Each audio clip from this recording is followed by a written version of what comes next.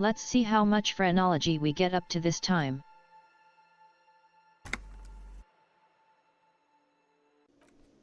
We loading. We have reached day 2.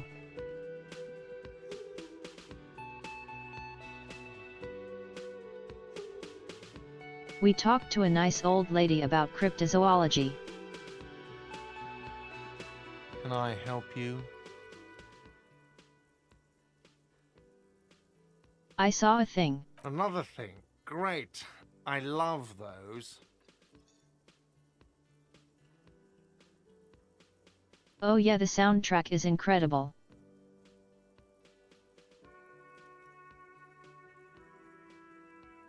The artistry of this game is incredible. Yes, and the phone company is taking its sweet time sending someone to fix it. Losers.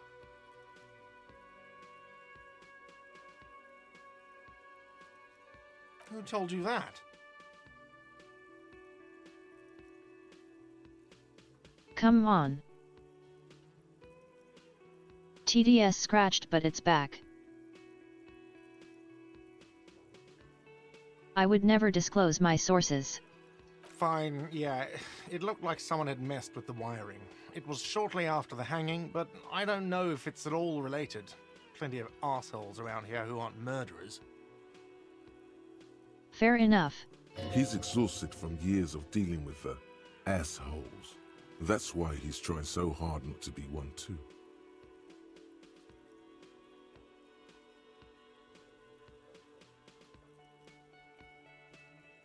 I can kind of appreciate this dude more when you realize what you have been.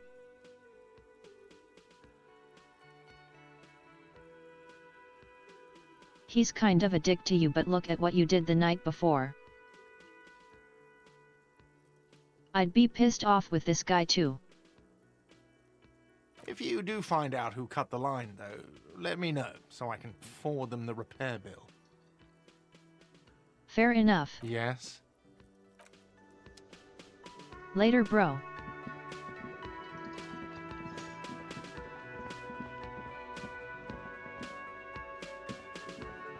Oh hey lady.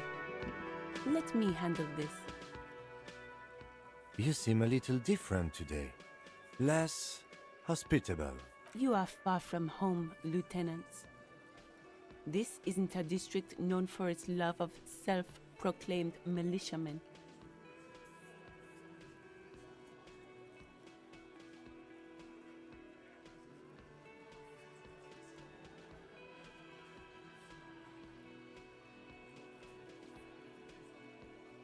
Hey, you're not a gardener.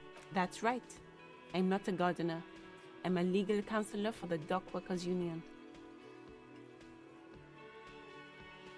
Okay, let's talk. Not a muscle moves in her face, but her eyes trace yours, stern and perceptive. You are looking for Titus Hardy, who you think has information on a murder the RCM is investigating. You want to interview him. I do. That's Titus. Talk to him. But know this. I'll be keeping an eye on you. No strong arming. Nothing official. The District of Martinez does not recognize your authority to make arrests. It doesn't matter if you recognize our authority. We will make an arrest if we have to. She says nothing. Her glare speaks for her.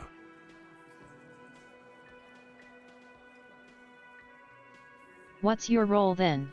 Like I already told you, I'm a legal counselor. Do you have hearing problems? What if I'd rather talk to you? What you want is of no significance, officer. Don't test your authority. In Martinez, you are no one. I saw what you were thinking. You want to say, what are you going to do to me? Don't. Just because it's in your head doesn't mean you have to say it. You will not lose out on anything good by not saying it.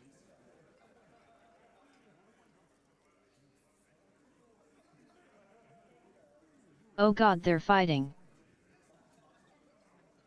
Which one do I listen to?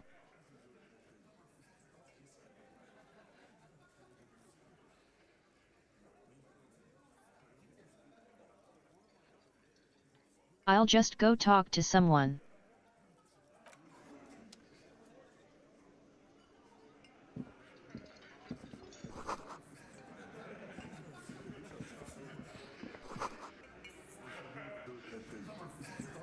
In fact, you know what, I'll be back in a bit.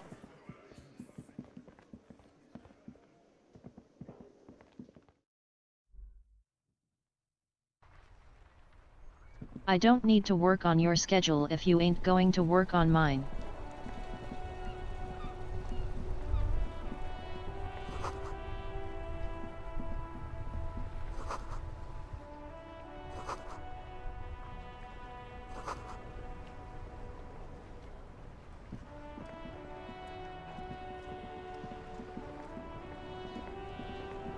Gentlemen. Officer, the mere sight of police in Martinez makes me feel safer already.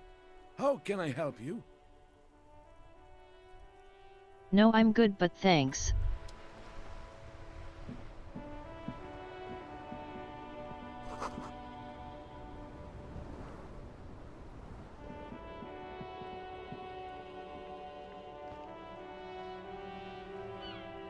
Tire tracks leading onto a roof. Interesting.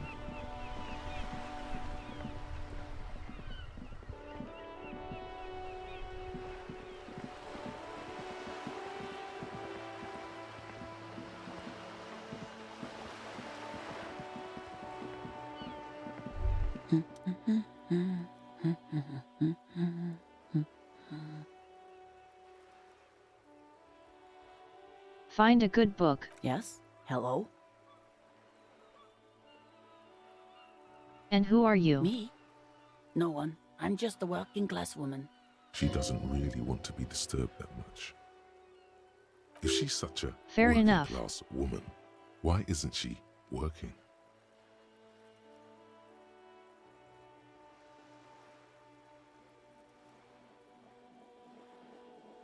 Hey, why are you working all the time? Not all the time. Right now I'm browsing books. Even a working class woman needs something to read. Phenomenal. It is.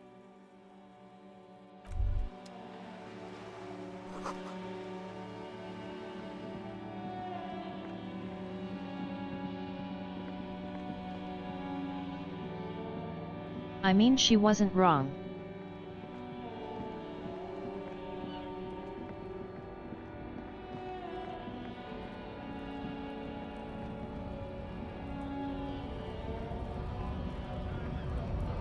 Let's see if anything's changed over here. Nope, looks like it's still just fighting.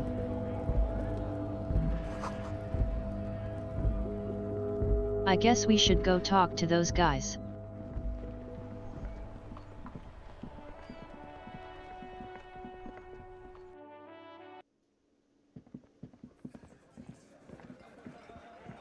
This is where you say you're All right, dead. fine. Okay. I'll say my bit. Detective. Precinct 57's finest scans the room, leaving the speaking to you. He trusts you. Maybe against his better judgment, but he does. We should talk about this case. Oh, this is about him. A real looker, that won't. You're sure taking your time, waiting for him to get ripe and pretty for you, huh? Oh, he was a real pretty boy by now. Real hot stuff. Letting out that pretty boy smell. Time to go to work in the shit factory! Easy, boys. These janitors have a hell of a job cut out for them. I mean, I wouldn't go in there for $1 million. You might want to start asking your questions now. It's not going to get better than this. These guys are so macho, they're ready Fair to confess enough. to first-degree murder. Ask if it was them. So did you do it? The pretty boy. You guys really love talking about that pretty boy. Funny. But my partner and I have a serious matter to discuss with you.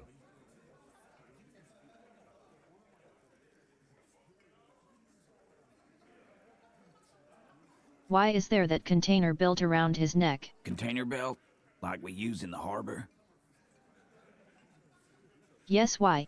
Because we took it from the harbor where we work. Then we went out back and used it to hang him. We did this together, all of us, until he was dead. That's why there's a container belt around his neck. So you're just going to confess to it? Goddamn right. No. These 7 honest men have equally come forth. They told you what happened so that you don't waste any more of your time.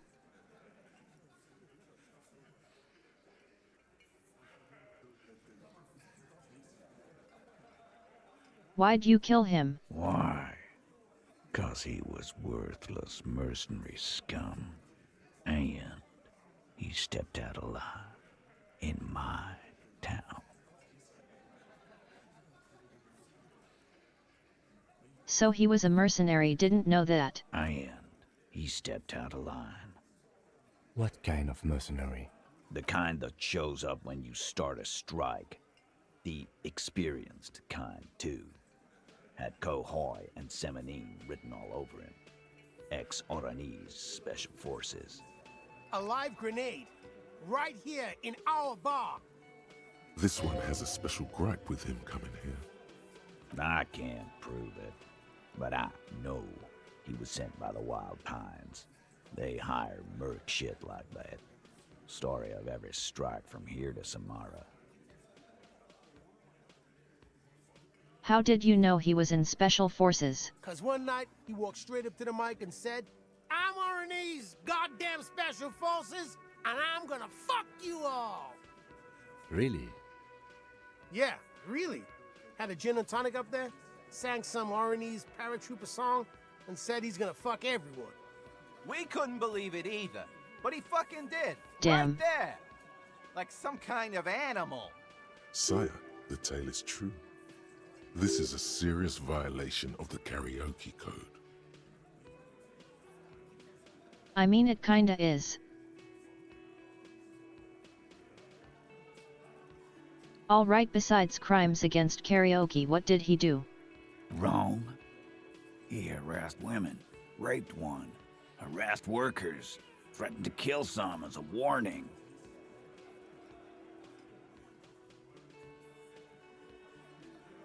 I mean, if that's true, fair enough on killing him. There's slight unease in him, suddenly. He regrets mentioning the rape. To kill us all, if we don't open the gates, if we don't let the scabs in, if we don't bend over. And that was before he started coming here. Yeah, he said it was his favorite joint now. Started coming here every night. Drinking, grabbing girls. Grabbed one of ours mid-karaoke, right there on the stage. He grabbed someone? Yeah, this girl's on the mic. A beautiful girl, young. Gets into the second verse of Lover Lake. The fucker grabs her legs, starts screaming. "Show me your cunt! Why don't you show me your cunt?" Then, he gets knocked on the head with a wine bottle. Doesn't even fall down. Was this the one who was assaulted? Aren't you fucking listening? My man is talking to you. He took care of it. They got the girl out before anything else could happen. Fair enough. Yeah, me and Eugene got her out. Aren't you fucking listening? There's something odd here.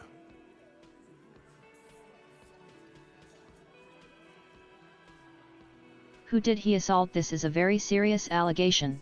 No, you're not getting the name. That's a Martinez matter, and I'm not discussing it with you clowns. Despite the stonewalling, you can slip one more question in.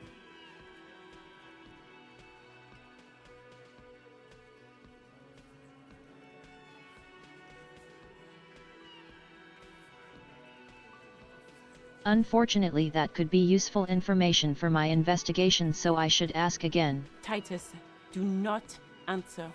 You have been forthcoming enough. Fuck off, Carl. She's gone through enough without you harassing her too. She doesn't need more embarrassment. What are you talking about? Embarrassment. If someone has been sexually assaulted, we need to... What you need is to get the fuck out of my face. I've had enough of explaining myself to you fucks. He's dead. It's done. As you can see, these men can only take so much baseless scrutiny. I'm doing my best to keep the situation civil, but...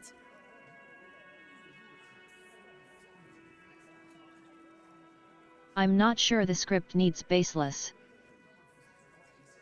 The scrutiny It's that true. is. She was the only thing holding him back.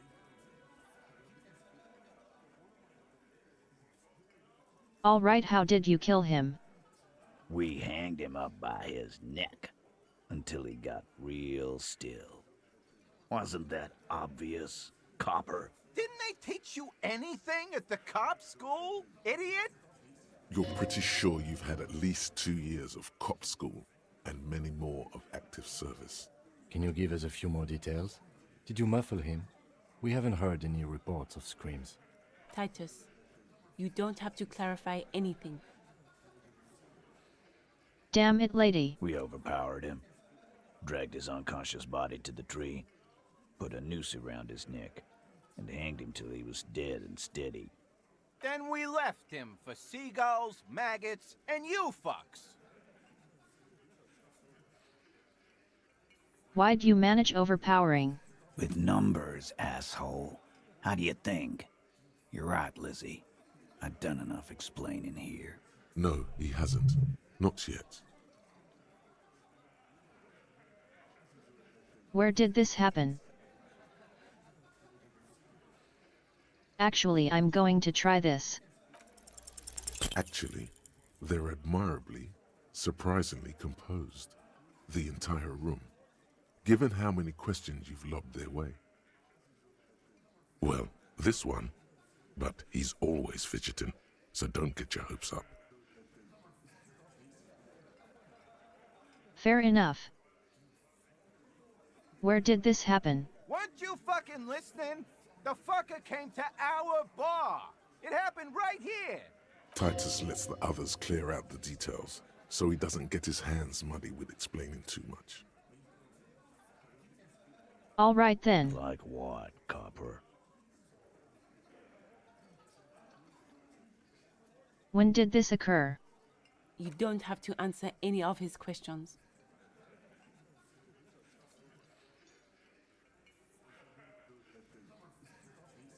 Damn it, lawyers. I know, Lizzie.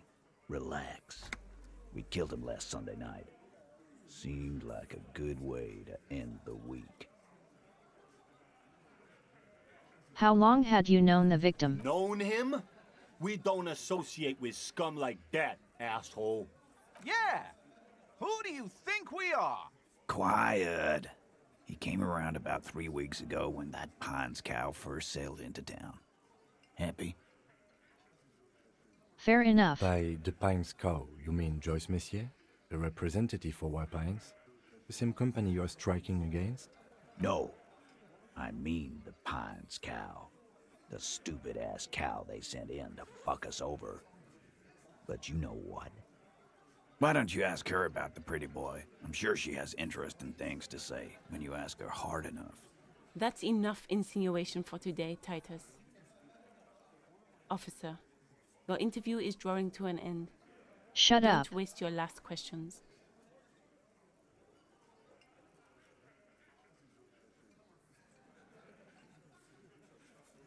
So I'm guessing it was you who led the situation deaf? then.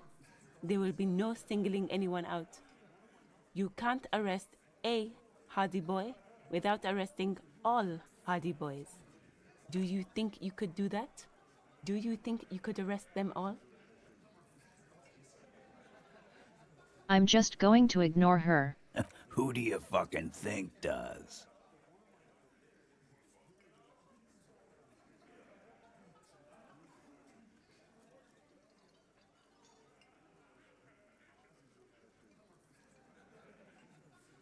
Probably him. That's right, asshole. Titus Hardy runs the Hardy Boys. Ain't that so, fellas? I think you got your answer, Mr. Law. No, you did not get an answer. Titus does administrative work. He pushes paper, fills out forms the others can't read. But on that night, they all acted as one man.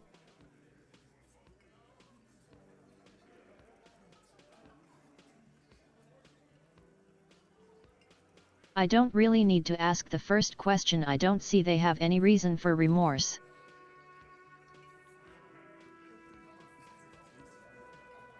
I also need have the authority or current reasons. Just arrest them. Nothing. Your investigation here is done. Leave Martinez, go back to your stations where you belong. I think we're going to stick around, thanks. Some things don't add up here, Titus. I've done this job for long enough to know that people don't just confess to first-degree murder. Even if it is a group responsibility. We're going to look into this. Good luck with that. You've heard everything a rent-a-cop is gonna hear from us. Real law officials. You're lucky you didn't get a beating.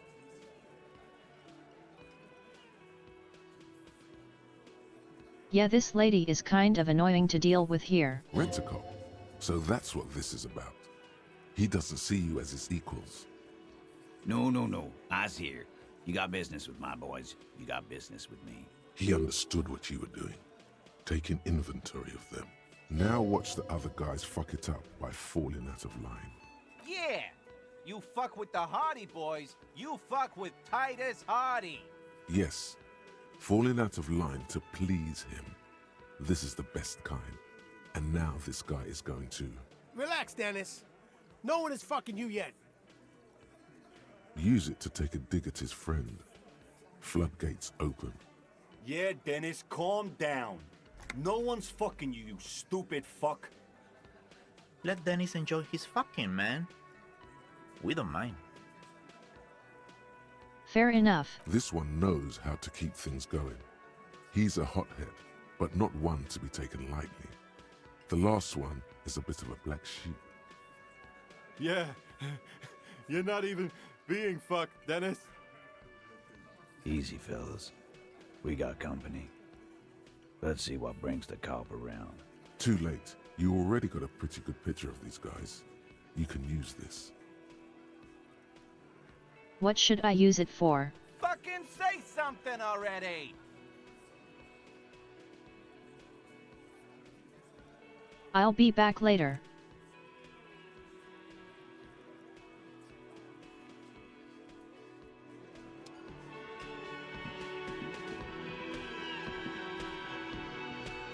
Yes?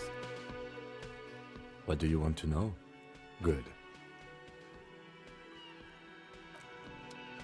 And nothing right now then.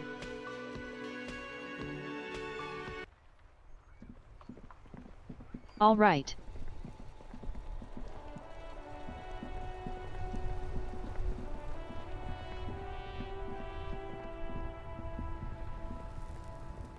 Stuck in the rain in a traffic Anything new jam, with man. you, buddy?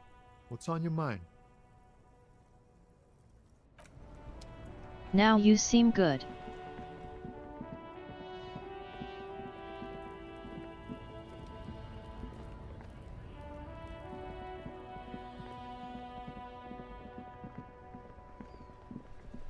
All right, let's go talk to Miss Joyce for a minute and then sneak into the harbor.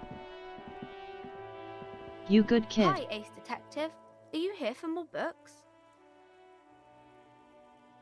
Who's that lady? Oh, that's Auntie Billy. She's nice if a bit distressed. She's your aunt. No, sir. She's a working woman who comes to look at the books a lot. Why is she distressed? I think she is a bad husband. Not very nice or helpful. This kid just continues to be really helpful. She's like the most useful person we've run into besides maybe Joyce.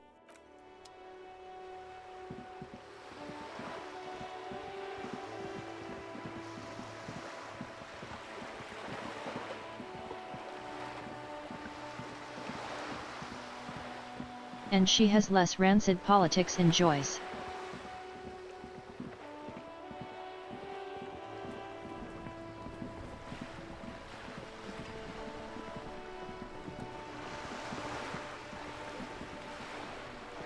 You're back.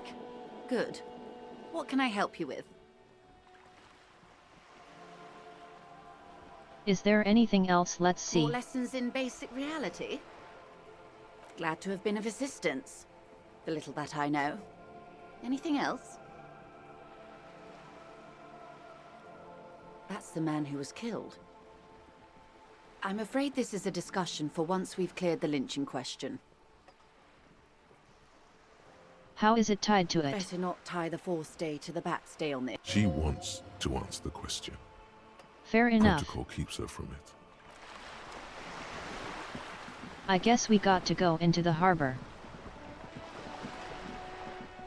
For now we finished what we can do out here.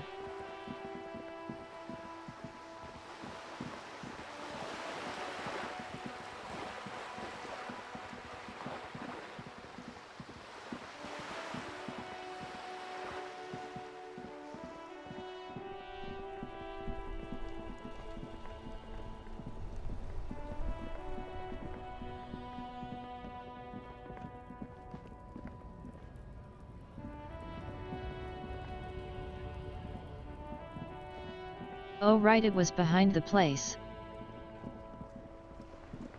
Had to remember where I'm going.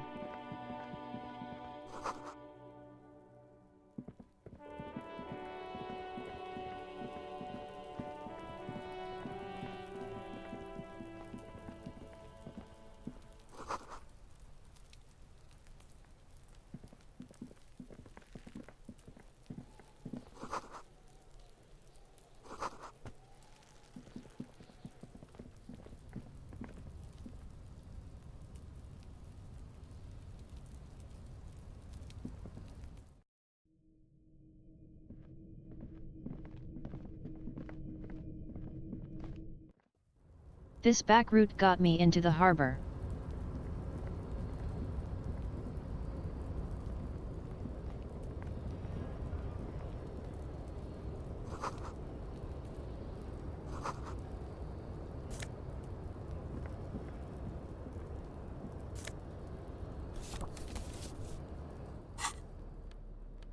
What's this? A postcard. Neat.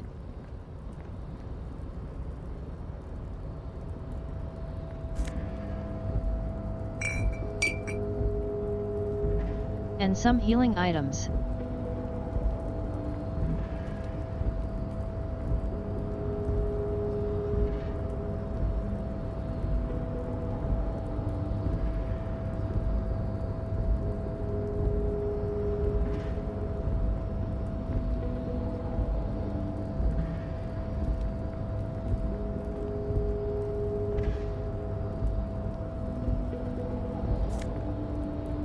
I guess doesn't want me to interact with that right now.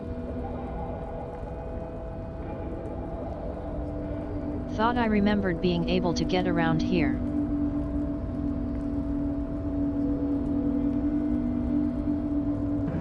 Might need to unlock it from the other side first. That would be unfortunate.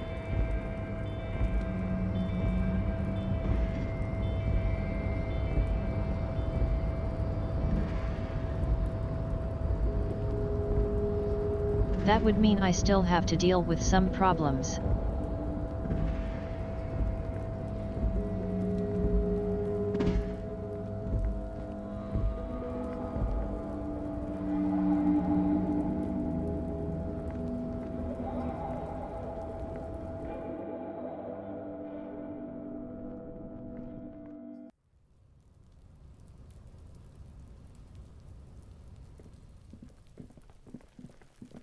Let's see.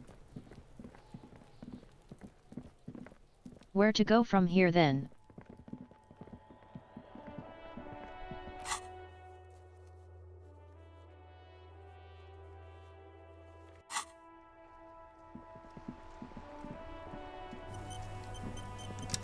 I haven't unlocked the way across yet, I don't think.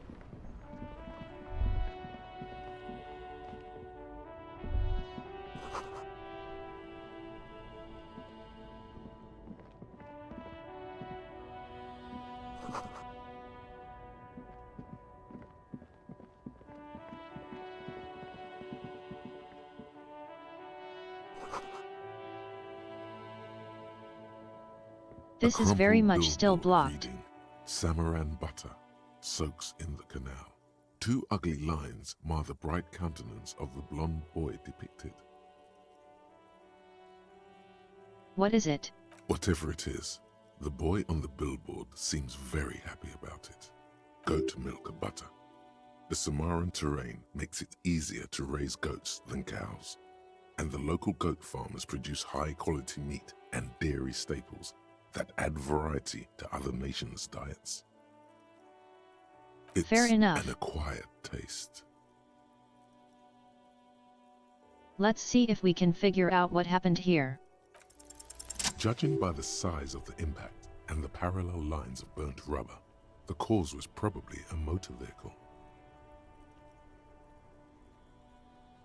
Yet I did see those tires up there.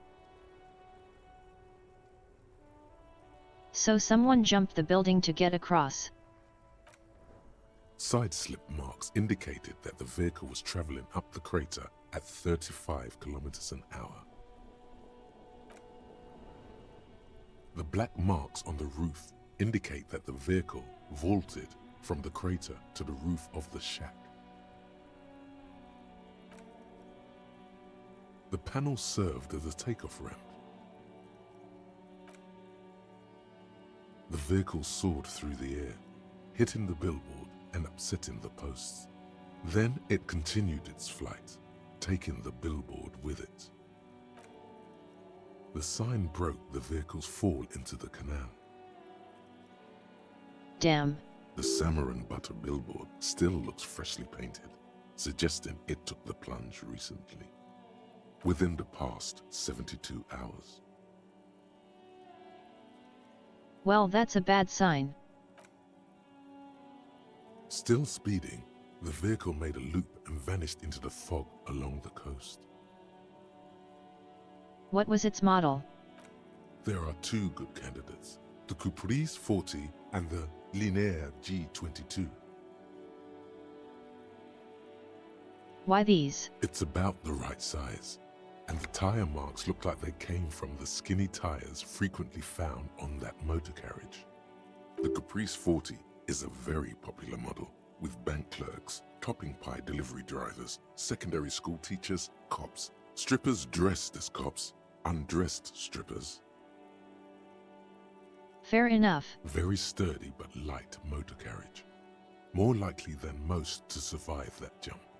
The Linear G22 is not a particularly popular model due to its peculiar proportions, which the manufacturer's design team probably thought about for too long. What now? You'd have to follow the tracks to be sure. The lieutenant looks on, waiting for you to wrap up your analysis. All right. Any theories about what happened here?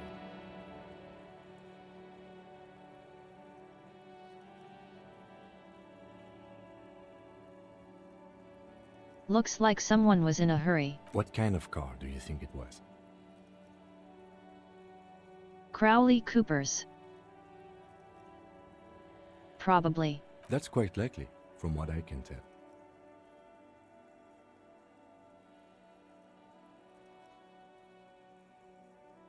I have some ideas of who it might have been. Oh.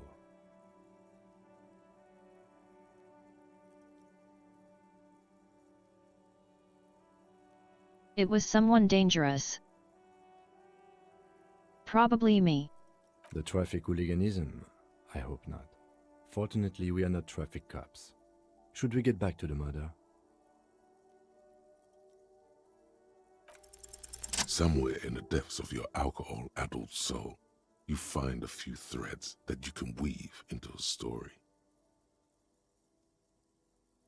It could only have been him. The tip-top tourney champion?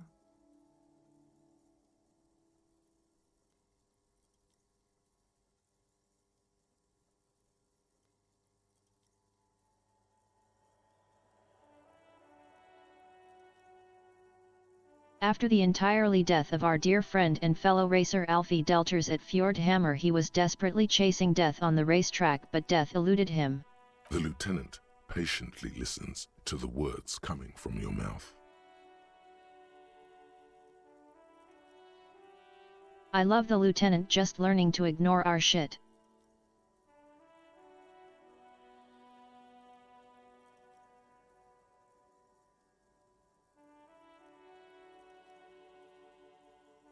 After quitting and frustration, he'd become a recluse, a ghost driver searching for death on the streets of Revachon, speeding. Jumping canals at night? If I was Jacob Irv, I wouldn't drive in Martinez. The roads are awful. Good point. Shut down. In conclusion, it's a colorful theory, but I don't believe Jacob Irv did this. Should we go? No, we must find them before tragedy strikes. If we must. I'm not expecting him to get far with this, the lieutenant consoles himself.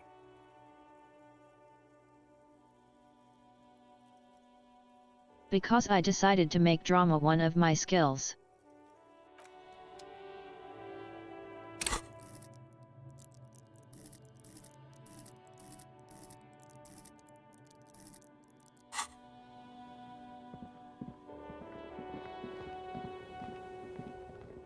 But we're not getting across here anytime soon. So we can actually investigate that yet. That's so fucked up, Dayu. Alright, let's look at our list. What do we have to do?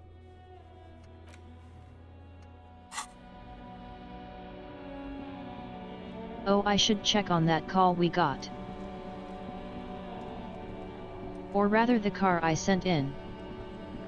Inside, you see a set of steering levers, a radio microphone. This is Precinct 57. How may I assist you? Have you heard back on that serial number? Yes. The armor was produced by Fairweather in their facilities in Betancourt, sur la Clé in 42. It was part of a special order for Corps de Pharmacie, a security firm contracted to protect the interests of Oranese pharmaceutical companies in the Semenine conflict. So, it seems the armor went to Semenine. That's where the paper trail ends, though. Even the firm has proven difficult to track. Corps de Pharmacie has been renamed several times over in the years since the armor was issued. Do you know what it's called now? The most recently registered firm that the ICP has been able to connect to the CDP is a military contractor called Trinell, and the one before it was Downwell. I think they might be the same contractor. Armor like this isn't mass-produced. It would have probably been fitted. Perhaps there's a record of who signed for this particular suit of armor.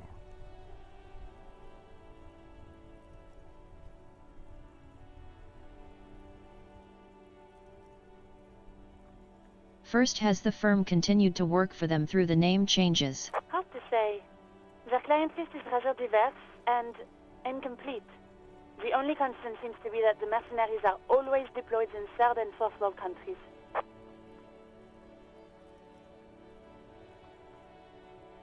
Alright, there must be a record of the person to whom it was issued. Yes, but the ICP tends to be reluctant to share private sector records. I could try to talk them into it, though. This is a fun challenge for her, an opportunity to contribute beyond doing her job by rote. She'll gladly put in the extra effort for Team RCM. Thank you very much for your work. Glad to help. Call back tomorrow. Hopefully I'll have more for you then. 57. Works for me. Alice is very helpful. In the cabin, you see a set of steering levers.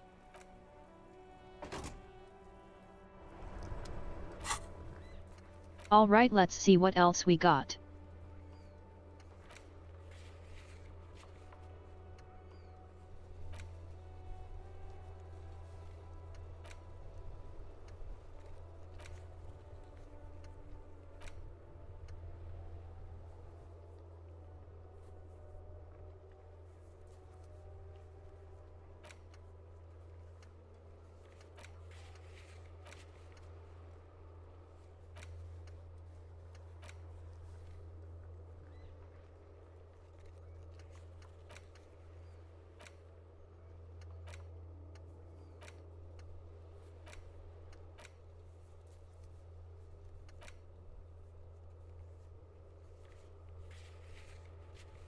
unfortunately. We must go talk to the asshole kids. We now have two things that lead us to them. And they're lucky I don't have my gun. In Minecraft. Kuno's got this! If there ever was such a thing as an ugly kid, then this is it. He's almost exquisite in his ugliness, like a gremlin. Oh yeah, nappa gumpy, Kuno!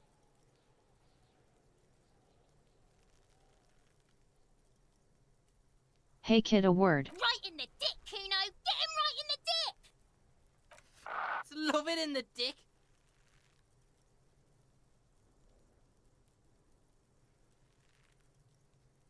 Stop using slurs at my crime scene. Can't talk, pig. Shit's coming up strong. Throwing rocks. Shit coming up strong. That sounds good. Joyous. You should hang out with this kid and see what that juicy shit is all about. Now I'm good. Yeah, Kuno! Ride the lightning, Kuno! Kuno's riding it, see? The rake, Kuno! You should throw the rake at him, Kuno! The fuck? Does Kuno know what a rake is? Kuno's not a gardener. Kim, what the fuck do we do? We shouldn't do anything. I don't tempt such forces. What forces? You will see. Look, I have questions. Alright, entertain the Kuno. Show me what you got. What you got there? What you got, huh? Show me what you got. What do you know about the body? Shitload, pig. What's your question? Don't tell the pig shit, Kuno! Kim, what the fuck do we do? If I were to want to waste my time, which I do not, I would ask them who he is, how he got there, and the usual. You have no idea what the usual is. Just ask whatever comes to mind. Where's the rest of his armor? Kuno doesn't give a shit about the armor. Why not? Kuno's fuck gimp's got one big thing wrong with him. He's a fucking mutant. A what? Look at him. Fucking growth hormone shit. He's a giant. The armor's too big for any man. Kuno doesn't give a shit about that freak armor. Kuno threw that shit away. What do you mean you throw it away? Kuno tried to get the helmet on. It was too big. Kuno kicked that shit in the sea, rugby style. That shit means nothing to Kuno.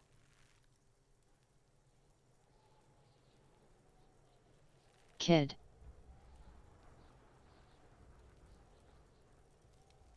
That was worth like $100,000. Yeah? That shit means nothing to Kuno. Kuno doesn't give a shit about material shit. Kuno's a fucking monk. You wanna fuck on someone about that armor? Go fuck the mustached union fuck. The jolly troubadour shit at the gate.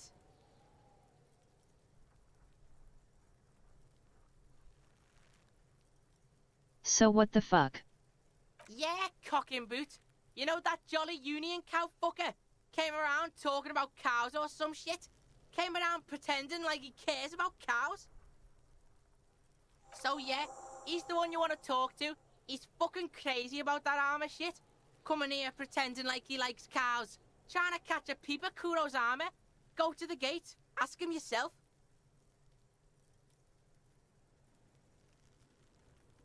What?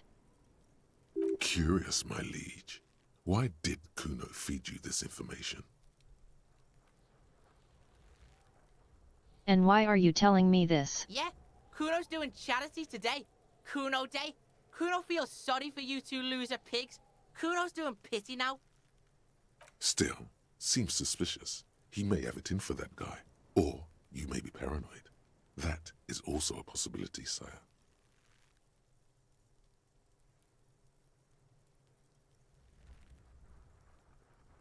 Alright, do you know who he was? Also hello. Kuno's fuck imp.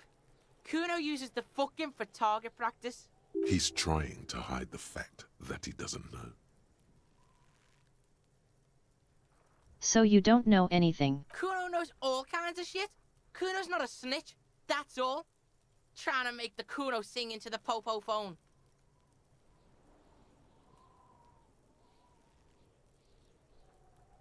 I know I love the drama. Alright, you know how he got up there. Probably climbed. Kuno was busy down the road when that shit went down. So you didn't see it. You heard Kuno. Kuno wasn't even in Martinez. Kuno wasn't in Revachol. Kuno wasn't regional.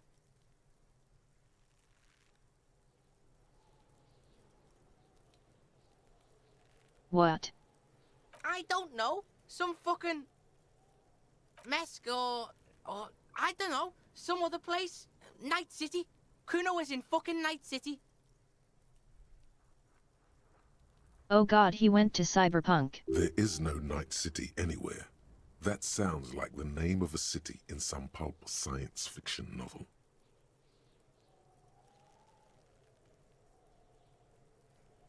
That's a fictional city name that doesn't exist. Why you gotta be riding Kuno's ass? You haven't been where Kuno's been. You haven't been in Kuno's head. You wanna know where Kuno was? You wanna know what Kuno's been fucking up to? Don't tell him that, Kuno. It's lame. It's not fucking lame.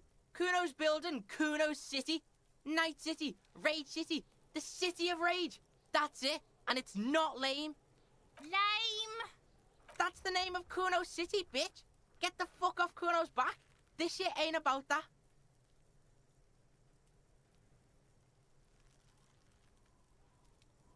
Okay.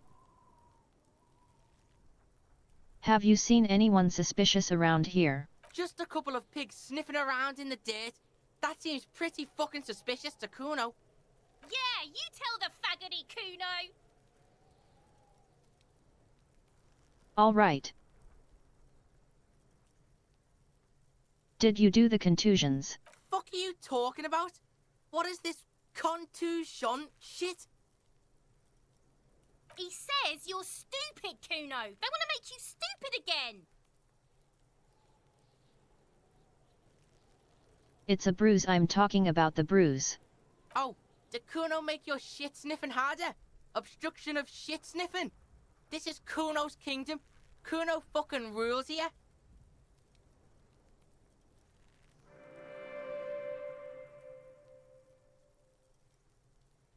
Oh hello, thank you for the follow. Cute bear. Hello hello.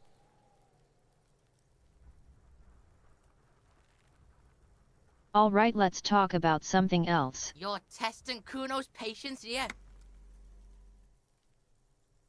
Hello there. Wah. I am spooky. It's nice to see you there. Get lost.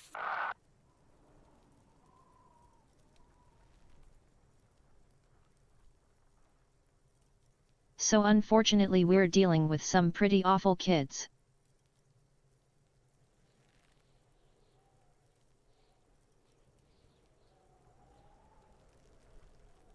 But I got the information I needed from them, so I'm going to leave. Kuno doesn't fucking care.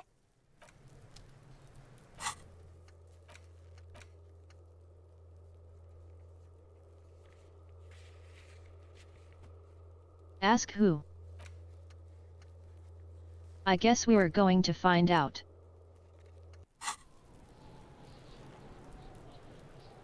Fuck does Kuno care? I have one more question to ask him. You kids playing this yard often? Right, pig. This is where Kuno plays with his little wooden choo-choo. Fuck do you want with it? Did you know how the clothes got in that container? Yeah, Kuno doesn't know shit about that. That shit is beneath Kuno.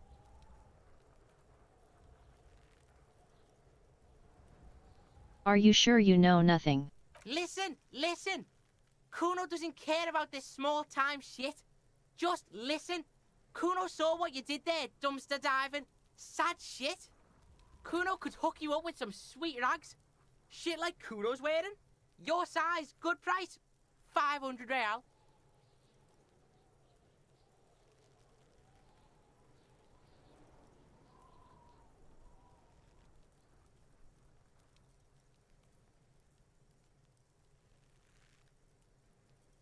They really are.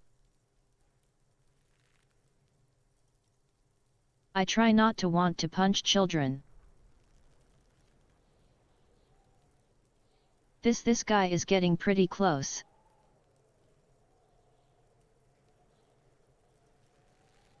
I'm asking about his clothes. Look, Kuno ain't seen shit lying around, except for that up there. Now you want performance gear or not, Grandpa? The lieutenant remains silent, but his expression couldn't say, "I told you so," any louder. I already have pants. Whatever. Kuno was trying to help you, but you're too fat for fouling anyway, pig. I'm getting out of here. Yeah, whatever. Kuno doesn't... I got to get out of here. Let's go find someone else to talk about. Someone knew about this equipment. And I'm not sure which.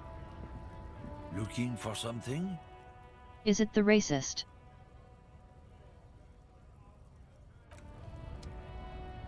Probably not.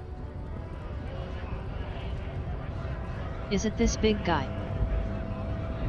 Right to work! Right to work!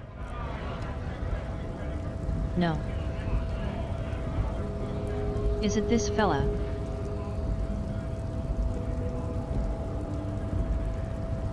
Hola, Wandering Man. How can I help you? You know anything about the armor?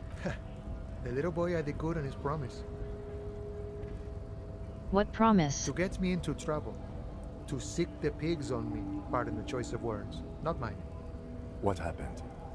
I was asked to look into that armor situation. Official Union probe, you know. Track it down, see who took it. Did you? At first I thought, why not? Maybe the pieces can feed the strike. Buy us a few more days under the sun, you know? So I went to this boy. He said he'll make me his prison bitch. He's got eyes everywhere, the cops in his pocket, and he's the king of Jamrock. Serves me right for doing menial footwork. I dropped that probe right then and there, and it still got me into trouble. One bad move is all it takes.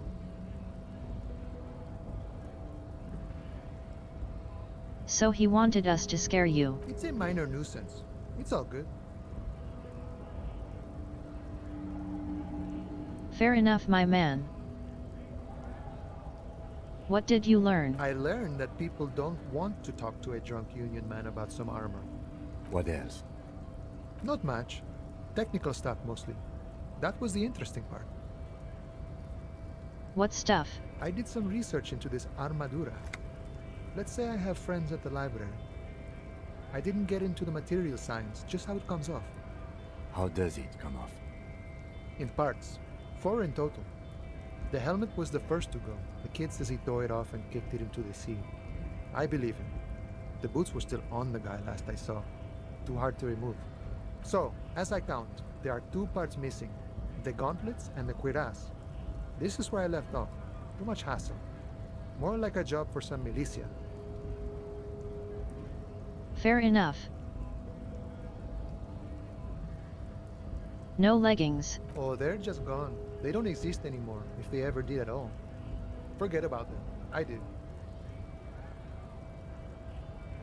Well, I guess I'm going to find them all. All of it? There are junior officers out there, eager to prove themselves. I would leave some for them, and I would leave the boots to processing, but okay. Let's find all of it. A Mesquite epic then, all across Martinez. I hope it will be a real bonanza for you. Thanks, man. No problem. If you see that kid, thank him from Call Me Mañana. Thank him for showing me the way. He is sincerely grateful he is not tracking down pieces of armor right now. Fair enough, my man.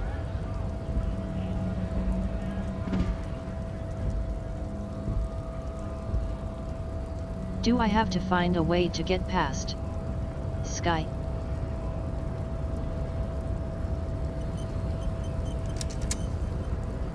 I'm going to save before I get myself killed.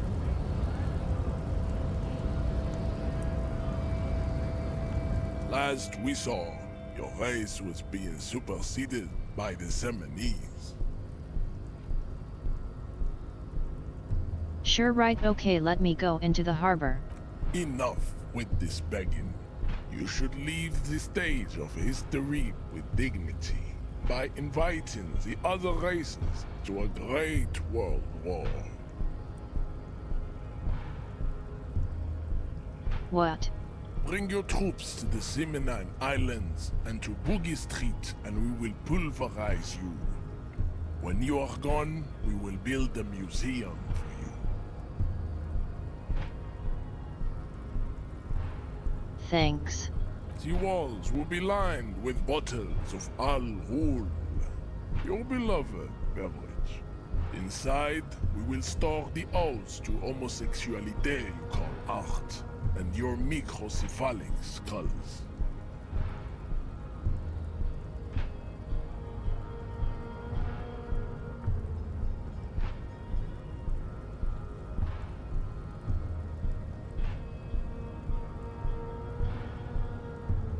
So tell me about them tattoos. Racists are generally not very good examples of their race. I am not like them. I am craniometric perfection. I have taken the trouble to permanently draw a phrenologic grid on my skull and features. This should dispel any doubt. He's not just a racist.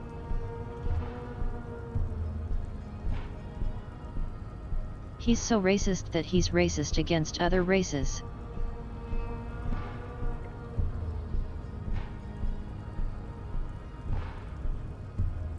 You sure I'm not better? You exhibit forward projection of the jaw, indicative of schizophrenia and sexual inaccountability. From a purely aesthetic standpoint, the dimple in your jaw makes you look like a baby. This is not craniometry, just an observation. What else? It is impossible to see any more of your bone structure. It is covered in the ravages of Al Ghul. From what remain of your features, I can see fleshy lips, baldness of the head, and long arms relative to lower limbs. This leads me to conclude you are not a police officer. You are a common criminal, an offspring of murderers and sailors from Sur-la-Clé and Vesper, and possibly even the degenerate sheep herders of Ubi. Wow, I didn't know that. Your racial heritage is uninteresting. It is the same as all Revacholians. Your parents and their parents made the decision to reproduce while under the influence of Al Ghul. That is the only reason you are here.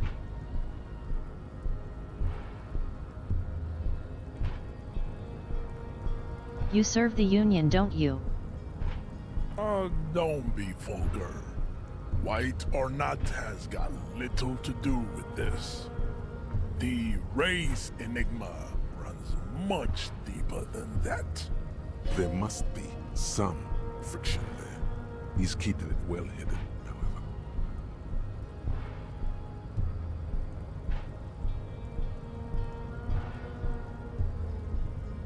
Yeah, but you still serve them. How does that factor into your life? Mr. Claire is a man of vision and means.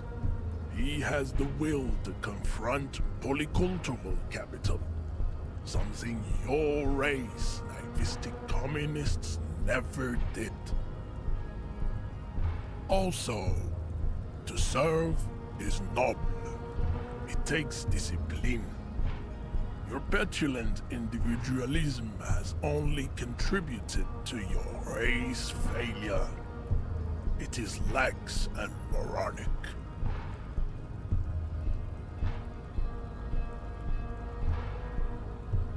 Communism is pretty cool, I guess.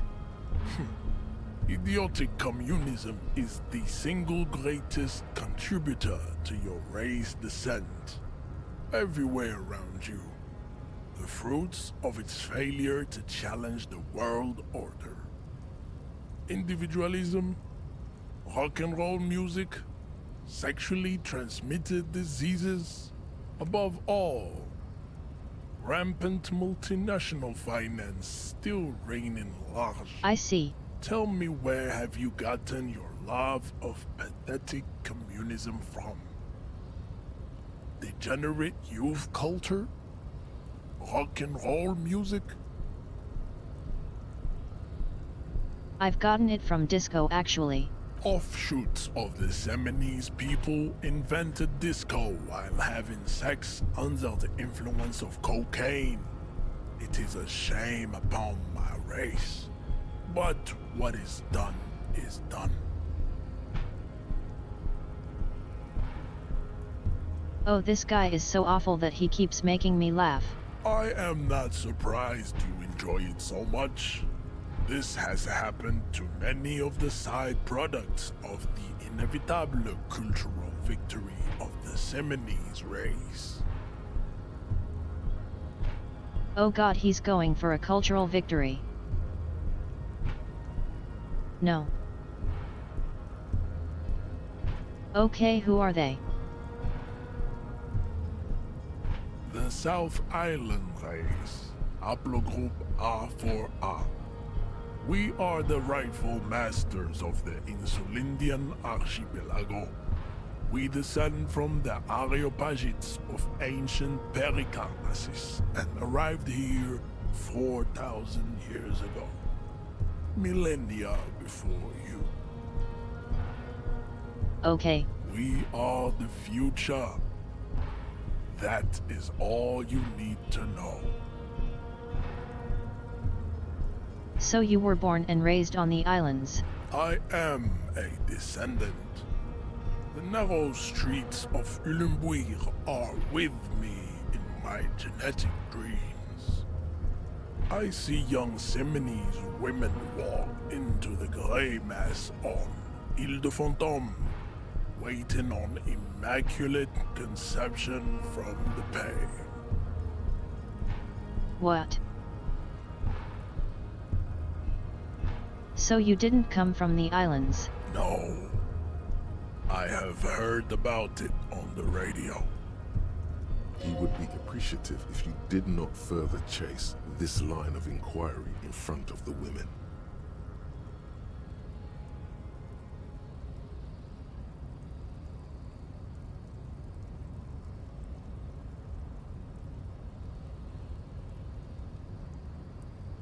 I really want to mock him, but I think he can snap me in half. Welcome back to this if we have to. But he could kill me. He could punch me off this building.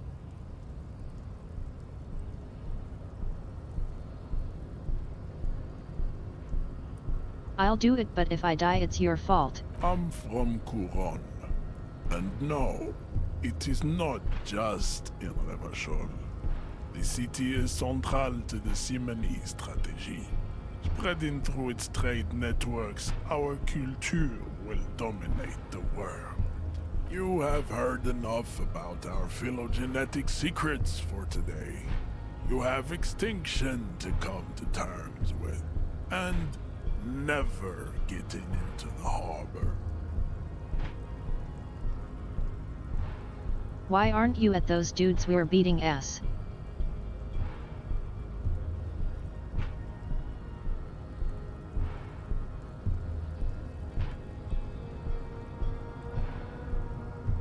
I mean, if you want to bribe me, go ahead, I'll do it after I talk. I am not the first line of defense. I am the last. In addition, these so-called Hardy Boys are an effeminate clique of bodybuilders. Their company is spiritually degrading. You pick up on something artificial in his tone, like he's putting on an act. This is unlike him. He is usually more himself. What have you got against them? Fine. They have recently fallen under the influence of a possibly sexually perverted female vagrant and a narcotics peddler. It's shameful.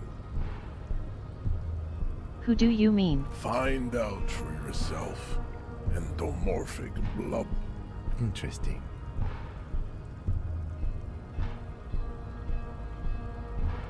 Know anything about this racist-ass mug? He does not so much as glance at the object. Know anything about it? Stop showing me your pathetic cup. I have no interest in it. He had nothing to do with it.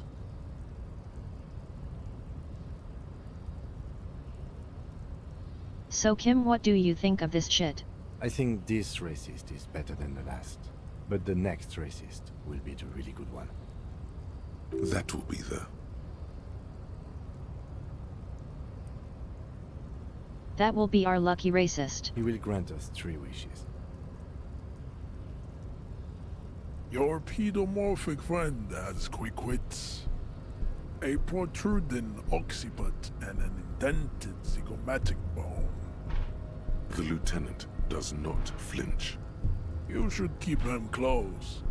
The congenital defect of farsightedness does not render him a complete invalid. He still has the use of his mind.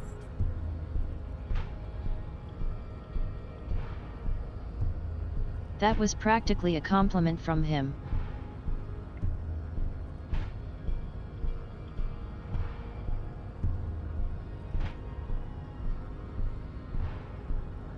All right, you were going to try to convince me to take the punch.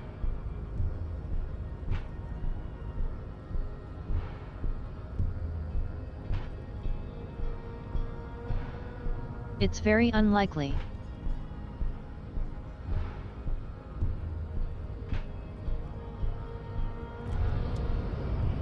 It's very unlikely. Rigorous self-critique. But I could after this. Here it is.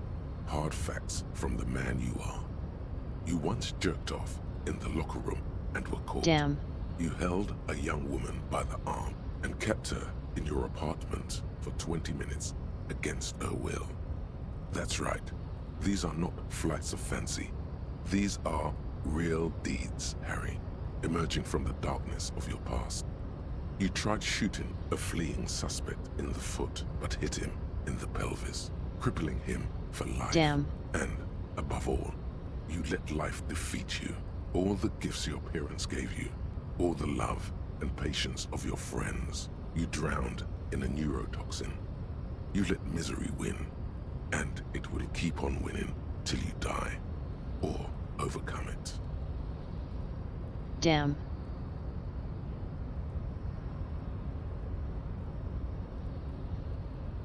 That's interesting.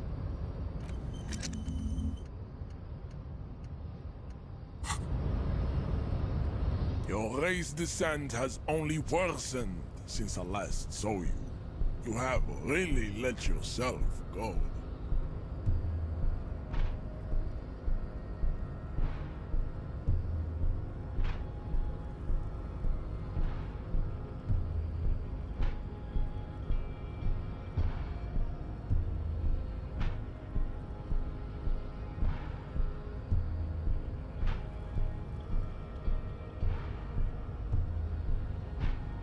All right, I'll be holding you to it.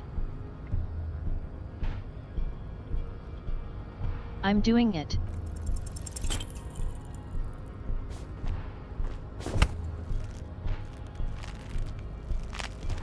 How did this happen? Your little fist is in his giant hand, and he's squeezing it. It hurts. More this. God, that was so pathetic. You must be out of your mind, degenerate drunk. Say it. I am a degenerate alcoholic. Fuck you. Your fist cracks in his hand like a ripe apple. Pain shoots up into your brain as he's twisting it more and more. The words to the song have changed. Say, I am a violent drunk. Fuck you. Your hand twists in his grip and the pain blinds you. Still you press the words out of your swollen mouth. Good. Now leave before you humiliate your homoerotic organization any further.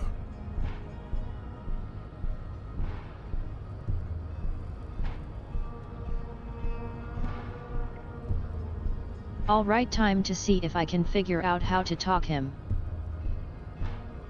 out of the way. And also see how hilarious this button is since I just saved. Ask what kind of races there are first. Classification is core to this stuff.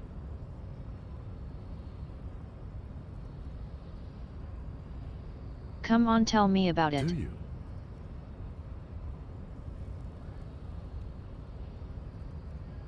The lieutenant looks toward the harbor's electronic door, and then, to you, he lets out an audible sigh.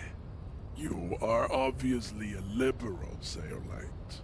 A polyculturalist. I can see it from your love of microtechnology and your sartorial choices. Do not deny your friend the truth you have denied yourself. There are 3 categories of race. Type A, the heroic races. Type B, the servile races. And the vile CF race cauldron of pederasty. Which one do you need education on?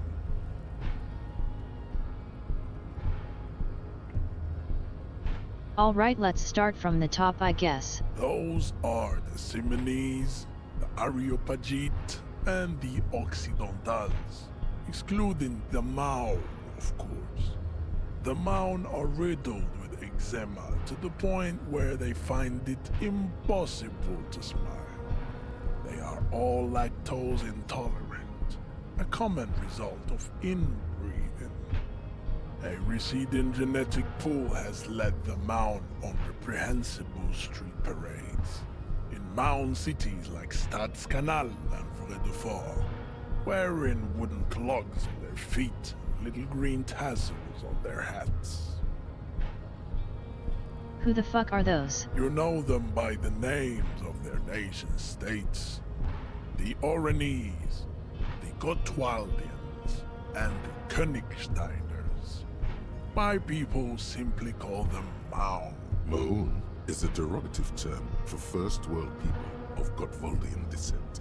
They do not all have eczema. Also, people of Katla, like the Sururu and the Uru, are much more lactose intolerant. The clogs. In some municipalities of Oranje, people do wear shoes made of wood to street parades. Green, orange, and even yellow tassels have also been seen on hats.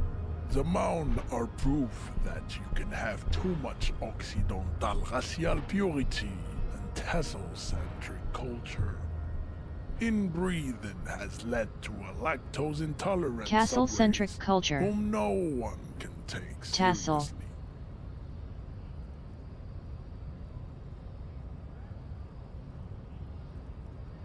Okay, who are the good ones? The Vespertines and Messenians of Vesper and Messina. The ancient Meteorans of Meteo by the golden Pisantic Sea.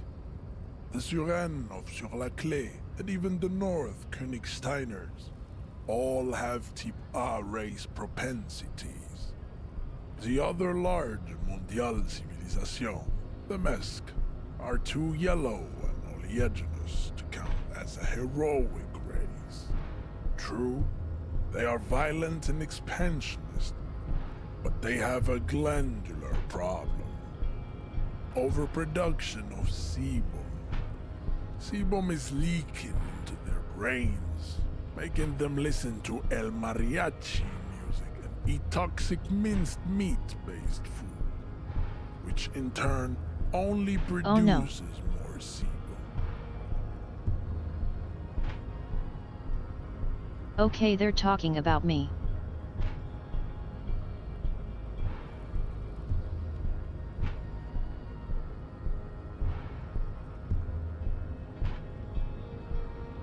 I needed a second there. Well, that was funny. Me and my El Mariachi music. As proven by the Mourning and the Mesk, Occidental Type A is in retrograde. The Simonese and the Areopagites are on the ascent.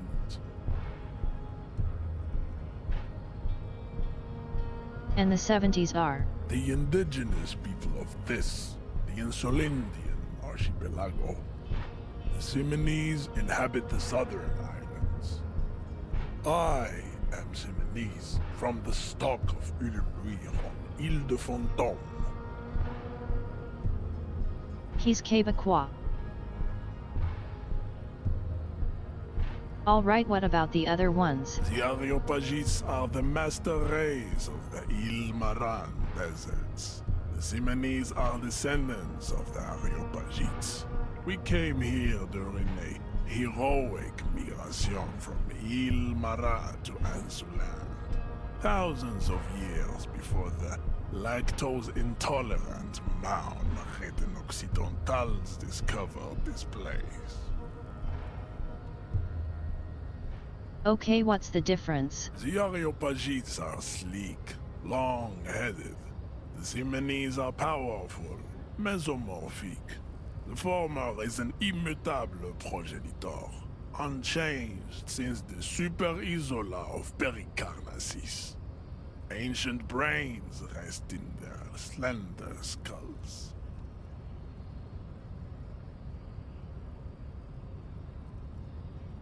The latter is perfected and adapting. Together they form the Simeno-Areopagite, or Simeopagite superrace. That is all. There are no more Type A races in the world. Damn. Nature was not capable of more.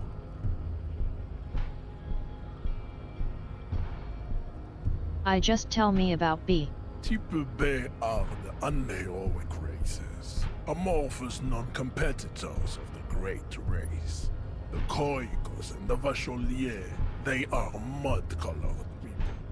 To an untrained eye, the Khoiko appear white and pinkish, like a ham's on witch. But look into their eyes and you will see. They are of an indistinct muddy color, and so is their skin. Unhealthy, sweaty, and ashen. Cheese, bro.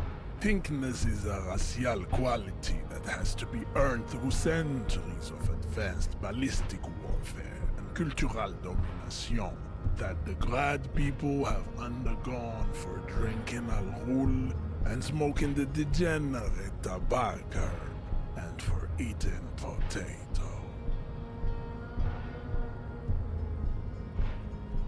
So no potato. I'm not sure I can sign up for your philosophy, sir. The Khoiko, the countless micronationalities of Grad, are all inexplicably obsessed with potat.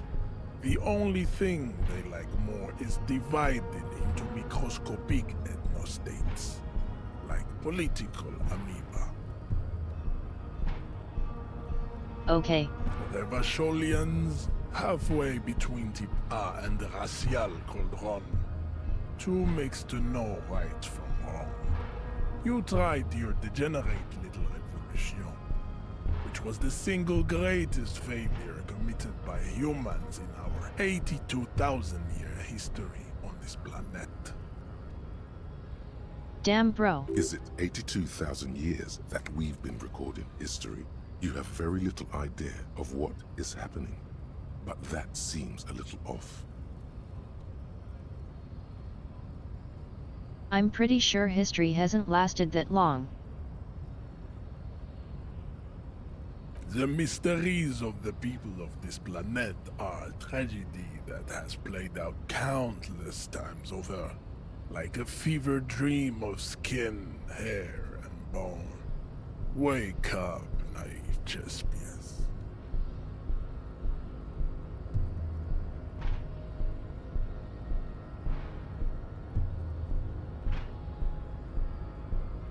I think I'm on the side of the revolution here, buddy.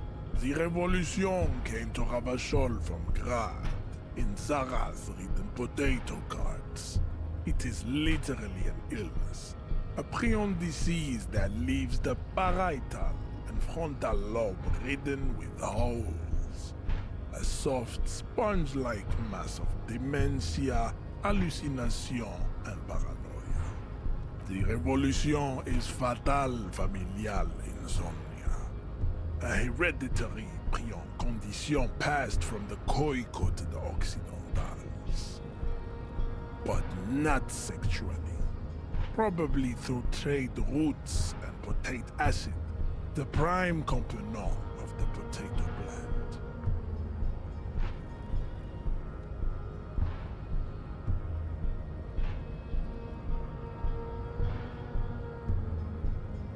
Did this man just say communism comes from potato acid?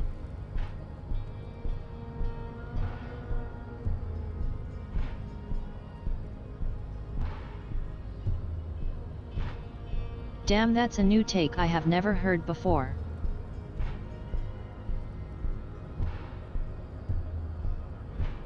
Communism is from potato acid. Damn. Enough of Tibet mediocrity.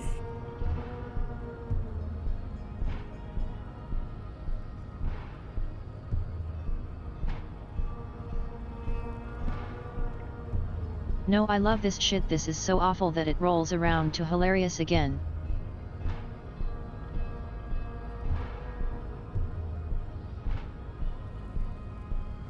Whoever wrote this has talked to a quote-unquote race scientists in their life. They know someone who talks about phrenology.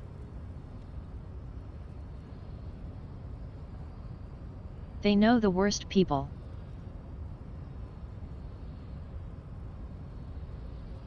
Alright, let's do it. Let's finish this up. Let's finish this up strong. Tips CF are a museum of failed chimeric experiments and tragic maladaptations.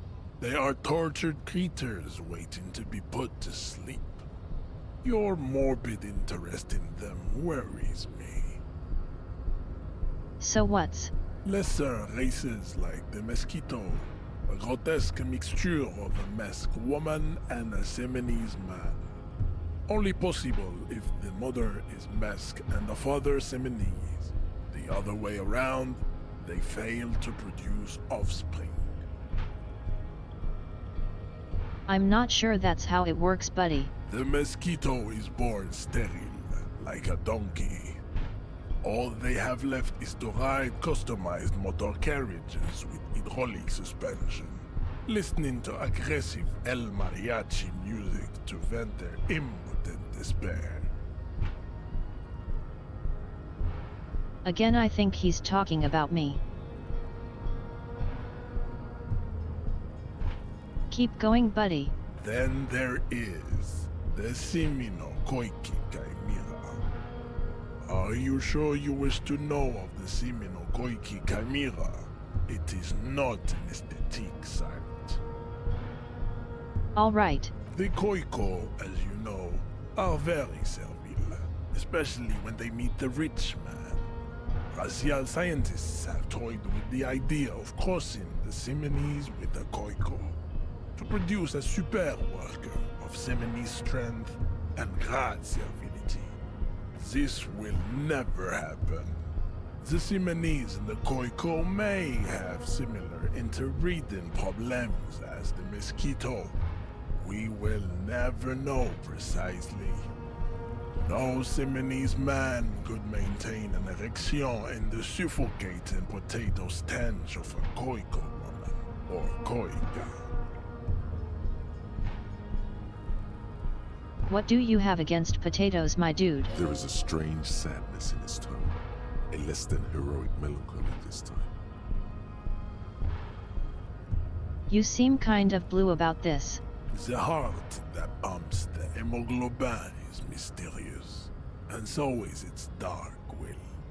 Enough of these personal matters. Oh, Have no. you been educated to all the Rasotip now? His heart craves the potato.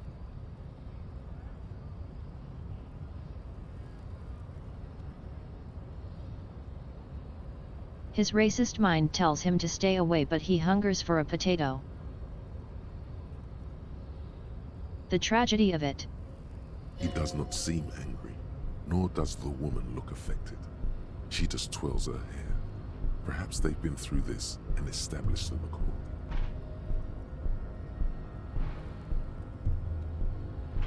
Okay. Can I press the button, please? You understand nothing. To solve the great race enigma, you have to first ask yourself, what is the race enigma? You have not even worded the mystery, let alone solved it. Will you let me in if I do? We will see. Access to the Union is important for our investigation, but there may be another way, without becoming a race theoretician. Am I mildly worried he might take it seriously, the lieutenant thinks. Yes, I am, he concludes.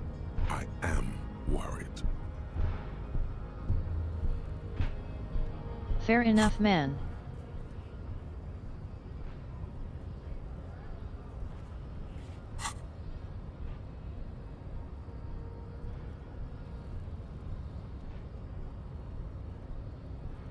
I don't think I need a big deeper into this. I'll find another way in.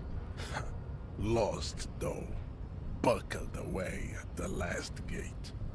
This is why your haplogroup will never rise from the ashes. Now, I need to luxuriate in the private company of my babe. Leave me. I cannot possibly imagine what else we have to discuss, Tibere Vasholian. Your love for disco music and venereal disease?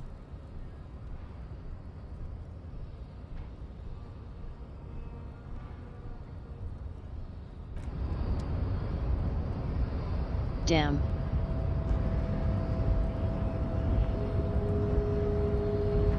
I'd appreciate it if you didn't force us into situations where I may have to shoot random civilians, because that won't get us anywhere.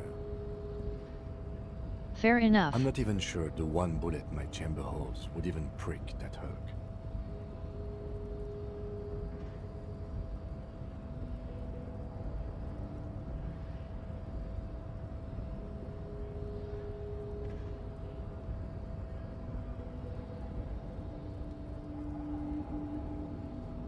All right, fine. Let's think of something else. No. You should do it again. It's the last thing he'll be expecting. Hell yeah.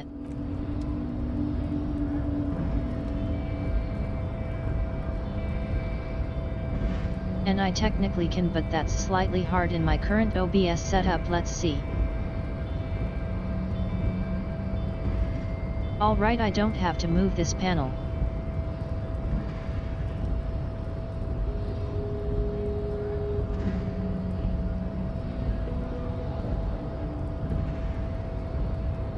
Well, now that overlaps with this, so I have to move this.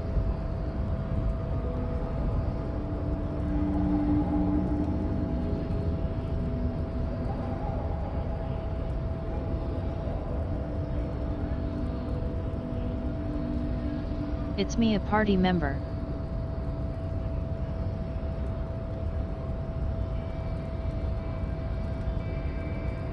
That'll work for now.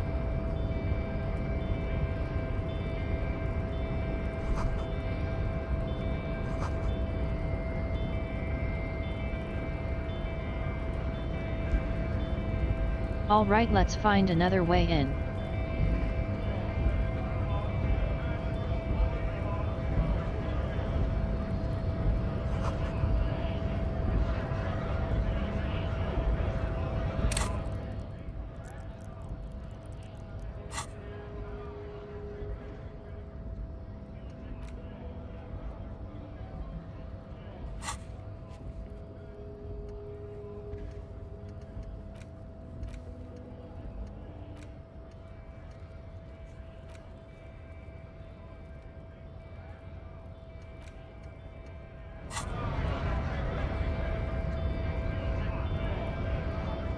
Nice aggression with the native. Don't let the chief fool you next time. You don't need to be that up in his face. Leave yourself space to move. Not bad advice, actually. This might do the trick. Let's talk about our right to work.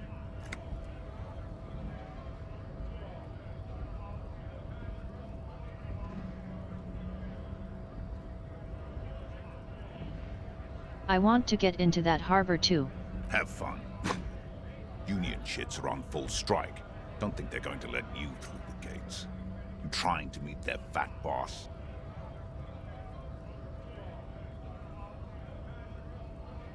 I'm doing some investigations. I know nothing about a murder. The mention of a killing sends a barely noticeable shiver of tenseness through him. Interesting.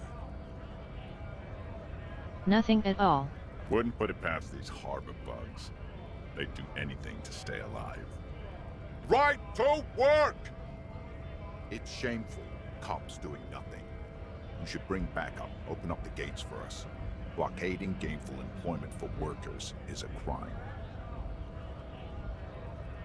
That's not my job, buddy. We are not picking a side in this just yet, sir. Pity. Let us work!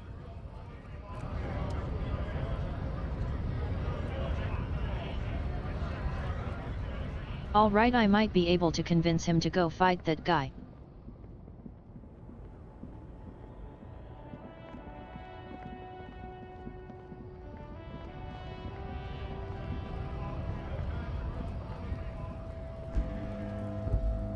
Can I convince this racist to tell me more about the drugs? Looking for something?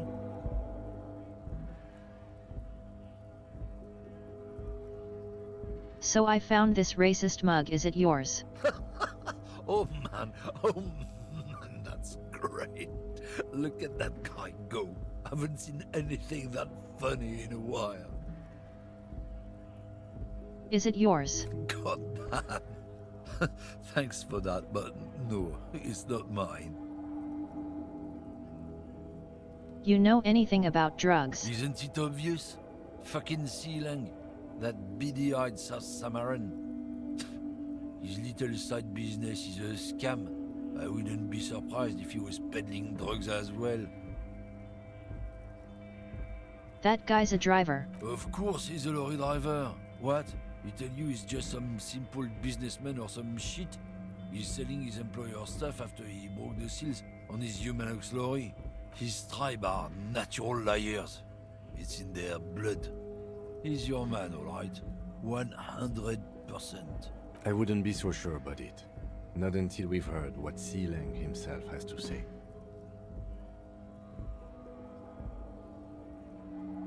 I'm kind of expecting it to you, buddy. Guess so. Alright, let's go talk.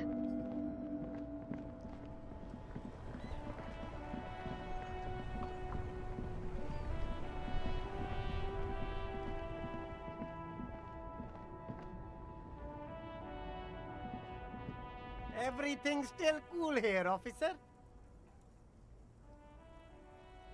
Where are you from, buddy? Me? It's a boring story, officer. Who cares about the past? I'm all business now. All Revachol.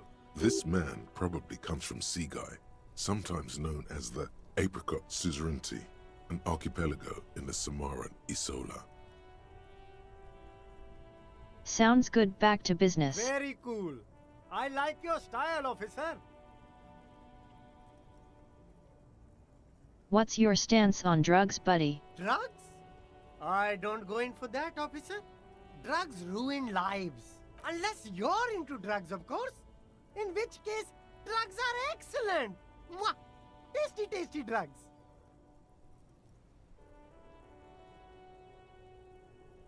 I love this guy.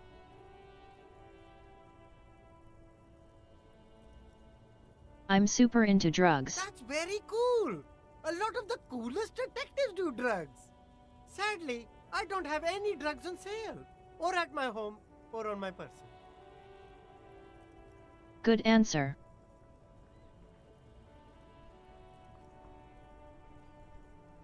So we're doing some investigations. That's even cooler. You investigating that and all. But, I am not a lorry driver. I'm just a street vendor. I don't know anything about that. A blatant lie, sire. Yet he tells it with such conviction. We'd believe him if we didn't know better.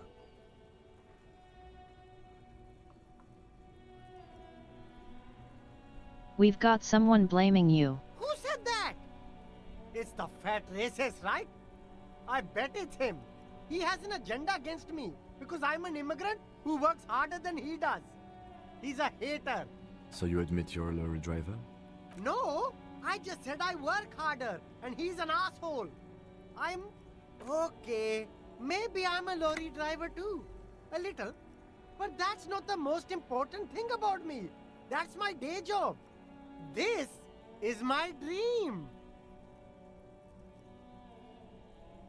So you're embarrassed to tell me? No, I just forgot. It's such a small part of my life. It's in the rear view mirror now. I'm climbing out of that hole. With ingenuity. Someone's claiming it to you. Do you have any idea who it is? No! That's insane! It's the fat hater. He's been eyeing me for a week and he sent you here. Maybe he's the one, huh? Have you thought about that? What do you know, if anything? Nothing. I told you. I'm not a dumb guy. I don't get involved with that crowd. And what crowd is that? Crowd? You know, the drug crowd? He doesn't want to talk about them. He's afraid.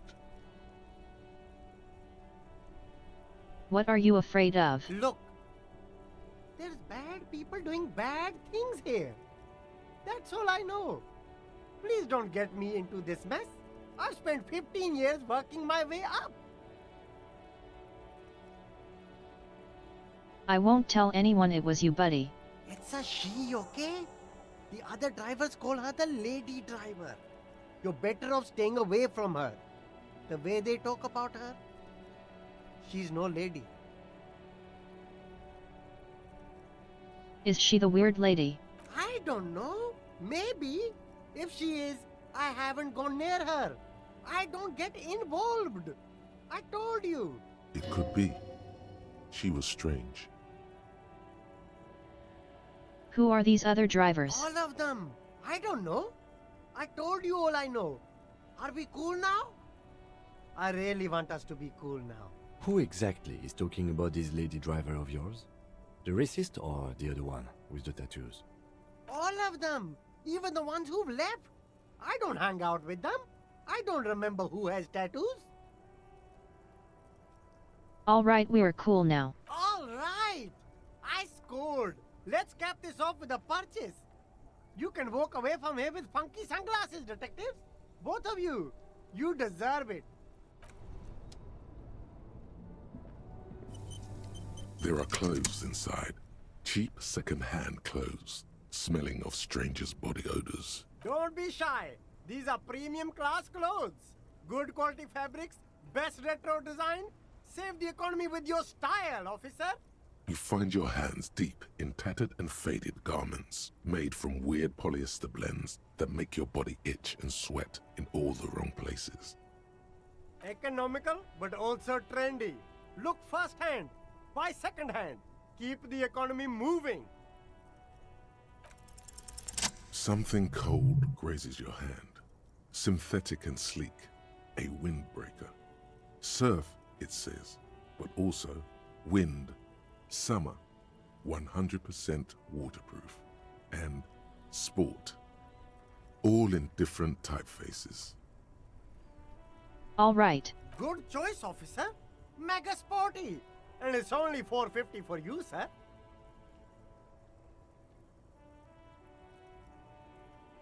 I mean...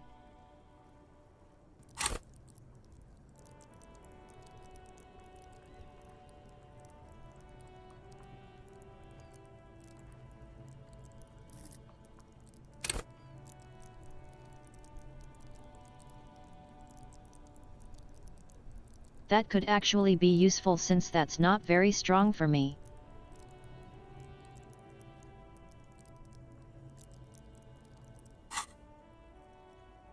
You know what, I'll take it. Gotta prepare for springtime, right?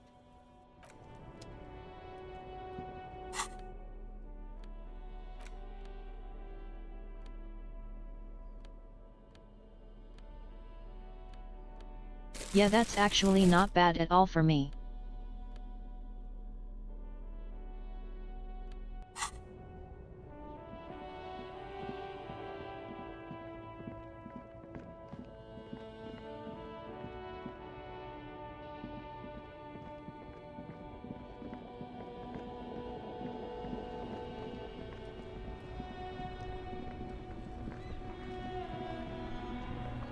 Alright, let's see if our friend who we actually like knows anything.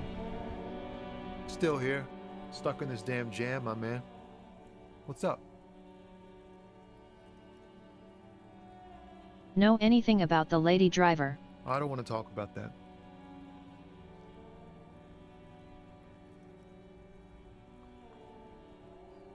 I don't mean to pry, but I need your help.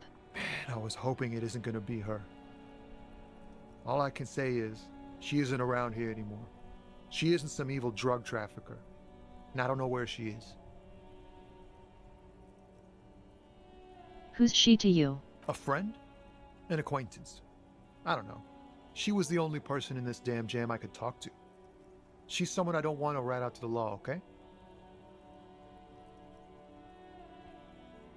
I can respect it, but I still got to ask my questions.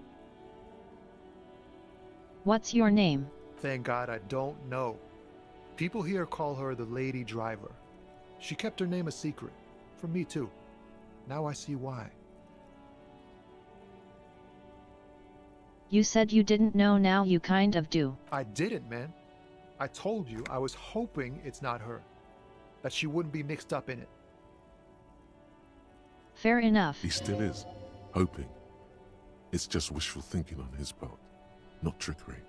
It's true, we would of course a lie, but a kind heart is tricky. Fair. What does she look like? A youngish woman. Gruff, but in a cool way. What color hair? Blue and violet. Dyed. It was violet when she got here. Blue before she went. Then she may have dyed Fair. it again. When did she leave? Damn, I don't want to... Please just let it go. Whatever she did, it can't be that bad. She's not a bad person, I know that much. We can't just let it go. It's part of a police investigation. That's how it always is with you, isn't it? All part of the investigation. The girl's troubled. If you hunt her down, she may not survive it. I can't have that on my conscience. It won't come to that. We won't pursue her on this. This is information only. I don't believe you.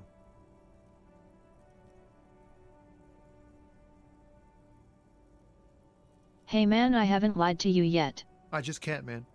I'm not naive. Can't blame him for not trusting cops though. Troubled hell. She's got the darkness in her. That young person's darkness when you think it's all over. And you're looking for a way out. Ah, I see. She shared this with you? Yes. Which is why I don't want to snitch on her.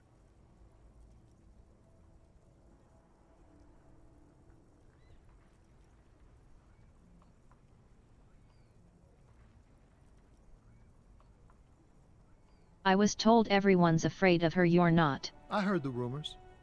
I saw the other drivers looking at me strange when we talked. And she told me too. That she's had a violent life. But I wasn't afraid of her. More like for her. Did this violent life include drug trafficking? Well,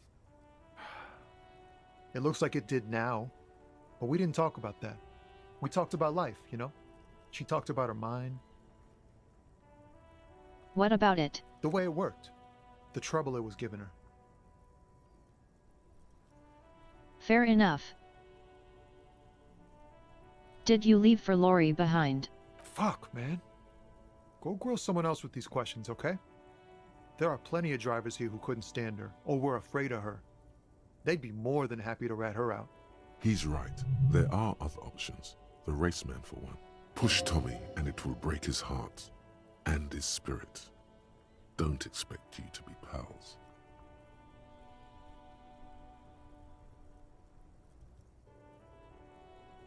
I'll talk to other people. Thank you, friend. Wow, this makes me feel like I should pick up smoking again. Would help with my rhymes, too.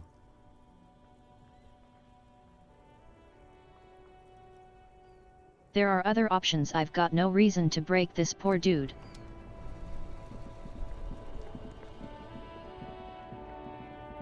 All right, time to go deal with the assholes. Looking for something?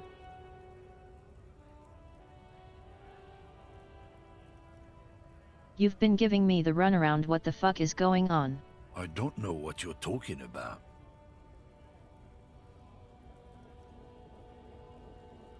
You knew it wasn't that guy.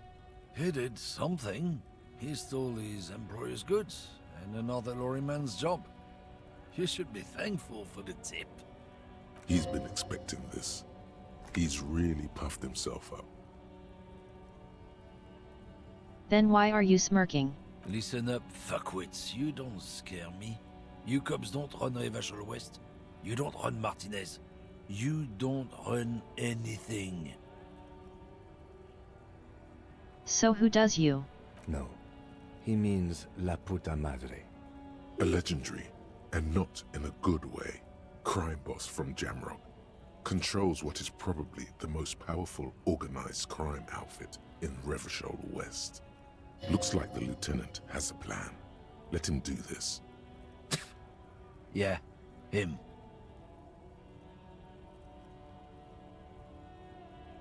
Go for it, man. Then I presume you are familiar with his peonies.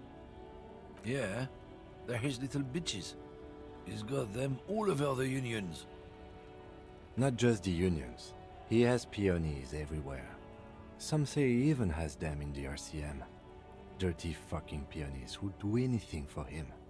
Multi-ethnic drug addicts. The lieutenant adopts a rodentine quality. Be cool, sire. He's getting into this. I'm not getting in his way. You're not peonies. You wouldn't be investigating a drug thing if you were. No, of course not. We are not peonies. But if we were, and one of Madre's drivers were to be stealing from him, then it's a good peony's job to find out who that is.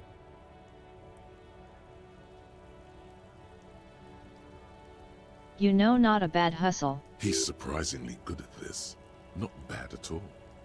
Look at him lurching. It's not a hard job. It won't take a long time. It won't make Padre Madre angry.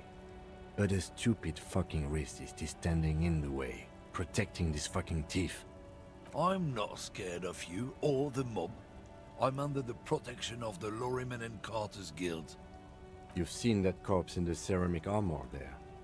Did his shitty little guild protect him? Nah, you wouldn't just leave him out there if you...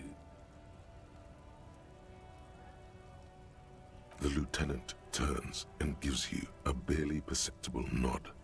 I've softened him up as best I could. Now it's on you to finish the job.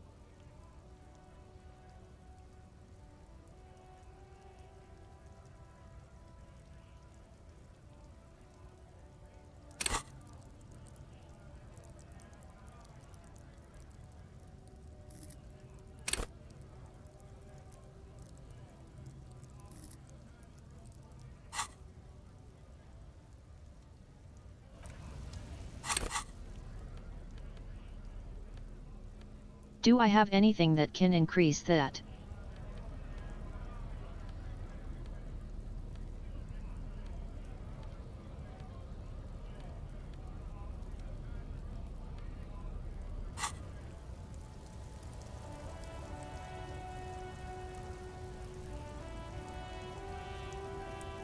Time for 1 in 4 chance. Looking for something? The main thing is to not overdo it, even when you're trying to scare someone. The most important thing is, how does it look on your resume?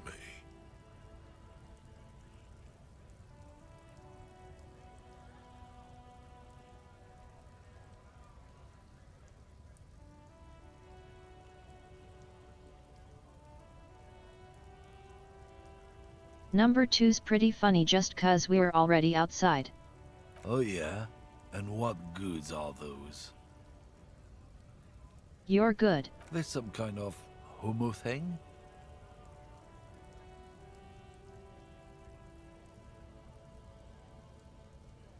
Maybe. Okay, that's enough, detective. That's enough. Let's just go and ask Tommy, alright? We are wasting our time here. Hell no.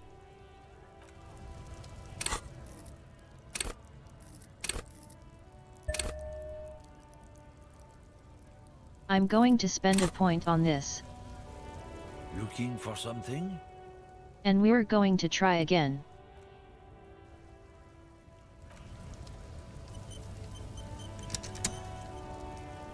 Looking for something? Failing the last time was so demoralizing and puzzling that you...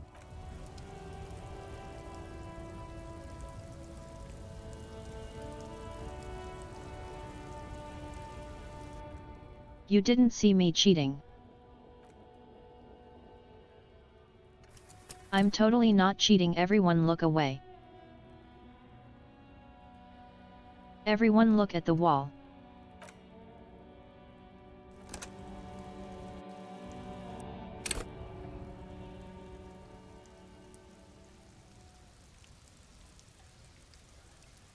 Oh, look back, what just happened? You all got distracted for a minute, didn't you? That was really weird.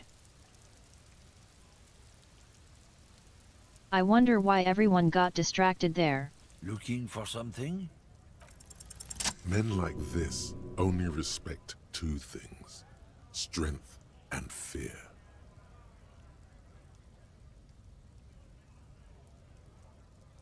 Alright, motherfucker, I'm going to beat your ass. Fuck you, I told you. I'm not gonna... There. His voice grows smaller as yours.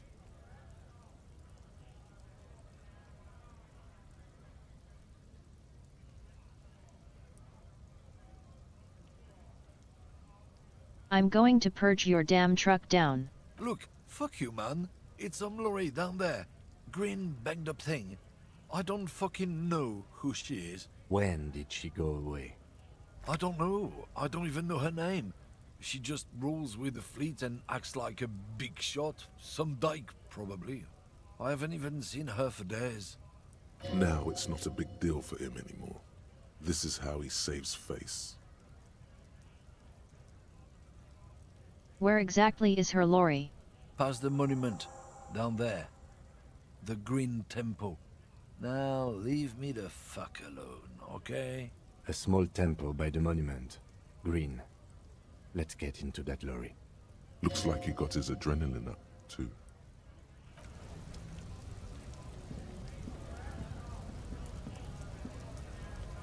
I'll be back for you later. You cannot escape the wrath of Hobo Cop.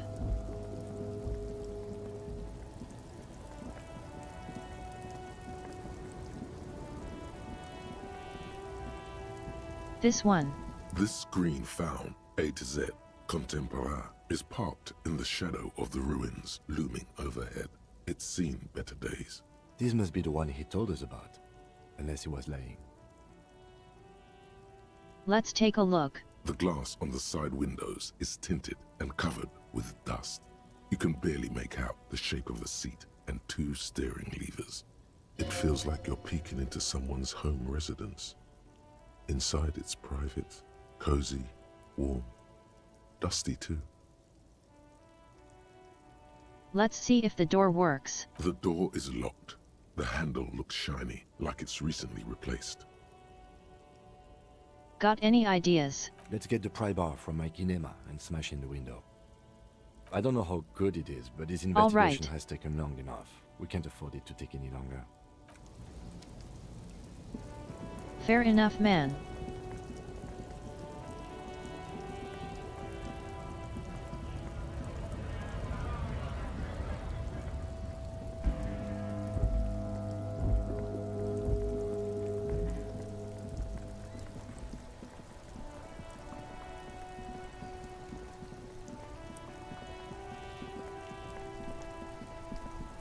All right, up here.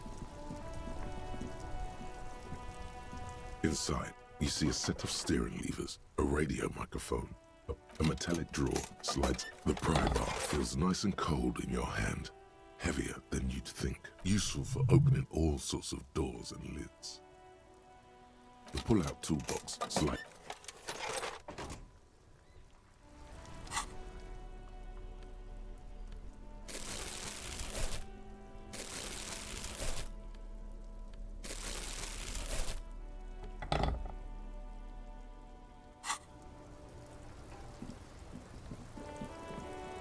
Alright, I've now got a weapon in case I need it too.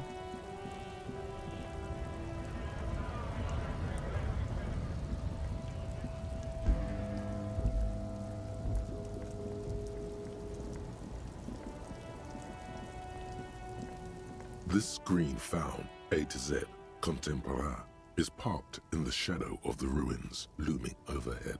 It's seen better days.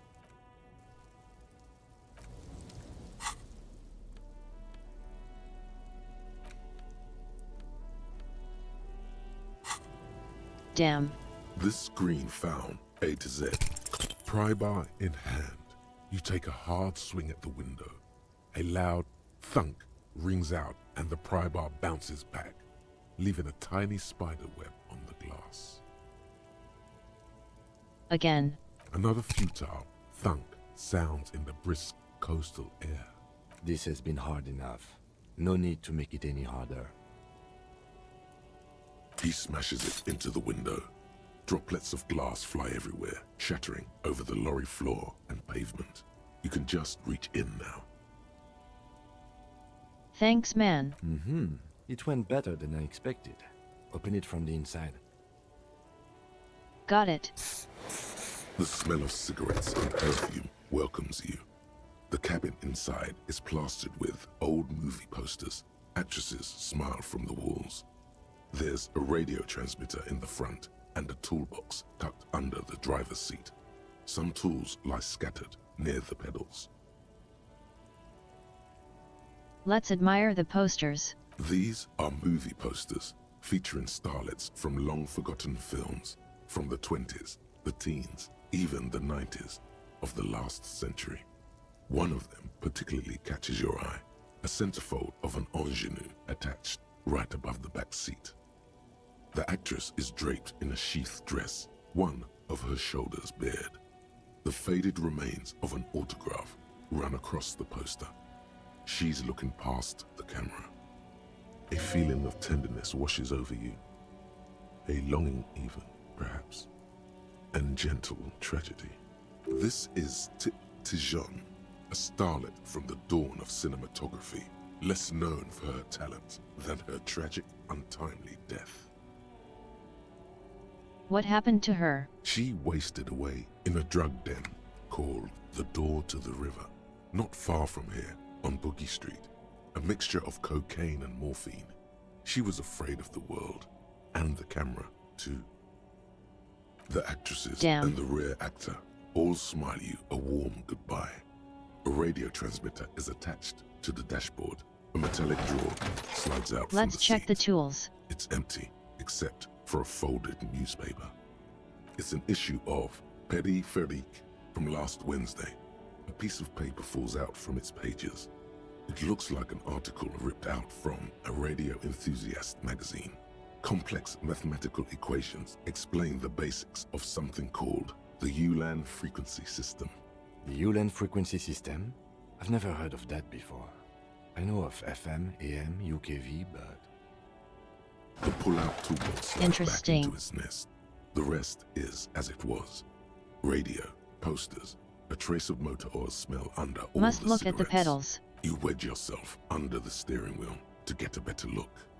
Seems like the few tools lying around here, a hammer, a pair of pliers, a rusty wrench, have been casually thrown there by the disorganized driver. But one odd detail does catch your eye. A piece of sandpaper has been glued to the throttle. Sandpaper adds extra grip. Interesting. Sandpaper? A novel technique? The movie stars are still smiling from the walls. There's a Let's radio check the transmitter. radio. It looks like the frequency dial is absent. It requires a key to work, but the key has been removed. Likely by the missing lady driver. Strange. There are so many radio stations saved here. Must be over 100 at least. Can we do anyone with anything with it? Doesn't look like it. It's completely inoperable without the dial key. Why would someone need that many? For contacting an entire fleet of lorrymen, for example. This is all shortwave, UW and UKV. Looks like we are dealing with an impressive organizational tool. The nerve center of a huge operation, with quite a range too. Anything else? The smell of 1,000 cigarettes, some dead actresses, and a rusty old toolbox under the seat. You close the rusty old lorry door. Great. I think we got everything. A word, detective? Before we return to Joyce? Fair. All right, we've finished here. Let's quickly debrief and go over what we found, so we don't do it in front of the company rep. What do you think about this? Honestly, I'm quite worried by what we've seen so far. The evidence seems to point to a rather extensive and well-organized operation. I'm especially intrigued by that radio transmitter, particularly the sheer number of stations it can connect. Looks like this alleged drug trade casts a wide net. I'm not sure what the ULAN frequencies are all about, but they may hold some significance. Perhaps it's a better way to connect between fleets while avoiding frequency bleed, or maybe it's used to tap into RCM networks. Any idea about them posters? As elegant as they are, I don't think they are relevant to the drug trade.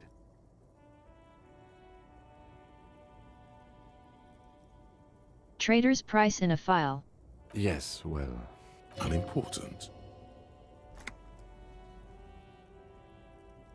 How do you think it's connected to the Union? We didn't find anything conclusive linking them to the smuggling operation. But somehow, I doubt that Everard Clare would be oblivious to something like this happening right under his nose. My suggestion is, we use it against the Union in any way we can, to our own ends. It's a slippery hill, but we just might be able to pin them down, indirectly, down the road.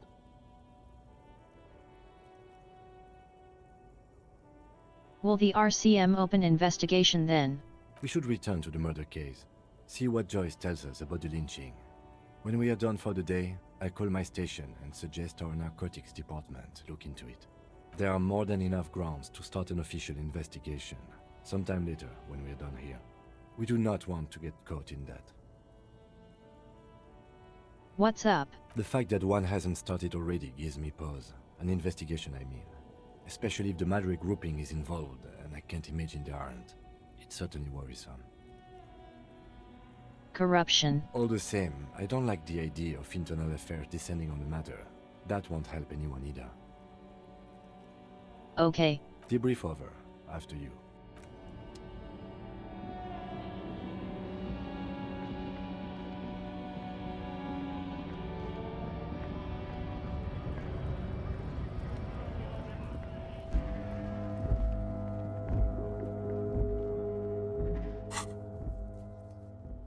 Just a moment. Got a message after respond to.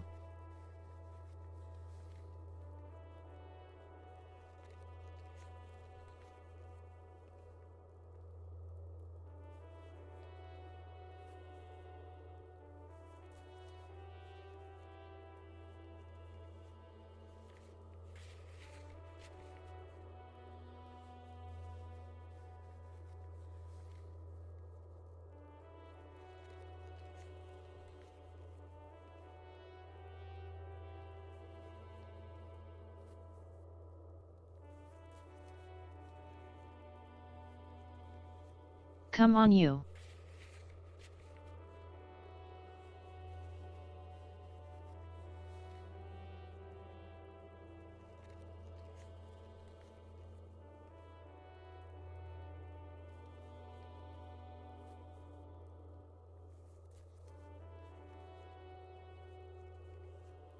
Back.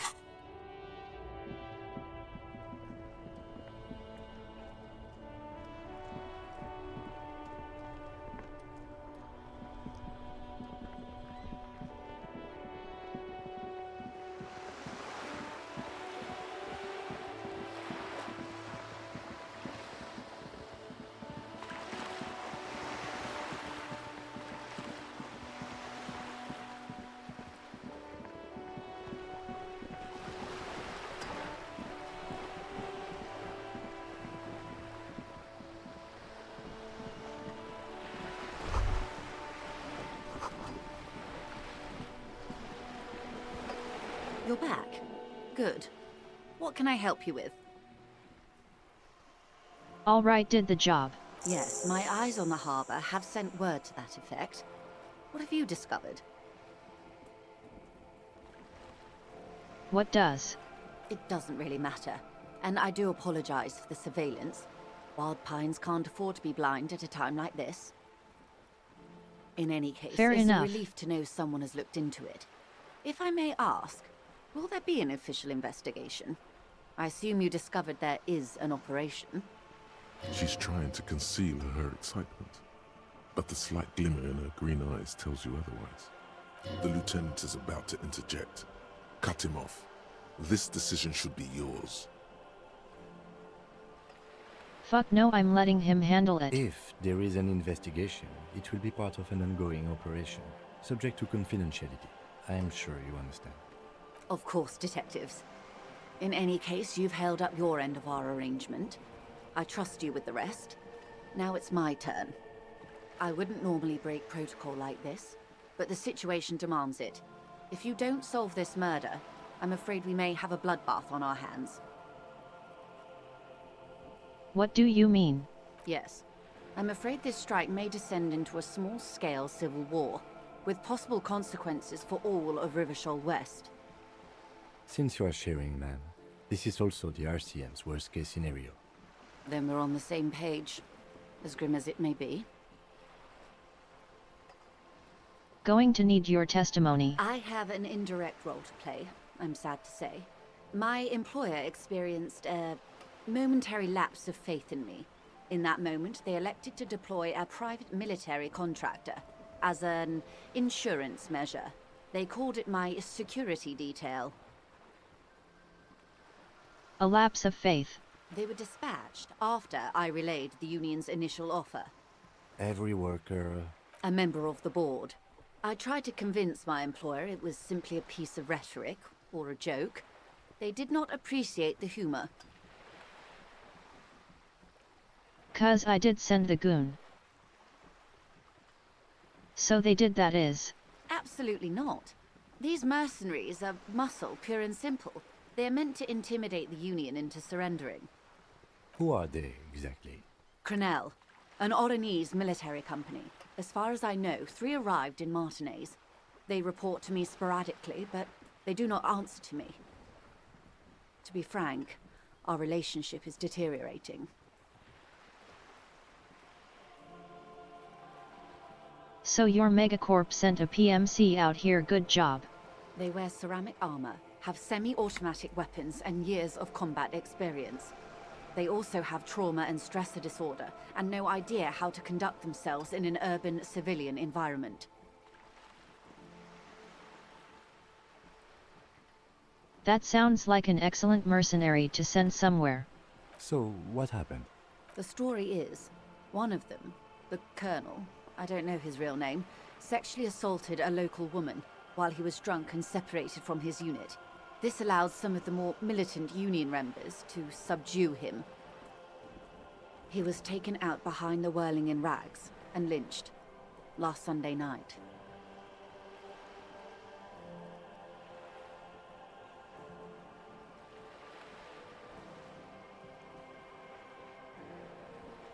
I mean, I'm not saying that they were wrong to do that given circumstances.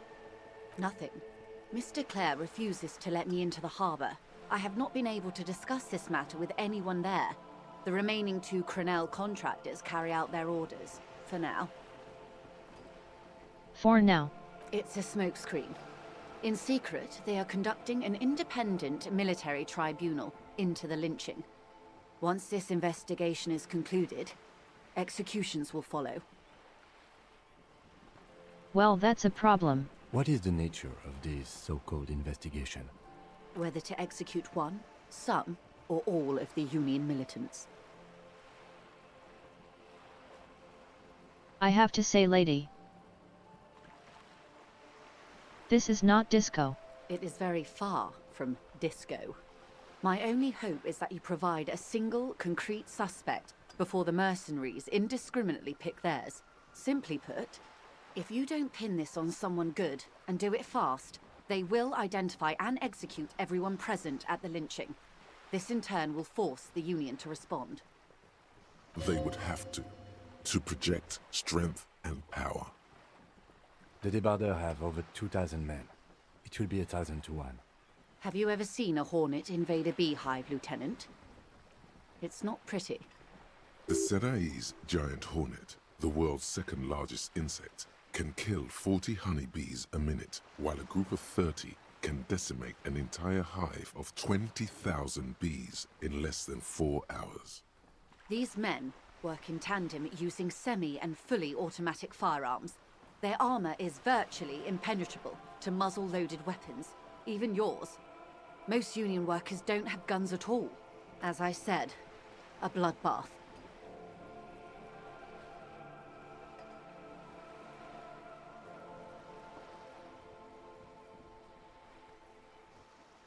That's pretty bad, lady. Your employers are kind of fucked up. Many bleak scenarios have already come true. Nameless, badgeless detective of the citizens' militia. All we can do is keep the rest from going the same way. One single concrete suspect delivered into civil court, and I may be able to defuse this situation. What can you tell me about them? Not much. Their public resume is relatively good, as far as private military contractors go. I believe they were once called Downwell. Down a deep, black well. They boast a long list of clients. Saint-Baptiste, Welchman-Lorenz, Eintracht. A warning sign, however. The operations concerned all take place in 3rd or 4th world countries. Guarding facilities, escort missions and such. Meaning they're used to operating in war zones. Yes. All the good conflict corridors, Supramundi, Yesut, the Seminese Islands, countries that don't have a good record reporting atrocious military conduct on their soil. Anything else? Sadly, no. Before this happened, I had little interest in them. Now that I do, I don't have the resources. If you still have access to the ICP's database, you could run a better background check than I ever could. It may take some time, though. Do you know a lot about the inner workings of the RCM and the ACP, ma'am? In my line of work, it pays to do your research. I was prepared to deal with the RCM. I did not think I'd be dealing with a group like Crenell. Can you get your company to call them off? I have. And they will. However, these orders take time to reach what is basically a rogue unit out in the field here. Until they do, it's all on us. She's being truthful. She is pressing them as hard as she can. So the deceased assaulted a woman. Or he didn't. This is information passed on to me from some teenagers loitering around the canal. I cannot testify by it. What did they say? That the man was killed because he assaulted a local woman. I've asked around a bit. This seems to be the accepted story around Martinez. The lieutenant consults his notebook, his eyebrows knitted in concentration. Odd. We haven't heard any reports about an assault in connection with the lynching. Where did it take place? And when? Last Sunday night, at the Whirling in Rags, the hostel by the gates. Supposedly, the colonel was drunk, maybe on narcotics too. Either way, he's alleged to have sexually assaulted a woman. Sometime later, a group of dock workers got their hands on him. Do you know who she was? That's a good question, officer. I don't have the slightest idea. As I said, it's a rumor. About a rumor. In any case, it's what the colonel's remaining colleagues believe. You meet her soon enough, you feel.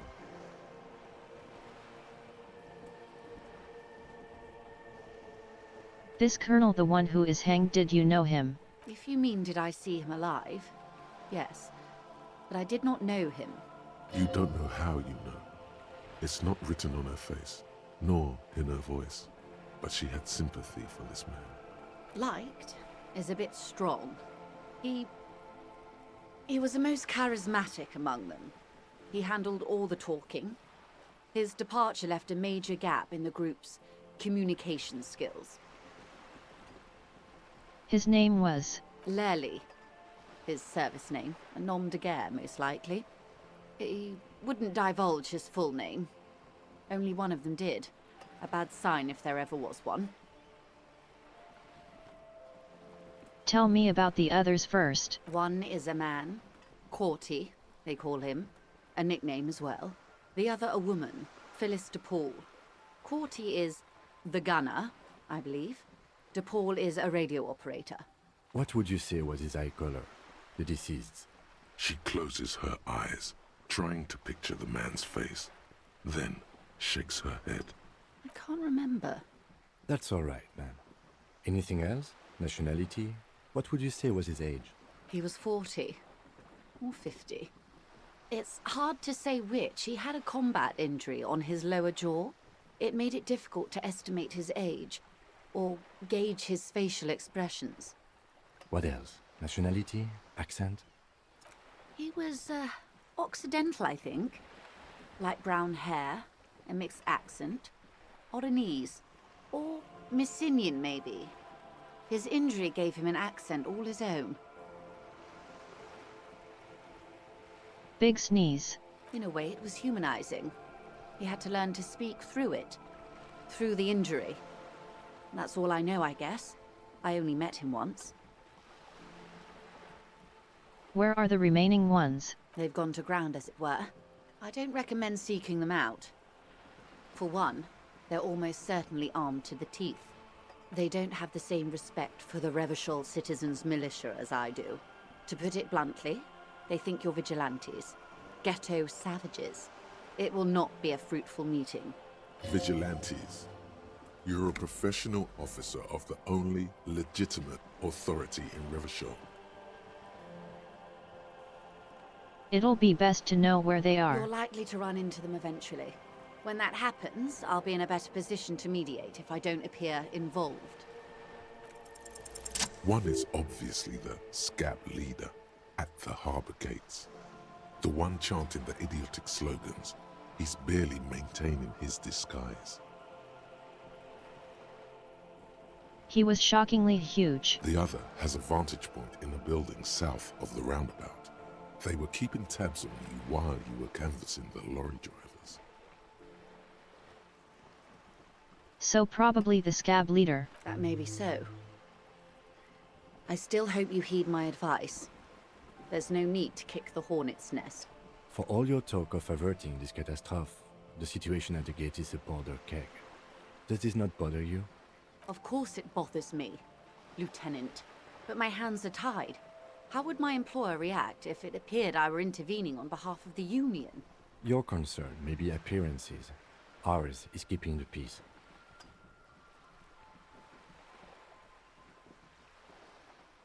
The other is probably that lady on top of the hotel now that I think about it.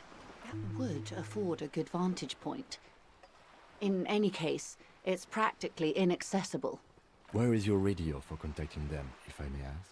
Do you have an earpiece? Heavens no. I'm not an undercover agent. There's a short wave at the ship's wheel. I hope I can answer it better. How much time do we have? Until the executions start? Truthfully, I don't know. It depends on their progress identifying the members of the lynch mob, and their impatience. They don't report their progress to you? Not on this matter. I'm afraid they consider this a personal initiative. 5 days, not more. Maybe sooner. It's a matter of days, not weeks. Understood. I am sorry to have been the bearer of bad news. If there is anything else I can help you with, please ask. Now can you tell me anything about this picture? Of course. Excuse my hesitation before. For about half a minute, in silence. It was taken with a trigette not long ago. This is the man's upper body. There were no more markings on his hands or legs. Let's watch. Her mouth is relaxed. The accordion lines near her mouth vanish. The pearls of her eyes move slowly on the photo's surface. She has no excess of emotions for this cadaver. Has she seen dead bodies before? It's likely. Sorry. I was trying to see if I can read the web of interdependencies between these points. The stars. I can't. But that's how you read this story. The points themselves don't have letters, numbers, anything. Their size, location on the body, and distance from each other tells you what they represent. Like stars in the sky. Close. Port cities. This is an Oronese map of the waterways, a sailor's tattoo worn by wayfarers of the Dolorian century.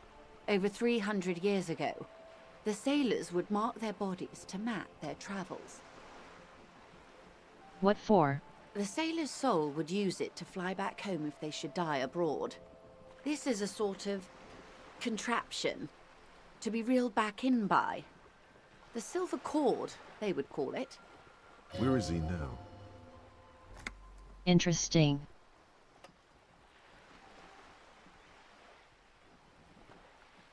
This one is flown quite far by now. I would say he's near the Arcade Islands by now, ready to exit the Insulindian and into the Pale, if I've read his home address correctly. What travels did he make? Quite a few. Vredefort, the Oronese capital, traditionally stands on the right shoulder. He started somewhere near here, I think. What next? Then he made his way to the Pretto Grande, through what I think must be the Stutz Canal, an artificial channel through the Occident. From the Pretto, he sailed to the Insulindic Ocean, first the Semines Islands, then this. What's that? Revachol. Those are the two constants. Vredefort on the shoulder, and Revachol in the heart. They started the tradition of these maps right after the discovery of Insulinde, at the dawn of the Interinsulary Age. The old world passing by, and the new world. What an interesting tradition. Here. You said you can't read it. I can't. This man was no sailor, and these are no ports. I can understand geographic fragments, but not their meaning. Somewhere in an office lit by a single green desk lamp, Captain Ptolemaeus Price, 58, bald and bespectacled, is writing in a ledger on his desk. Rows and rows of days and weeks, laconic remarks in a single column. Patrol, case, vacation, injured. In Martinez looking into Krenel, he writes in one. Then the man puts down his pen and rubs his temples with both hands. Outside there is a siren, distant gunshots on the streets of the Jamrock Quarter.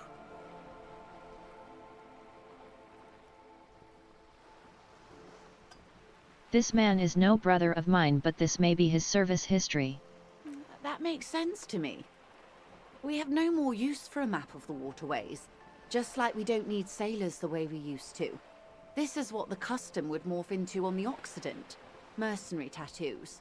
For all the boys looking for adventure, a blood spatter on the seas. Who could tell me more? His platoon members? The other contractors. Though I do not suggest you go and show them that picture. This man was their friend and comrade. It could go this or the other way. Maybe if you're tactful, it could be beneficial. Surely there are other people to ask about the tattoo. This is not necessary to complete the task, officer. It's a dangerous side task. Search elsewhere. We'll see. Do what you have to do, Detective. I don't think deciphering that tattoo should come before public security. But if you should wade into the mob to find out, I couldn't stop you. We will be careful, ma'am. Thank you for the help. Is there anything else I can help you with? Think that's all. Guillaume Le Million. Bad news. Guillaume Le Million did not become a cop. In 38, he went on a tour to the Sinyao province in Safre, where he died of autoerotic asphyxiation. His body was found hanging from a decorative dragon tree in his junior suite, amid drug paraphernalia, unwholesome objects, and the Sylvia Trainer single, Wonderland, skipping in the background. And yes, you can take this as a metaphor for Revachol in the 30s, and also as a warning.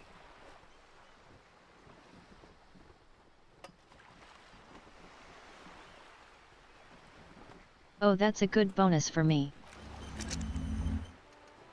I'll be keeping that.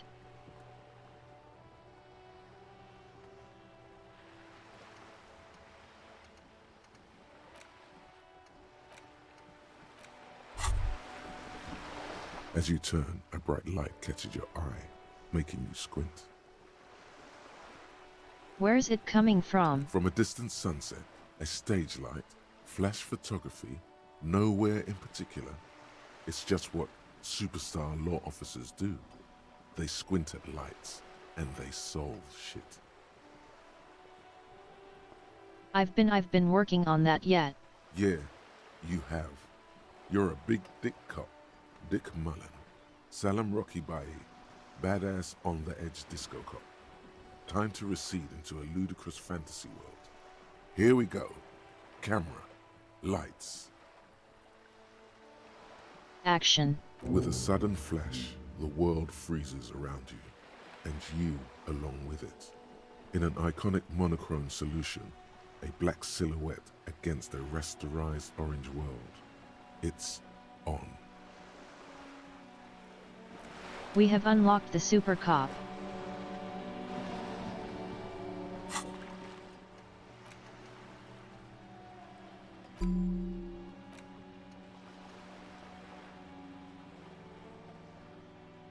Ahem. First, let's make this absolutely clear. No one saying you're an actual superstar.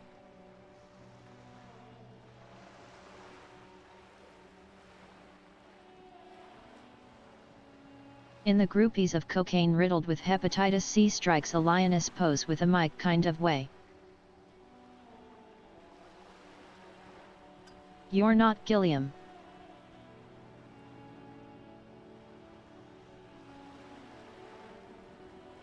Or David Dewey's no. You're a metaphorical superstar.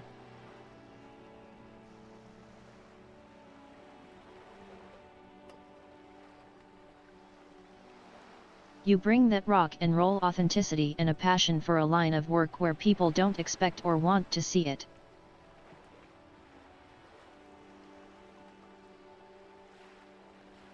Where some would say it doesn't belong. Law enforcement. Let's become a superstar.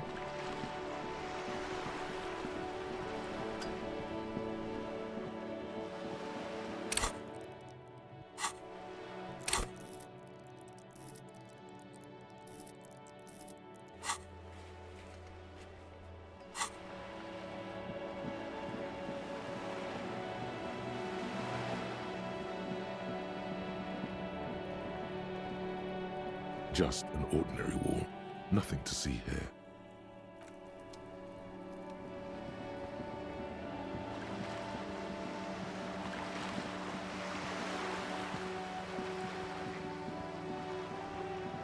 I'm going to need to find a way to make some money pretty soon.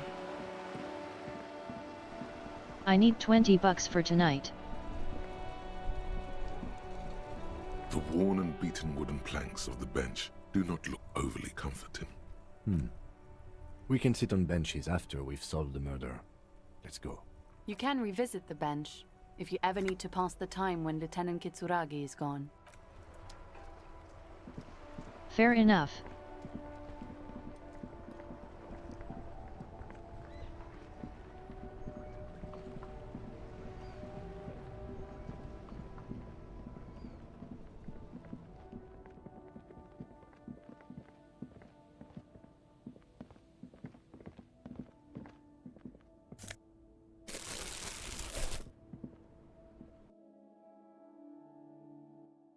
Let's stop by the pawn shop, see if we have anything to sell. Hello again. How can I help you?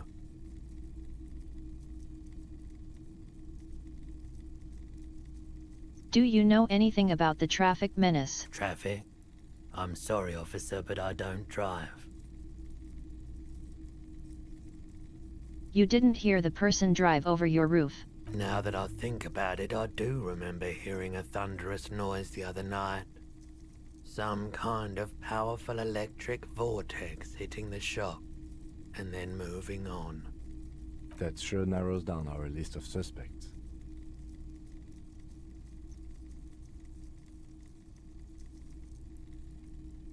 You have no idea what happened. He shakes his head, slowly. Sure thing.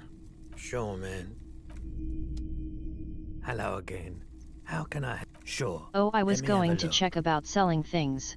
I'm not purchasing any more clothing at the moment, and especially that tie. It swallows photons around it.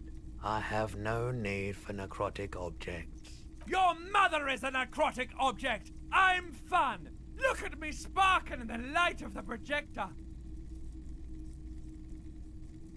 I don't blame him. Anything else you're thinking of selling? Another time, perhaps. I wouldn't buy it either. Martinez streetlight sits among assorted floor and table lamps.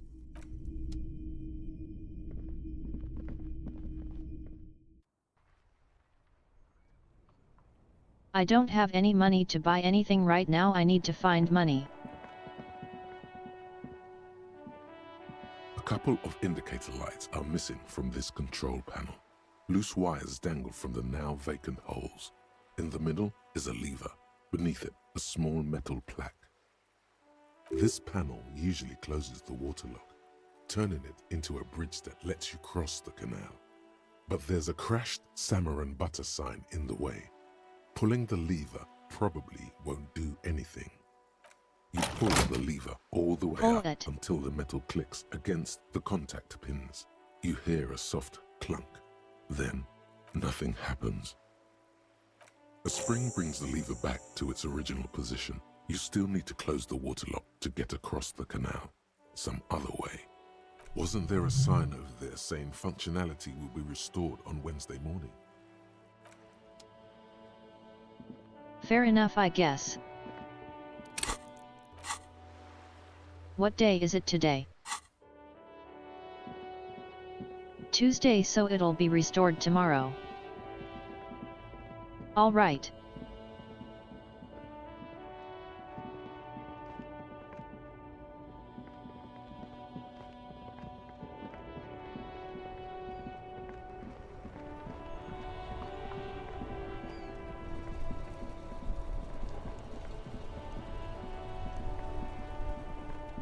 Deciding how risk I want to make this next step.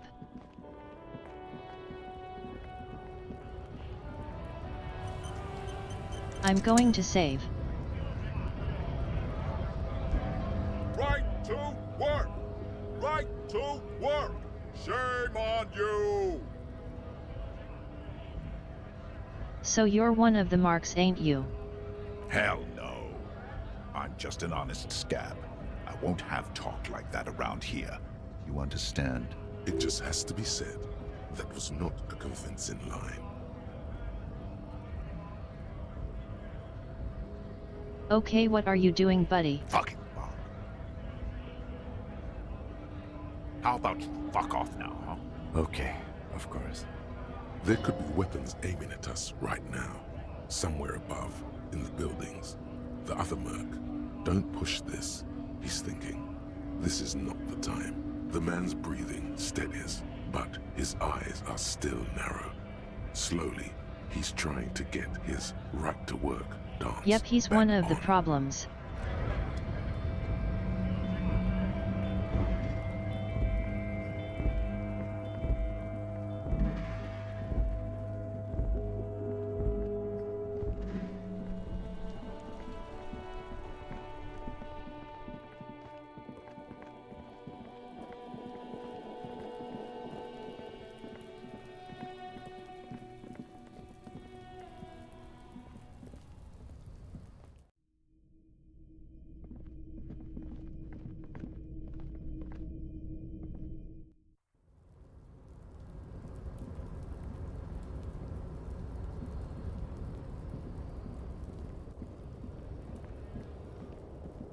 Not scale back over here, see if we can get anywhere.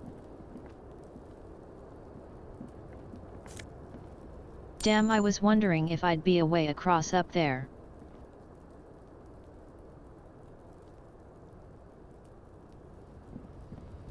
Looks like no.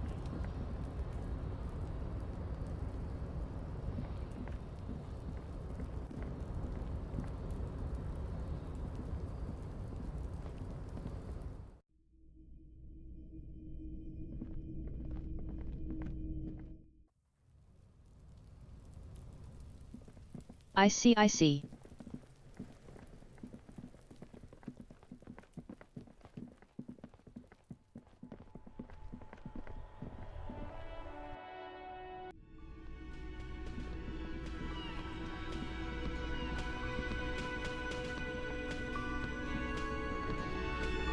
Don't want to try to convince them yet. Want to check something else though.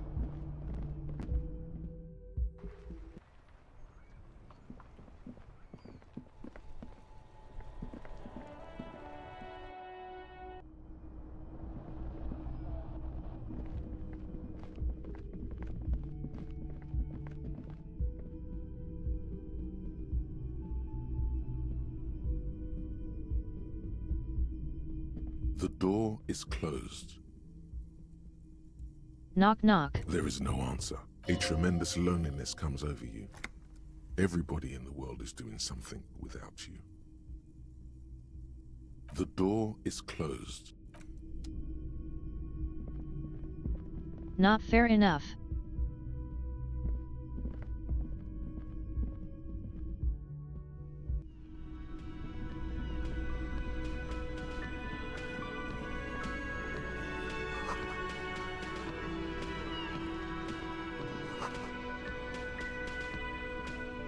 A thin man is smoking below an exhaust hood, occasionally sipping from his mug.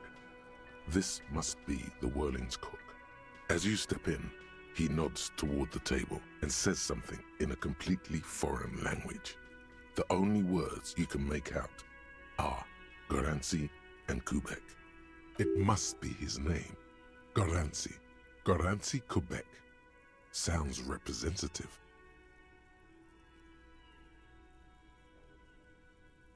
Hello sir, I got time for a couple questions. The man puts his cup down and replies something, his left hand drawing arcs in the air.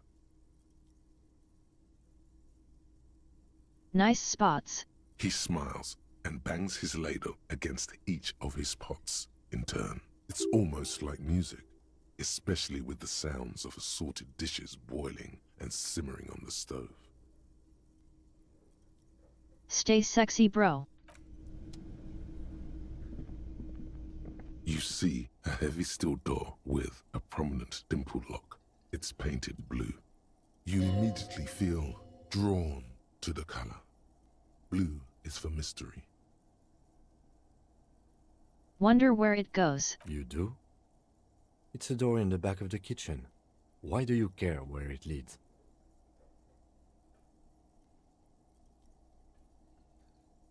It's blue. It is quite pretty. I suppose we could look into it as a side investigation. This works.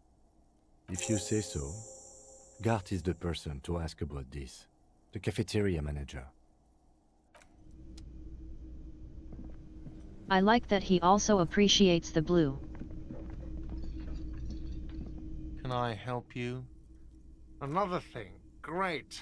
I love those. So what's that door? Oh yes, that door, sure.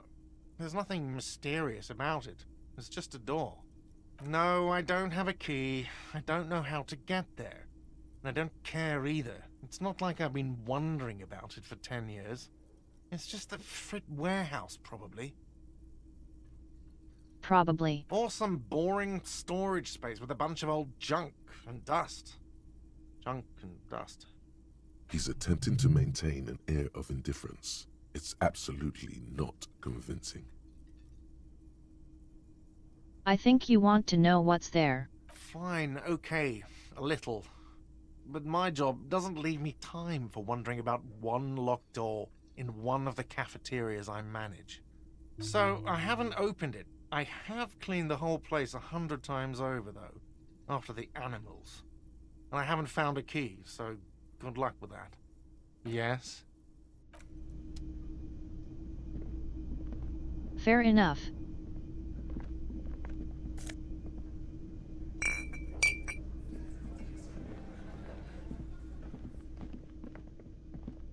You see a heavy steel door with a prominent dimple lock.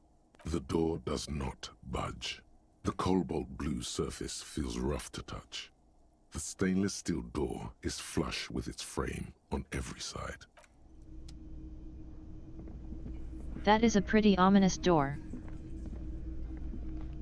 I'm not going to lie.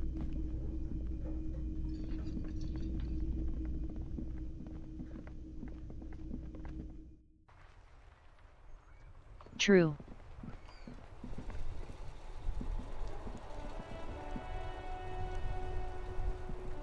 Let's see, thinking about how to go about this.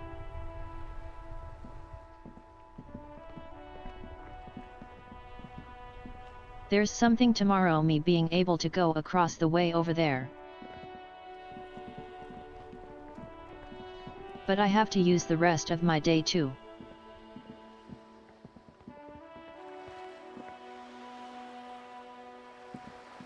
And I need to get some money.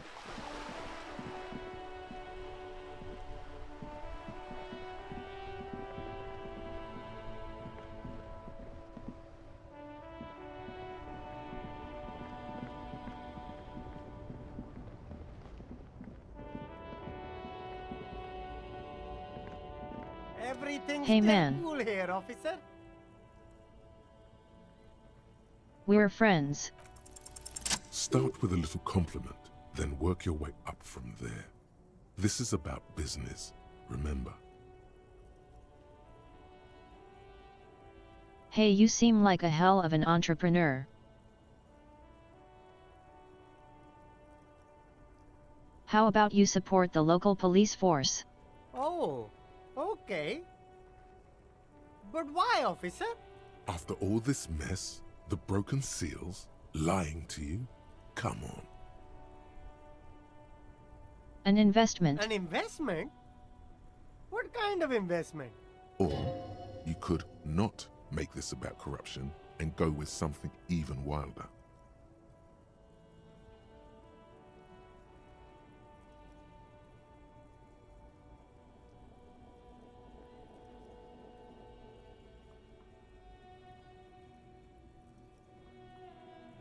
I like the top one. I got to do it.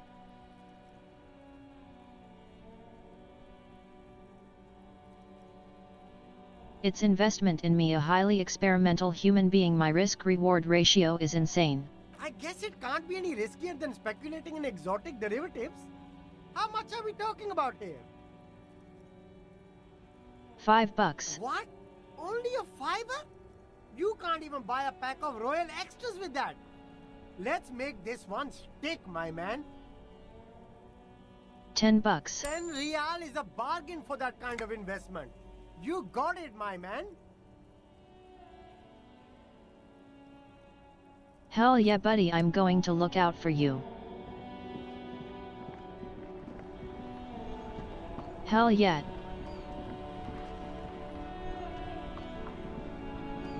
Halfway to our stay for the night. Hey buddy. I saw you poking around in Lady Driver's lorry. She in trouble?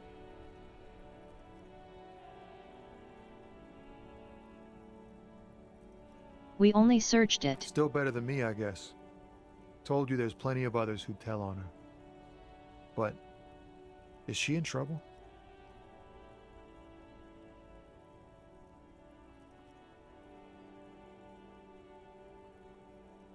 I can't say she's not, but I don't think she is. It's that bad. Man, what should I do? What should I do to help her? I really don't know, man. Damn. I always warned her to watch herself. Man. Nothing to do now, I guess. Maybe I should just keep my head down and work on my rhymes while I can. What's the plan with your rhymes? Oh, you know. Tommy Leham's gonna be a musician. Sprechgesang, but with beats. I've got a lot of free time on the road to hone my craft. Tommy Lam was taken. My real name's Jerry Lafitte. Tommy's way better. You know, fair enough. It's more him. Hell yeah. The man taps his fingers rhythmically against his arm.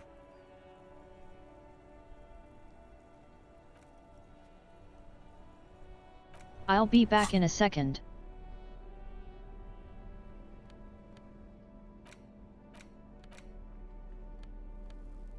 Where's my conceptualization so low? Still here. Stuck in this damn jam, my man. What's up? Wait. There's something here. Stored away in some dusty corner. It starts like...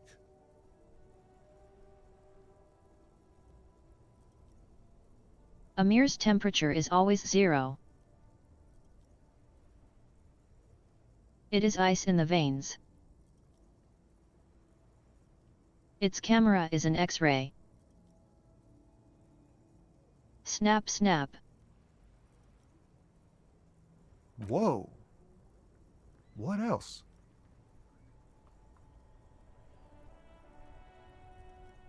Dallas held out to you in silent communion. Snap, snap. Silent communion. That's good.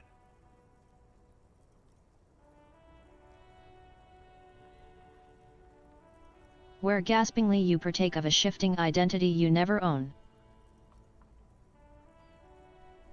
Snap, snap. Dang, that's some great shit. You came up with that yourself. Did you?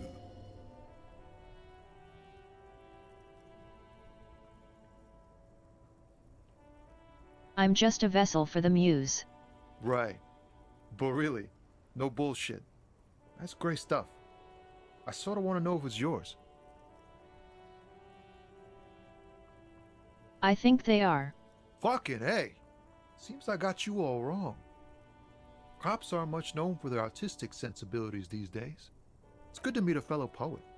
Someone with an appreciation for real text. The others here, so you don't really get it.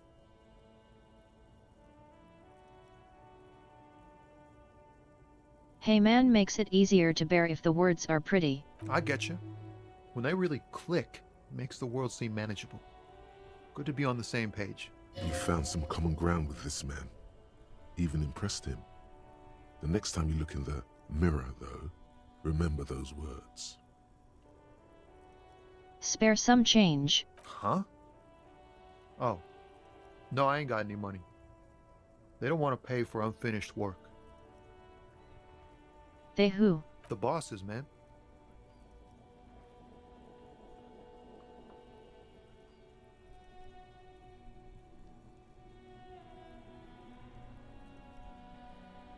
I don't know who these bosses think they are, but that sounds like a good arrangement for them. Yeah, it sure ain't good for me. Or you.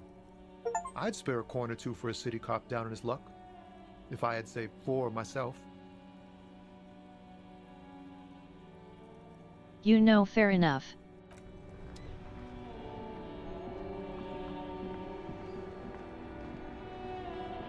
A dude's got to live.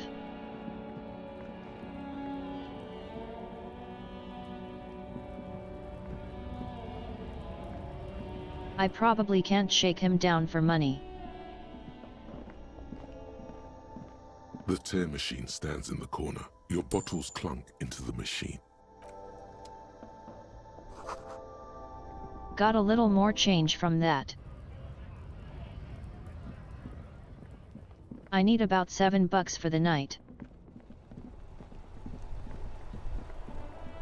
Or is it not most of 20 or 22? We'll figure it out.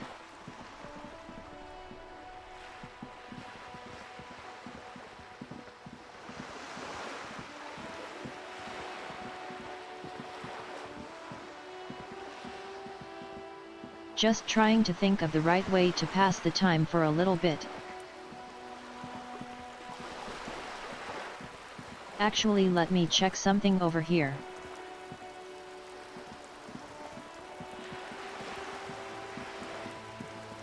Checking along the water's edge.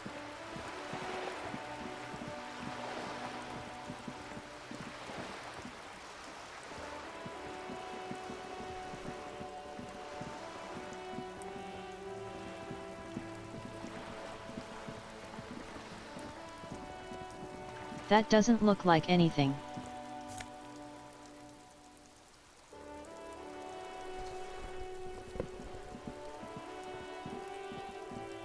I'll steal some clothes. I have no problem with that.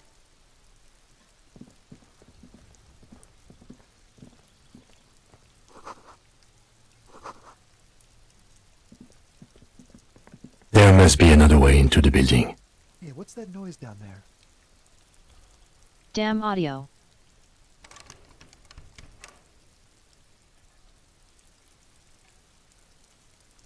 That particular file is a bit messed up. You see a young man on a balcony nursing a cigarette. His eyes have been following you for a while.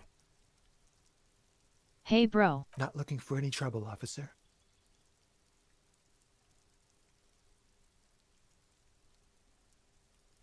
Why you whispering, bro? There's no trouble. I'm just speaking in a lowered voice. I don't want to be seen talking to the gendarmerie if that's okay. I just want to finish my cigarette. Don't let him go. This could be your witness. The balcony has a great view of the whole thing. Unfortunately, we need to talk to you. Is it really that important? Like a nervous cat, he keeps stealing looks at the neighboring windows. All right, but make it quick. Once I finish this cigarette, I have to run. Did you see anything? I'd even go so far as to say that the view is a little too good, my dear gendarme. Do you have an estimate of when the body will be taken away? We will remove the body as soon as possible. Now tell us, where were you last Sunday? Oh. You already asked me that, didn't you? I'm pretty sure I didn't. No, not you. Some more muscular type. And when did you speak to this more muscular gentleman? Last week? I don't know. Look. It'll take more than rain to bring this place back to life. You didn't answer the question. What were you doing last Sunday? I had a friend over. A friend, you said? It was my Sunday friend. Makes sense. Friends are nice on Sunday. You don't have to work. You can just spend time with pals, watching rugby and drinking beer. Did he see something? He doesn't reply, gesturing no with his cigarette. My name? My name is Martin Martinez. Wrong button. I didn't mean to click there. I was trying to tap off screen for a second. Martin Martinez? Good I know, local right? Name. Let's go with that. All right, we'll be back later. No. We won't. Now, if you'll excuse me, I really need to get going. This isn't the place or time for questions. Who knows who might be watching from the distance, hidden behind the curtains? I'm just trying to make things better, all right? For a moment, the man on the balcony seems almost vulnerable. Something moves in the depths of his feline eyes, compassion, and a hint of understanding. I am sorry, but I really don't have the information you're looking for. But, hold on, what's that? For a split second, his hand lingers, as though gesturing towards a stone placed right next to the front door. It's a sign. Good luck with the investigation. All right then.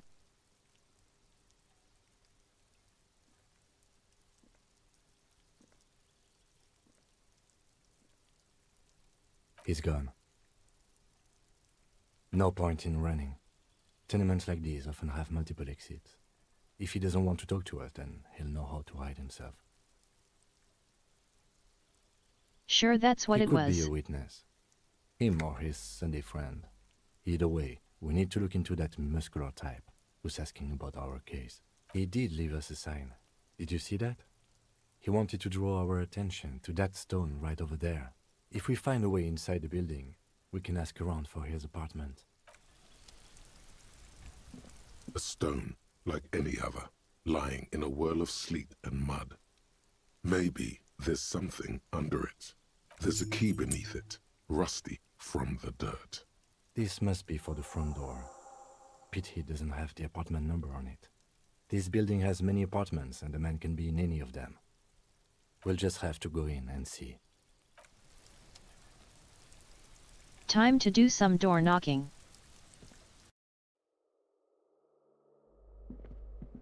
We found a new building.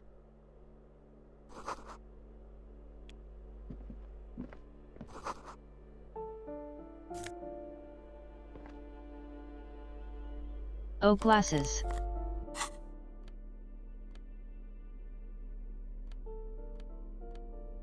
Nerd glasses. Hell yeah. Look at how weird we look.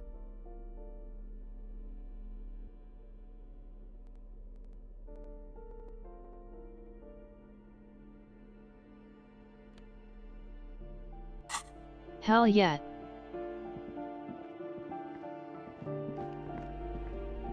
We need to look like a disaster.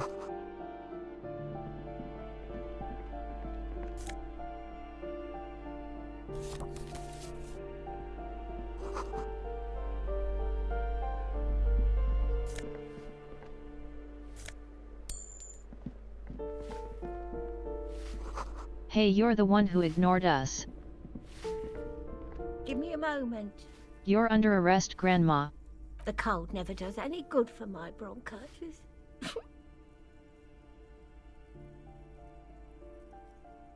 Only have a few questions, Grandma. Go ahead then. What do you want to know, policeman? She's the cleaning lady. She knows the floor plan and the residence. Who are you? I'm no one. Just an old woman who cleans these hallways. Do you live here? If you can call it living. I have a little room upstairs right next to the coal room. It's barely bigger than a closet. But I don't complain, no. I have my bed and my aching bones to keep me company. And that's all I need from this world. I think you were just complaining. I got some questions. Ask away, policeman.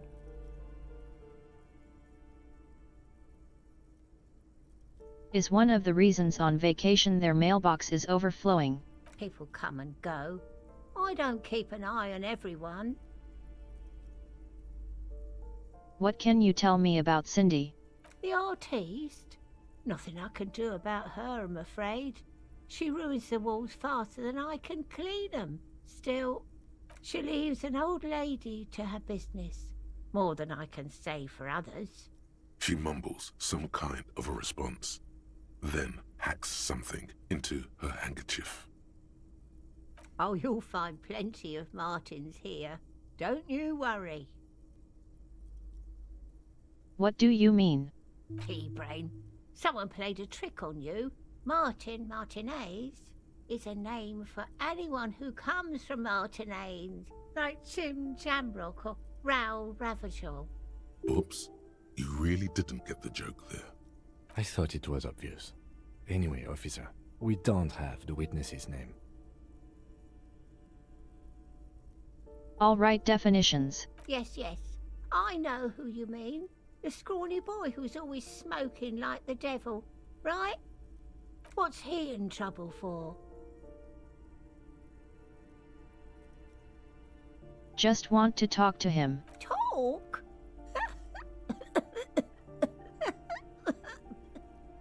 He lives upstairs in room 28. Go to the balcony. It's one of those doors there. He's usually home in the evening. Thank you. We should go check out his apartment on the balcony. See if he's home. Thanks, Grandma.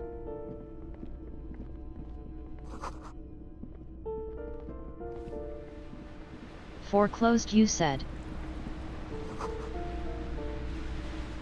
Damn, these apartments suck.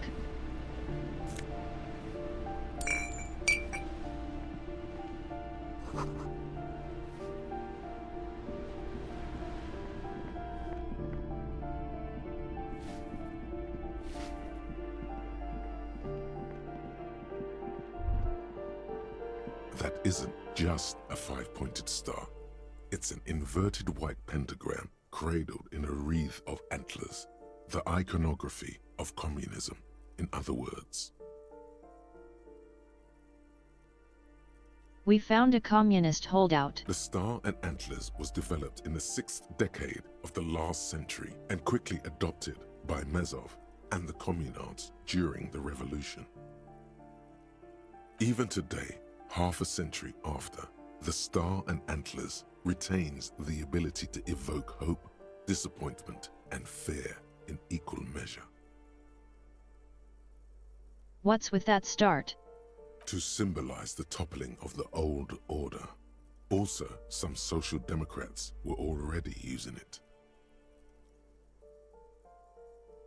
What's with the antlers? The wreath of antlers represents a natural crown.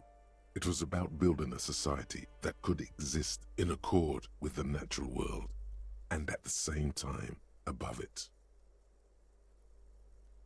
Why? Because white is the color of peace. What does it have open mean? Evoke in me. Gone. Gone is the glory of hope, Only the scribblings of impoverished students remain in dirty hallways. Damn. But they don't know that I am the last communist.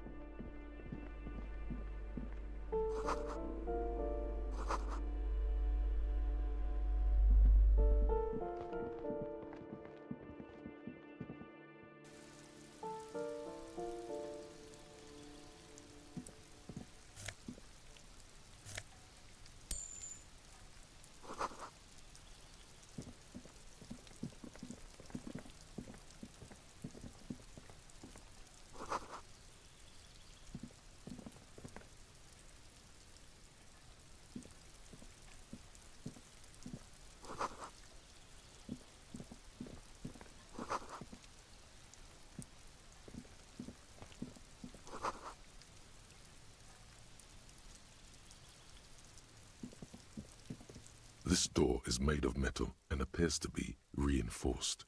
Someone here really values their security. Number 28. That's the one. This is where the cleaning lady said the smoker on the balcony lives. Let's see if anyone's home. Knock on the door. Knock knock. No one answers. Looks like the young man we are looking for isn't home. I think our best chance to catch him is in the evening. We should return tomorrow after we have finished with our day's work. How about 9 p.m.? Sound good? Sounds fun. Tomorrow, 9 p.m., right here. Apartment number 28. Good, let's go. Damn. Turns out it's quite tricky finding someone in a big apartment building. Don't worry, you'll get him. Remember, tomorrow, he's probably gone for today. Fine. I'll check these other doors out. 4 reasons. Do I find someone's hiding place? Hell yeah. Hey, anyone else got any money? Oh, the store was just open. Hell yeah, more money is still.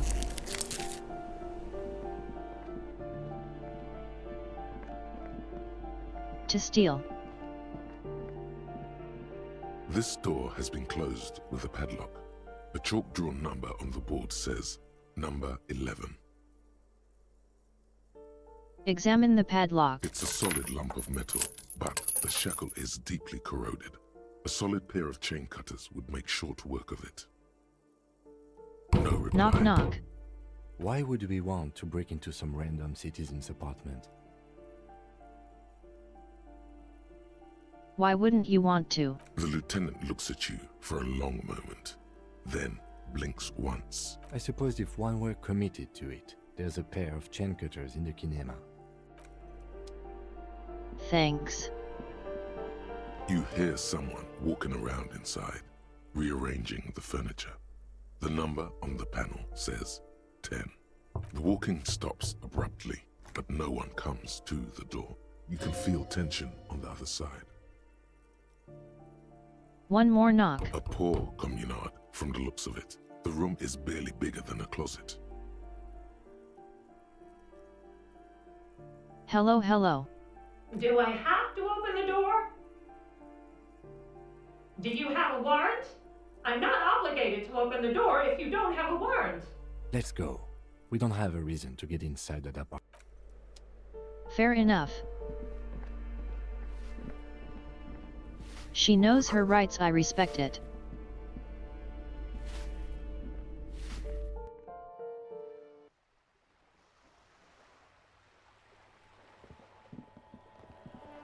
Alright, we can get into here though.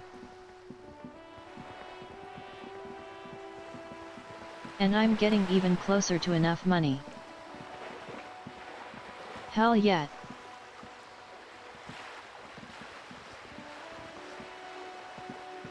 I just need to find $5 more and chip change.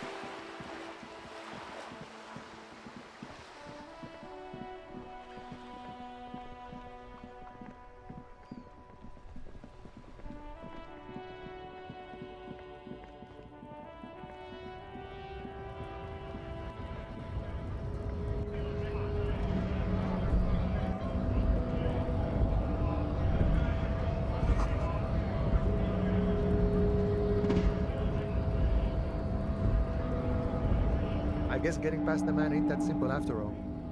So, what now?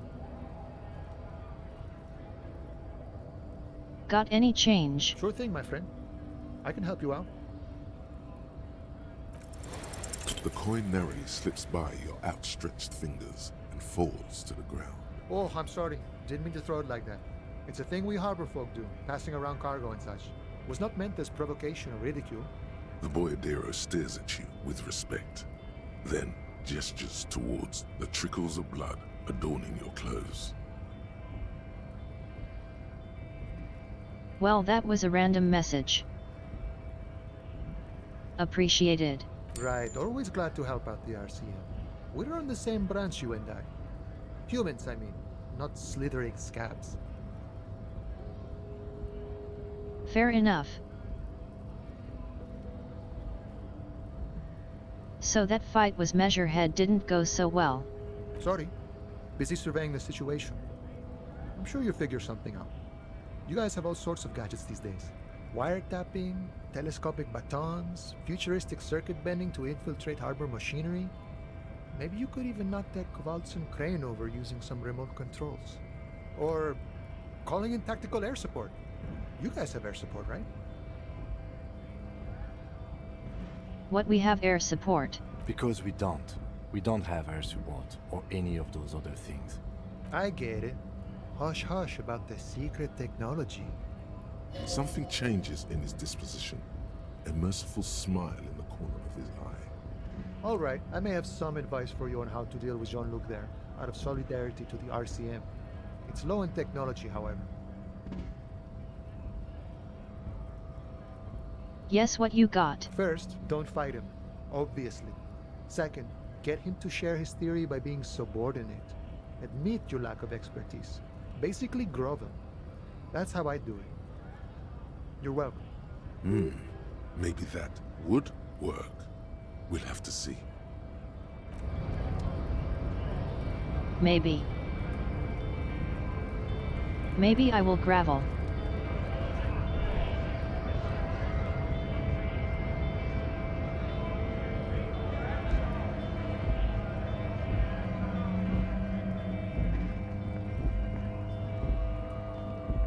Let's see.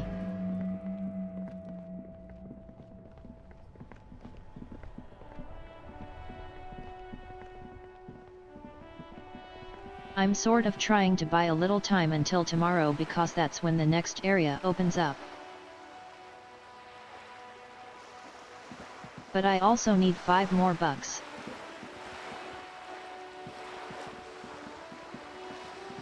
So I have to find that before transitions.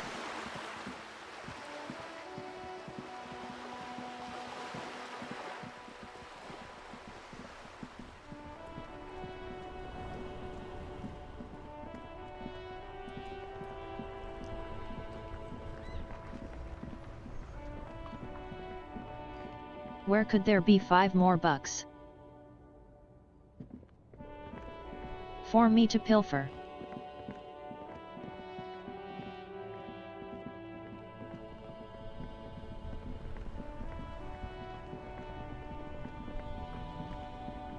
Who can I rob?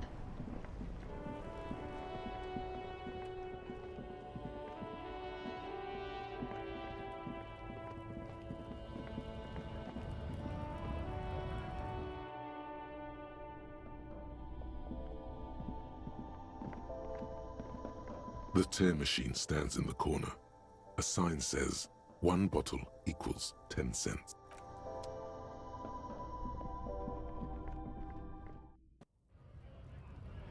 No, I thought I'd pick something up, but I pick up inside that place. What did I that is? I swear.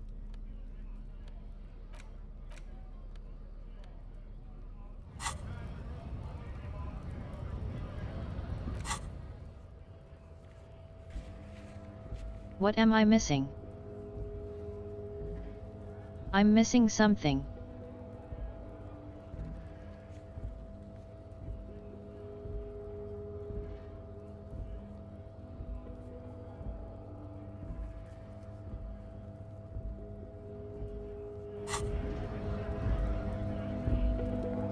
What was that?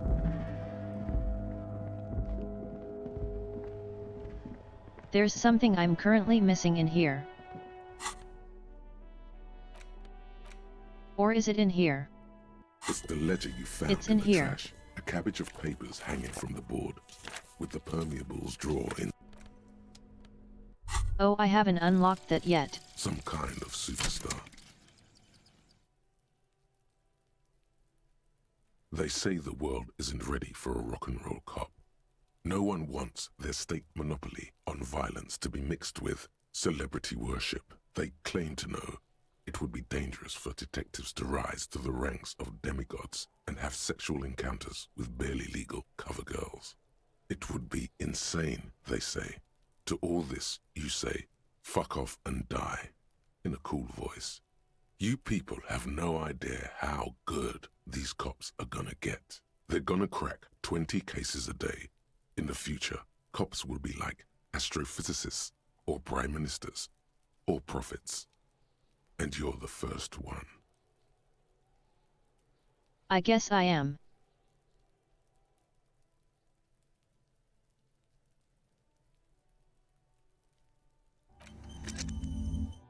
All right. That's not bad. Let's see.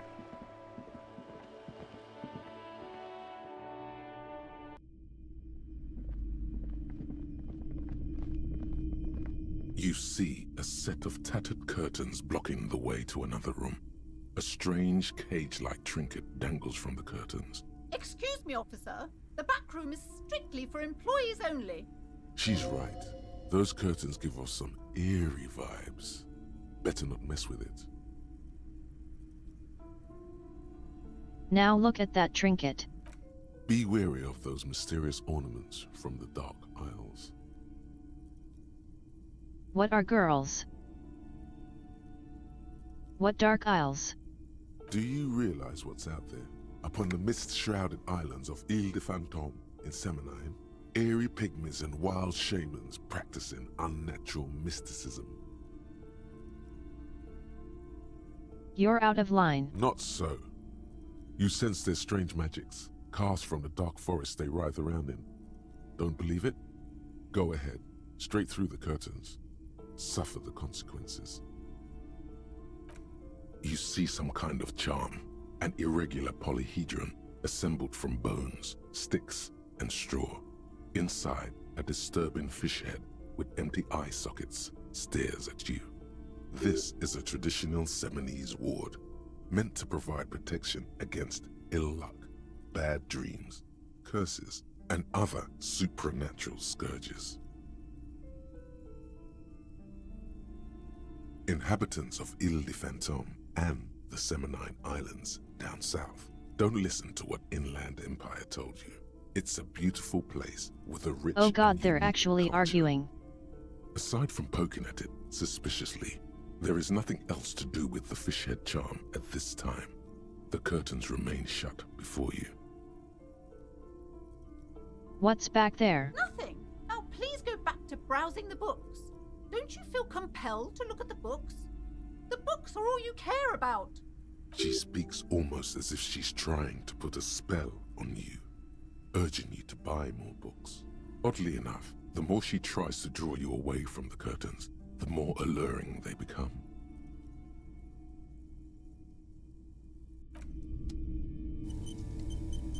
The curtains, tattered with age. Just as you're about to pull apart the curtains, the petrified voice of the shop owner cries out once more. Sir, don't touch that. I told you it's off limits for the customers. Parapsychologically speaking, we're done if you decide to open them. I won't be held responsible for the consequences. It's too dangerous.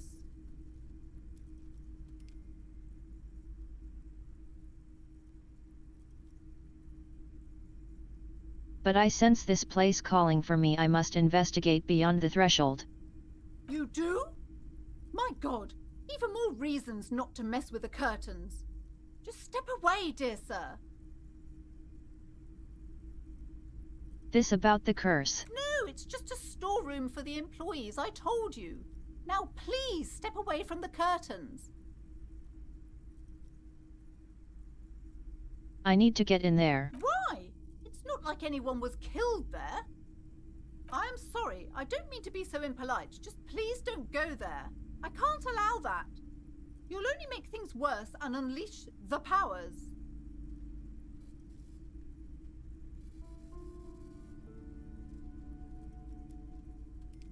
I'm going to unleash the powers upon you. There is nothing you can do to stop me.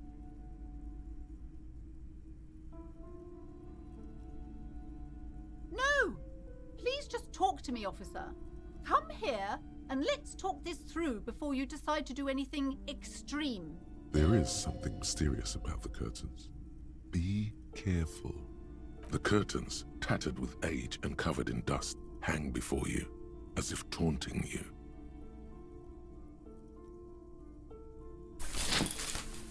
You see a dimly lit room full of dusty furniture and trash.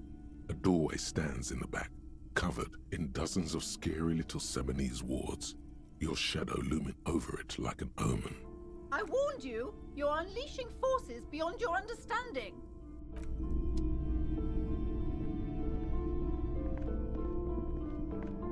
I have unleashed dark forces beyond mortal comprehension. Do they have any money? A heavy door with a missing handle stands before you, covered in dozens, if not hundreds, of Seminese trinkets and charms. It appears to be locked. Knock knock. Only an echo. No one is there.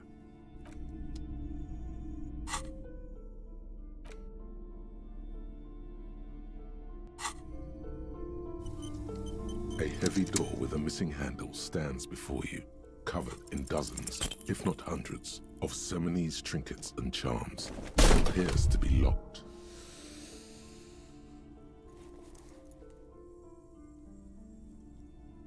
Ow. That Shoot. reaction was perfect. Whose moronic idea was it to just run through the door? Don't you know that things like that hurt?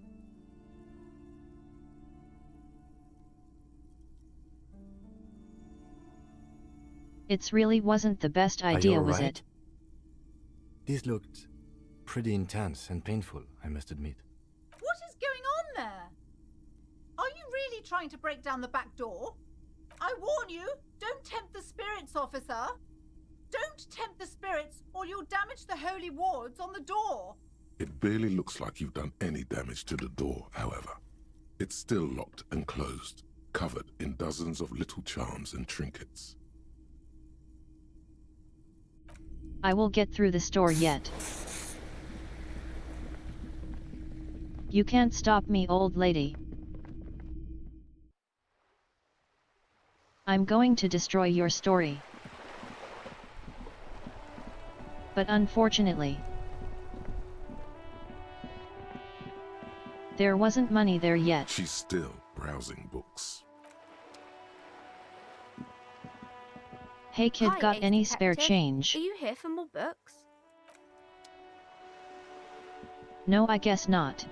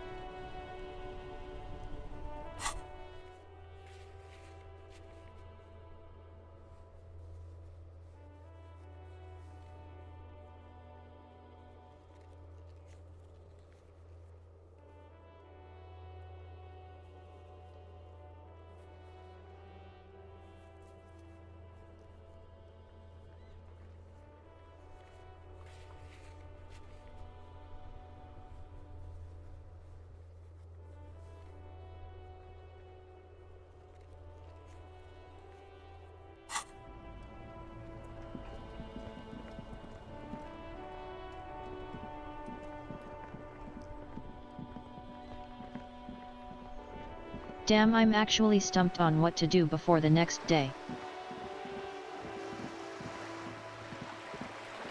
I guess I could see if Joyce wants to spare me $5.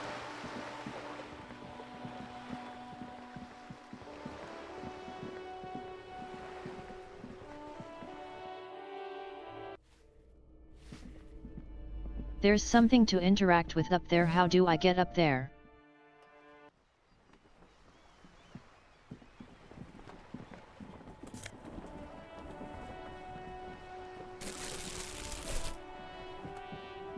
Alright, that's 10 more cents.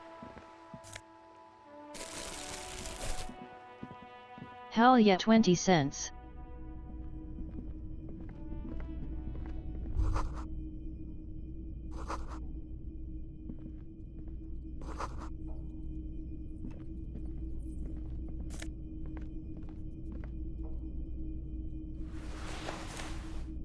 Hell yeah, someone's pants. Hell yeah, I stole her money. Okay, that might have solved my problems. Stole your cash, loser. That's what you get for not talking to me earlier.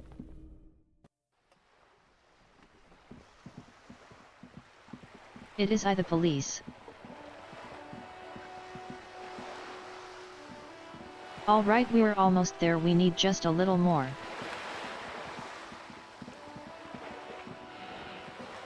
We need like 3 cents. We need one more plastic bottle somewhere.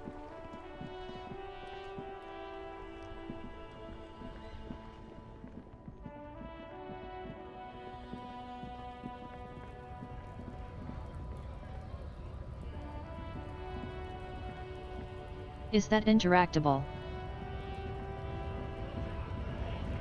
It is not. That bottle was in fact false. It was a fake bottle. I have been betrayed.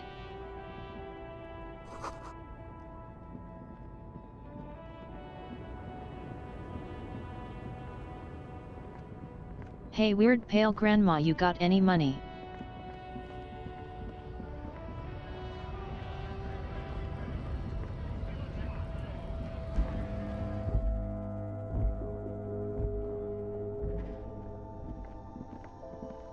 The tear machines, your bottles clunk.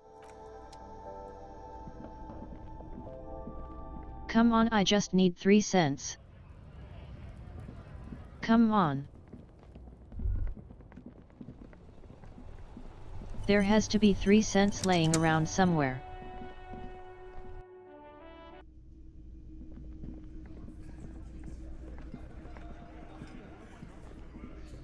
Hang on. Stole their money, haha. We got it. Can I help you? Got the 20 real? Yet I got 20 bucks. Good. You got the room for the night, but remember, you'll need another 20 real tomorrow. Hell yeah, we did it. Alright, now I can actually do other things. I've been searching. Features the patchwork grid of the streets of Martinez, with Let's do a little to exploration. Touristy locations. Year 48 resides on the upper right corner. Your finger moves through the various streets, across Rue de Saint-Ghislain and Rue Saint-Sipar, over Saint-Brun and Martinez North, finally coming to a halt on the spot where you are currently standing, although the map gives no such indication itself. For a more detailed view of the map, Alright. We figure out a map.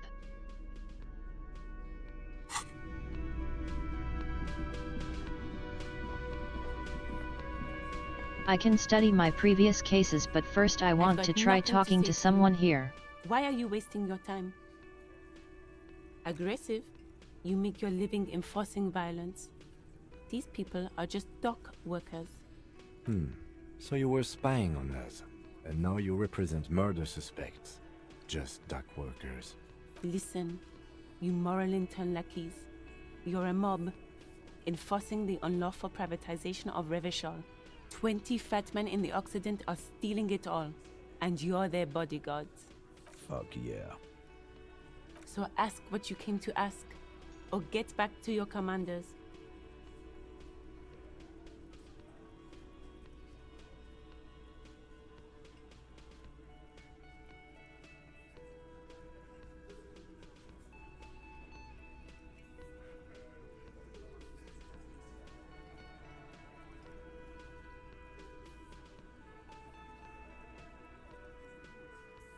Good start. Look, a comedian. Do your job, ask your questions, then get out of Martinez. Strange. It's as if people don't believe a cop could be a socialist revolutionary. Looks like the circus left town, but the clowns are still here.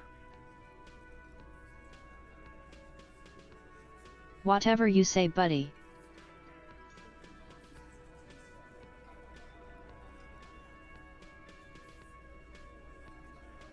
How honest should I be?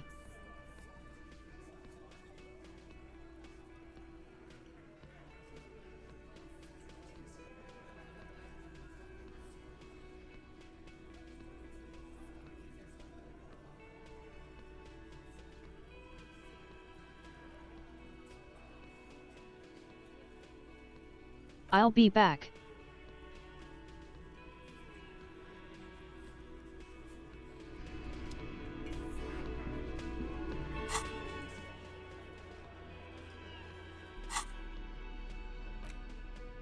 It's the ledger you found in the trash. It takes about half an hour to piece one together, using the system you've devised.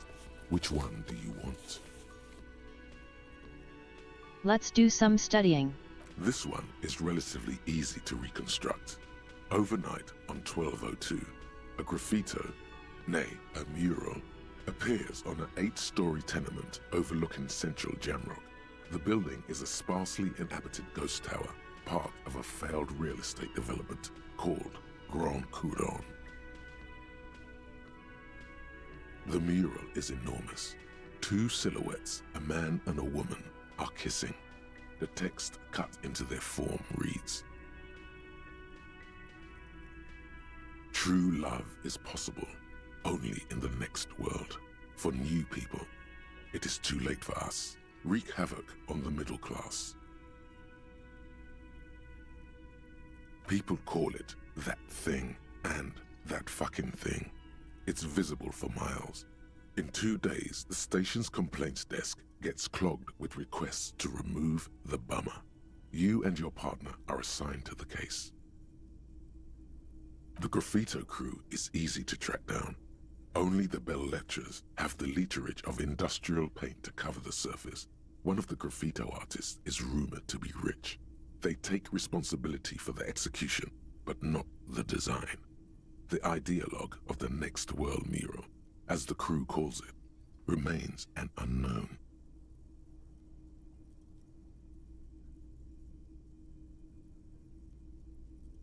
Did I ever figure out who came up with it? The case files do not show you finding the author of the design.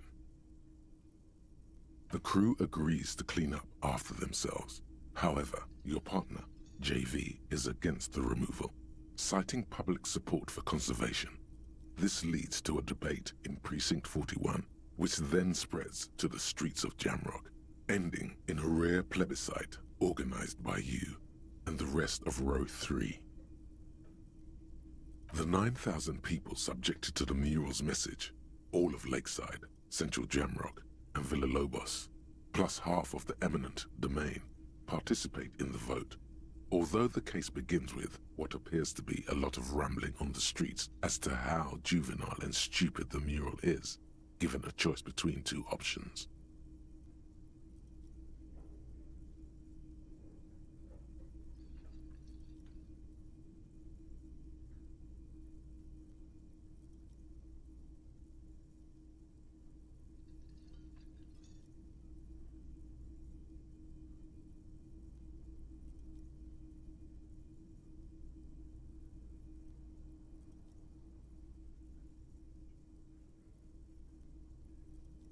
A staggering 78% of voters choose to keep it. Turns out the opposition were a loud minority. And that love truly is possible in the next world for new people. And it is too late for us.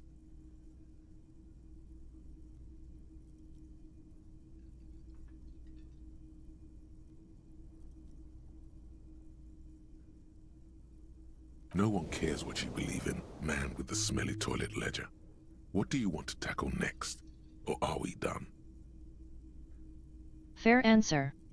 It would be very interesting to read about these, wouldn't it? I mean, there seems to be a square-shaped entry wound in the victim's forehead. She's been sitting there for weeks, on her rocking chair, with a square hole in her skull, staring at the wall, her mouth agape. That's all you got. From the half hour you spent piecing it together, all you know is the entry wound was square-shaped. You never found the bullet. And then another body showed up, also with a square hole in his forehead. Who knows? Those pages are missing. What next? Don't worry. One day you may still catch well, the that's man not with satisfying. the square gun. Let's see about the unsolvable case. AKA Leslie and Burke. AKA the public indecency drunk and the property damage drunk is a cursed case. It has been passed from unsuspecting officer to unsuspecting officer for 10 years. On January 29, the unsolvable case made its way to you. Why you accepted it, it is unclear. Every officer, and indeed most civilians in Jamrock, know it's unsolvable. Leslie will always take his pants off when he's drunk.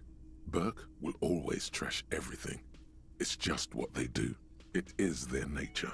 You cannot change the nature of a man, and you can't lock them away because public indecency and small-scale property damage are not punishable by incarceration. The only way for Leslie to stop flashing his genitals to bypassers and for Burke to stop dismantling signage and rear-view mirrors would be for them to stop drinking alcohol, which, in their 40s or 50s, it's hard to tell because of their distorted features, is a medical improbability on par with you ceasing to produce the expression.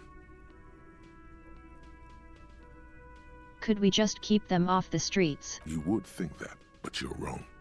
Where's the fun in exposing your genitals or breaking stuff in your own home? No, Leslie and Burke are on the corner of Main Street and Perdition, because that's where the action is. Fair enough. Can you keep yourself off the streets? Threatening fines, dragging them to the station, locking them up in the hellholes they live in, locking them up in the station, hypnotherapy, even trying to get the local gang of Zemyaki to take them out.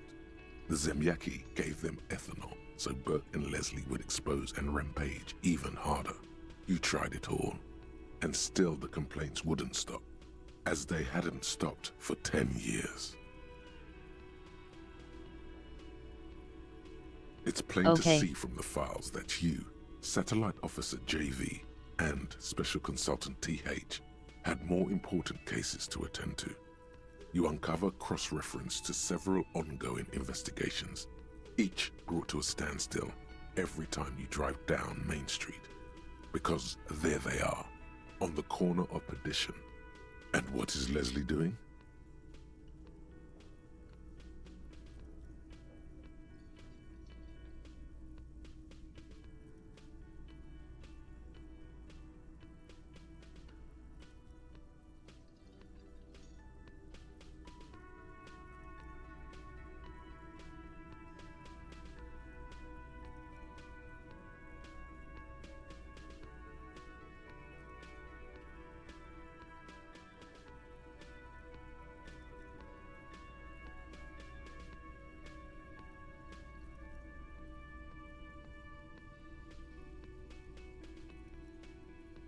Good, you're learning.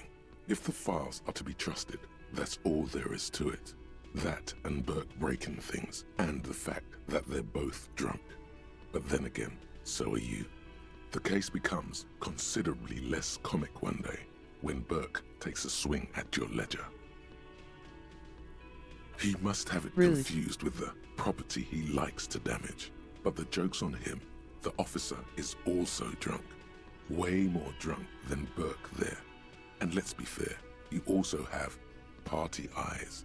You slam the hardened plastic board in his face, then proceed to beat him unconscious with it. In the process, the ledger sustains damage. The compartment within, reserved for permeable documents, is jammed shut. You stop your assault on the now unconscious Burke to open it, but are unable to do so. The officer began to cry, reports Leslie, who, at this point, is tending to Burke.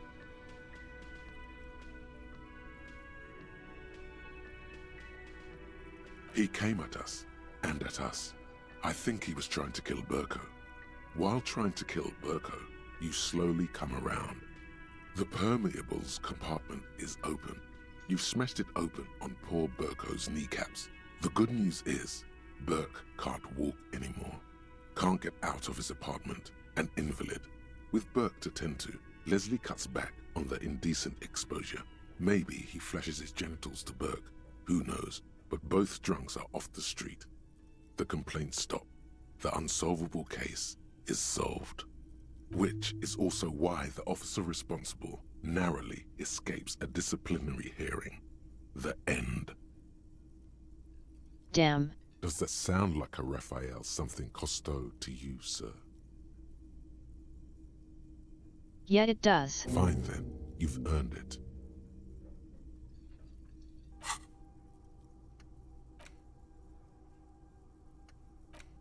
Hooray, I've actually got the thoughts.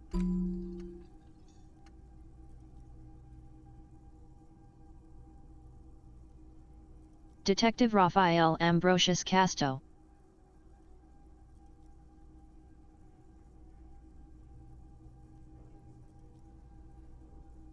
When you say it, it feels like you're taking a bite of lemon meringue while sitting on the terrace of a seaside cafe.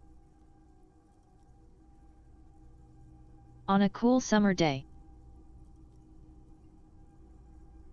In circles. It's everything you're not.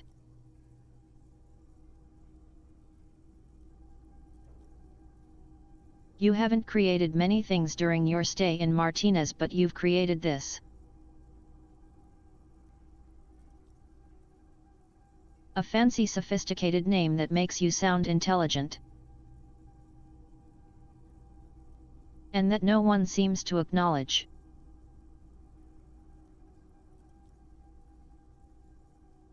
Don't you feel you deserve something special for coming up with something so special?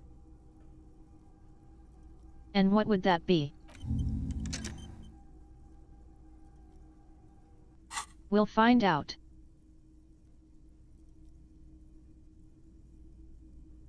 Now for the couch in an unexpected location. Some assholes brought their couch outside and hung out on it. In the middle of the street, on the roof, on the hillside by the motorway. You know, at an unexpected location. They were young, and they thought they looked cool on it.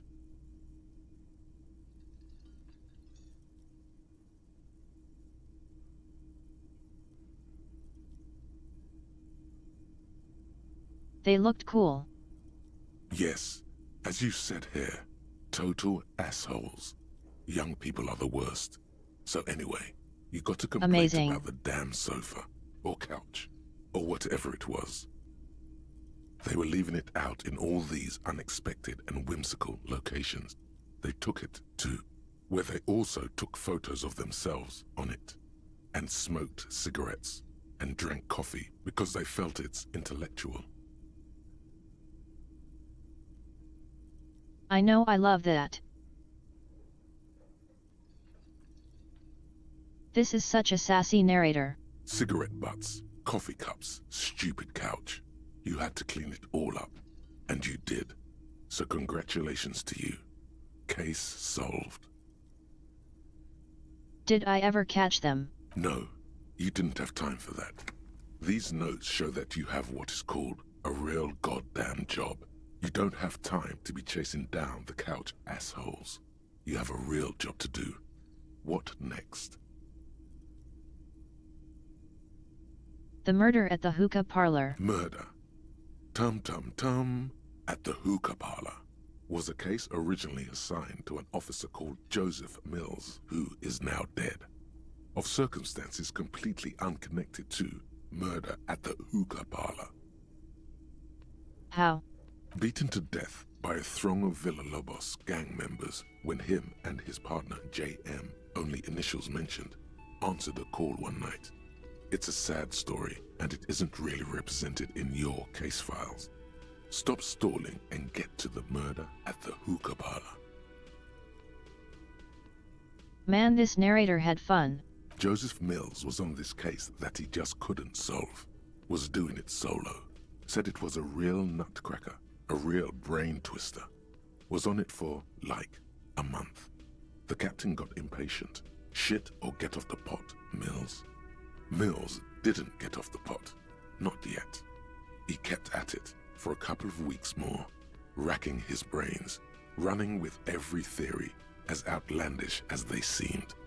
Still couldn't solve the murder at the hookah parlor. Tough case, he said. Toughest he's ever had. Be a good cop. No, he was awful. Awful sense of humor, too.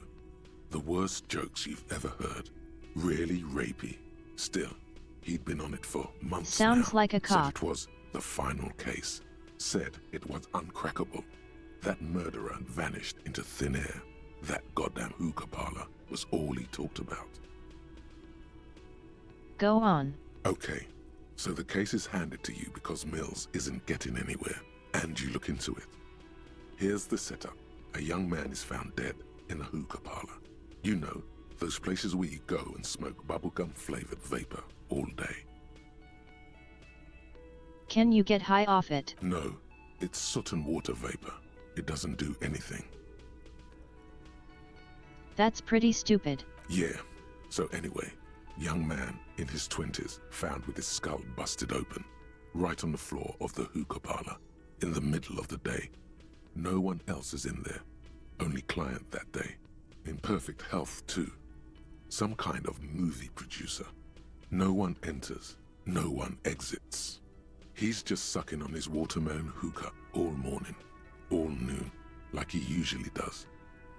He's a regular. No calls, nothing. Just sucking on the hookah until 15:45. Then bam, he's dead on the floor with his skull busted open, blood everywhere. What happened? How can it be? Mills has no idea. Invisible assassin, movie deal gone sour. Girl at the counter did it. Nothing fits. Eerie. Man just dropped dead. So you go to the parlor. You see cushions around the table. Tables low, heavy, really sharp edge.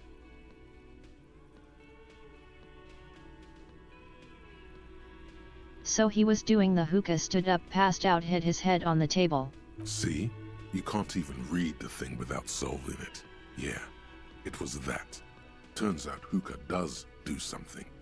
It turns off your brain's oxygen supply. That's and pretty you don't good. notice it until you get up to go to the bathroom.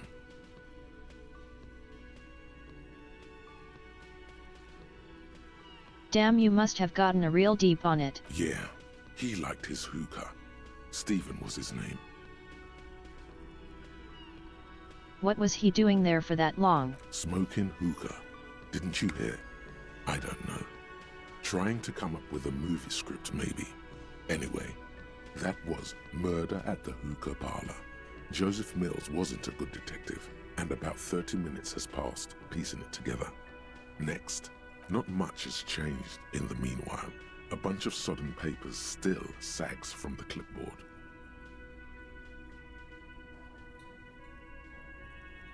I learned something. Just relax. The two sides of the board are slightly misaligned, like a drawer that's come off the slides. All you need to do is bend the plastic on your knee, slowly. The slides snap back into place. It should be possible to just you know, without resistance or Slide sound. it open. The two panels move against each other. The compartment is now open. 2 ticket stubs and a handmade postcard. Damn.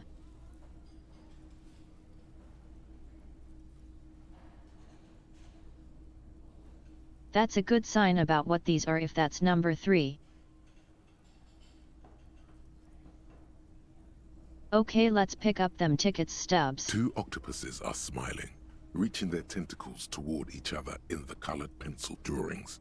The tickets permit access to the zoo in Revachol East. The aquarium costs extra. These let you go there too. Let's look at the card. Thin wax paper has been glued to a piece of cardboard.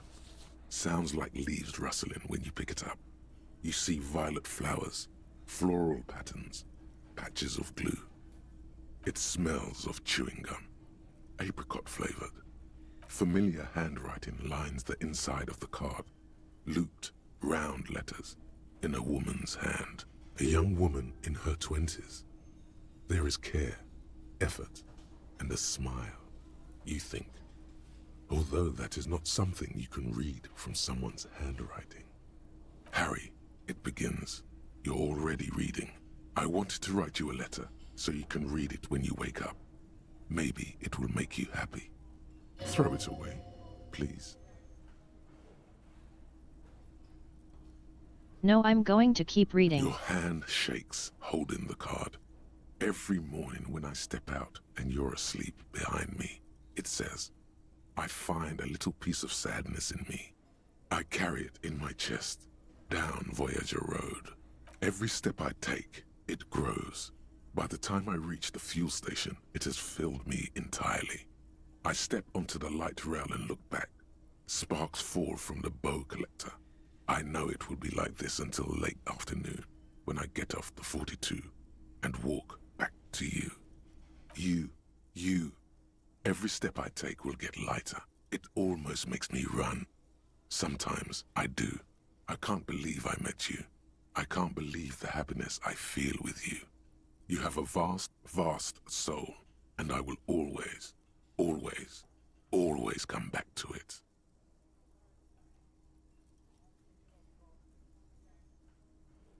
So sounds like our man here really fucked up his life. Kisses, kisses, kisses.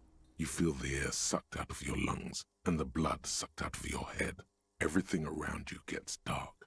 Small white dots appear. You feel the ledger slip from your hand. No, hold on. To what? There's nothing. Detective, is everything all right?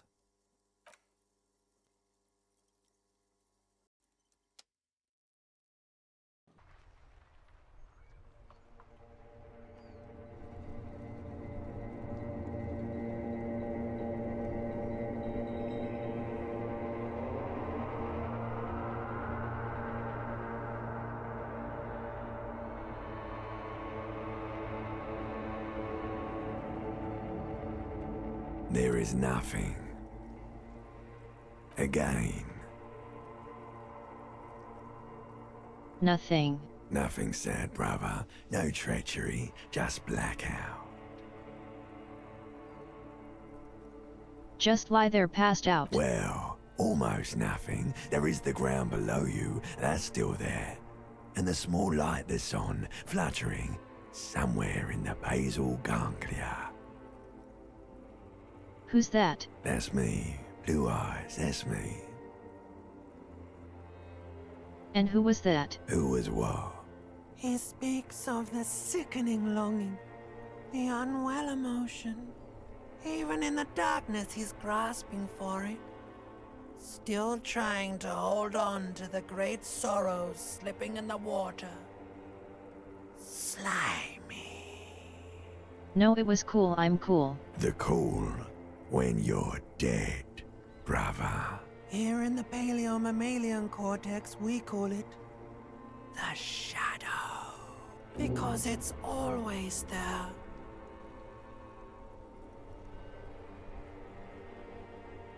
Where is Voyager Road?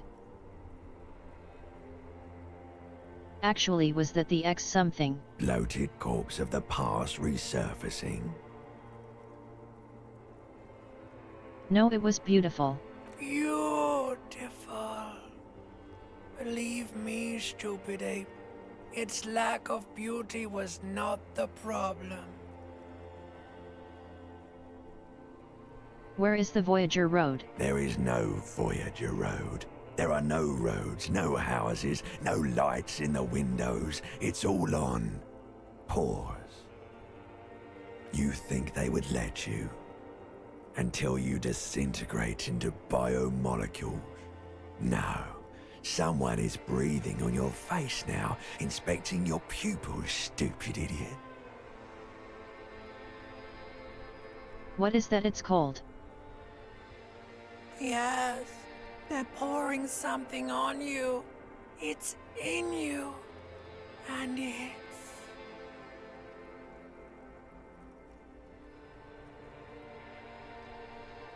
Glowing lights on a dashboard emerge out of nothingness. Where am I? In the upholstered cabin of Lieutenant Kitsuragi's motor carriage, seated in the driver's basket. The air is thick with leatherworks and heavy fuel oil. Cold water runs down your chin. Drink. Water. Will do. The water is cold, silvery, the stuff of life itself, as it pours down your parched throat. The pounding in your head recedes. The darkness parts. Drink. You haven't drunk water in 2 Thanks, days. man. Did you know the human body is not made to survive on alcohol alone? You need a secondary form of hydration. He's right. With greedy gulps, you down half a liter of cold water. Some of it spills on the driver's seat. The lieutenant pays no heed to it. What happened?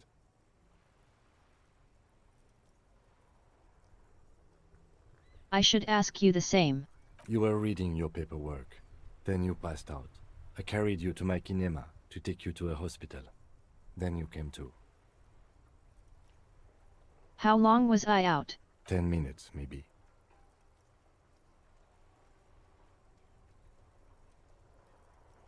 Well, I discovered something in my past. That does sometimes happen. You dropped these. Are you okay to proceed? Let's do it. Good. The Ledger of Failure and Hatred is a special item that can be used both as an interactable and a tool equipped in your held slot for skill bonuses. Find it under the Tools tab in your inventory. That's almost as good as the Pickaxe of Despair.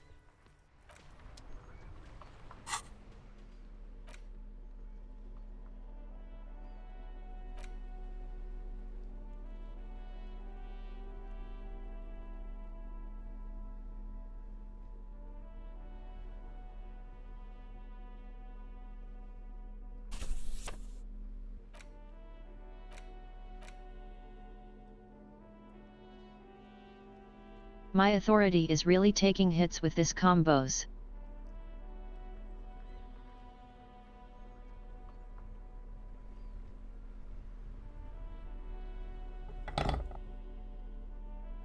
Maybe I'll save that until I need it.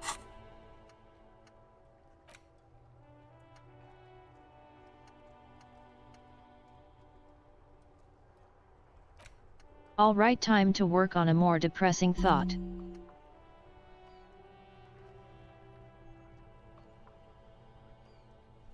You see yourself from above.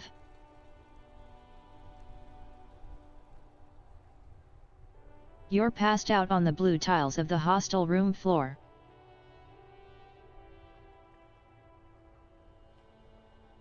Even from this distance you can see your eyelids flutter at the mention of what?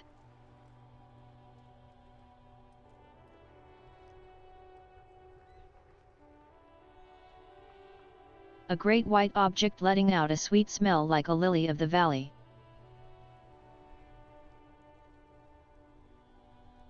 The little man's forgotten its name, but he remembers the feeling. And look, he moves. The feeling animates him.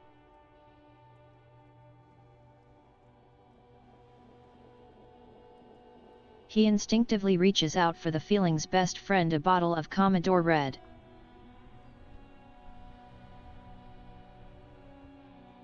He puts on his disco clothes and gets smaller and smaller.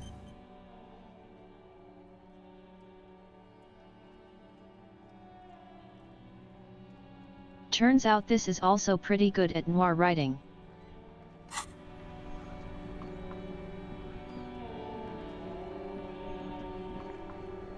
No one was ready for disco noir.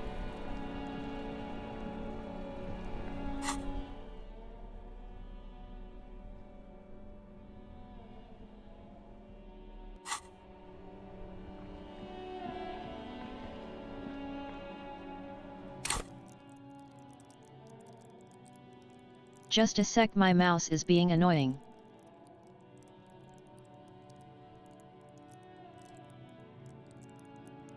Think something got in the sensor.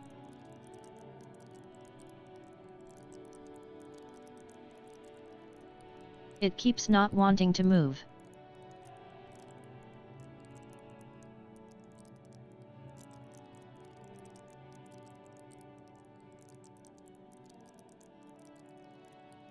Yep.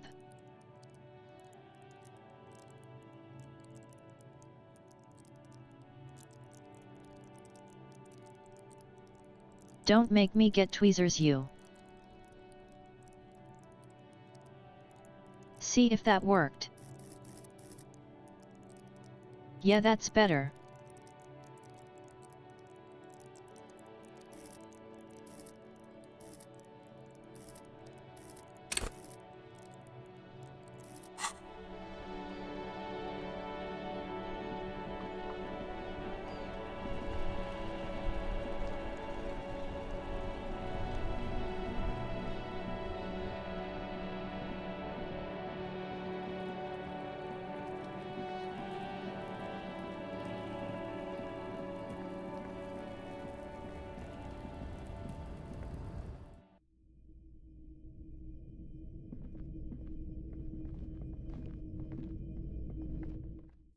Alright, let's try something else.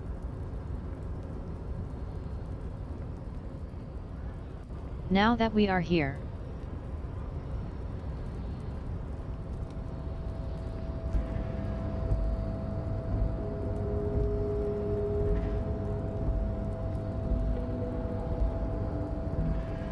I remember there being something up here that I missed the interaction.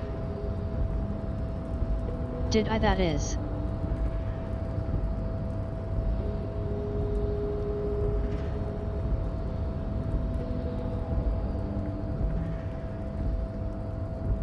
There was a way to get over there from up here, what the heck?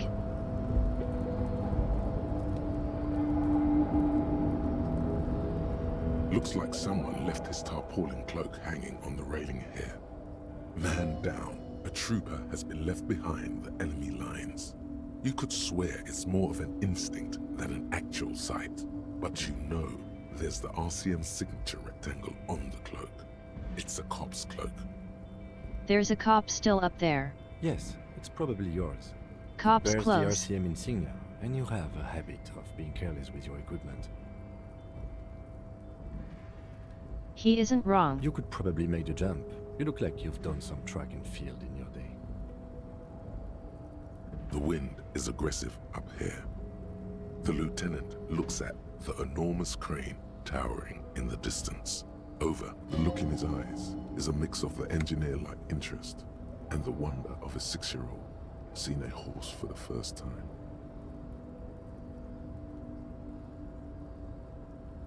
That's a pretty cool crane. Yes, that's one way of putting it. It's certainly an impressive achievement of engineering. I love that he just likes cool machines. But I digress. We were focusing on your cloak here.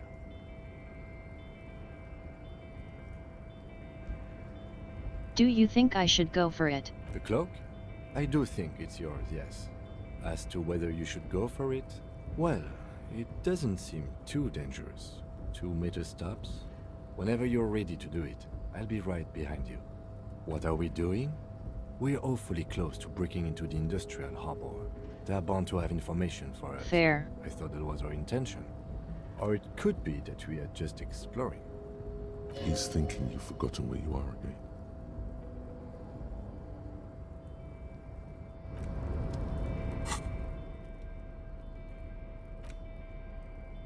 Let's see if we got anything to improve that.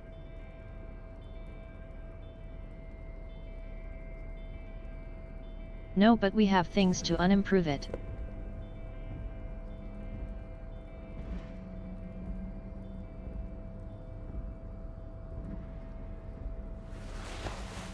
Let's swap pants for a second.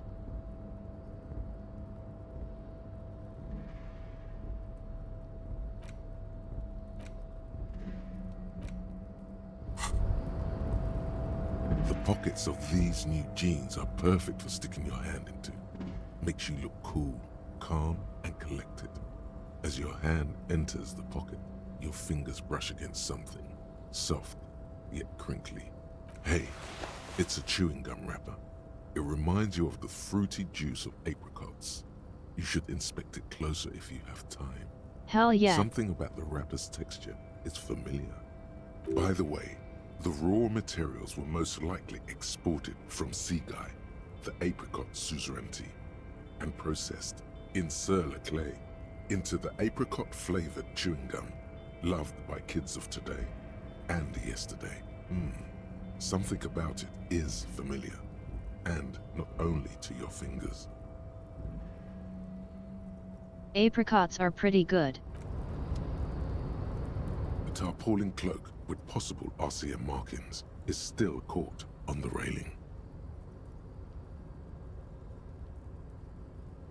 Let's do it.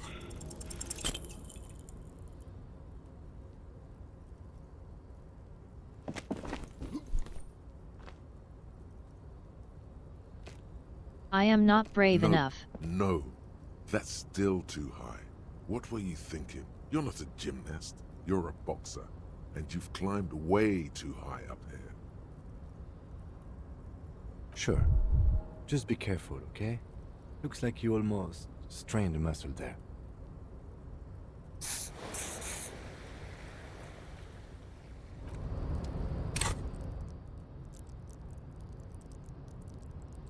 Damn, I don't have enough to just buy a point.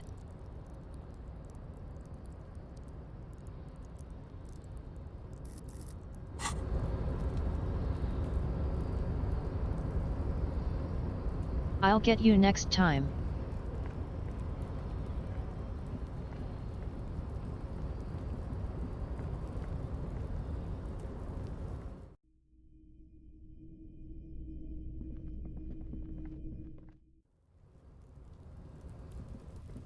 Come on man, that's not much of a jump.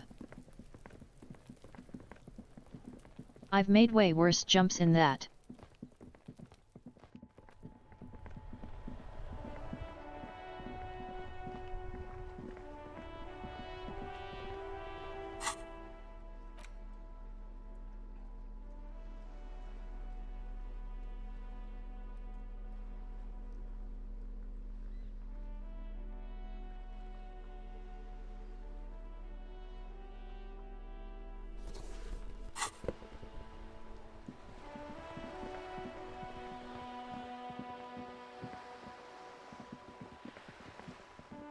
Let's see.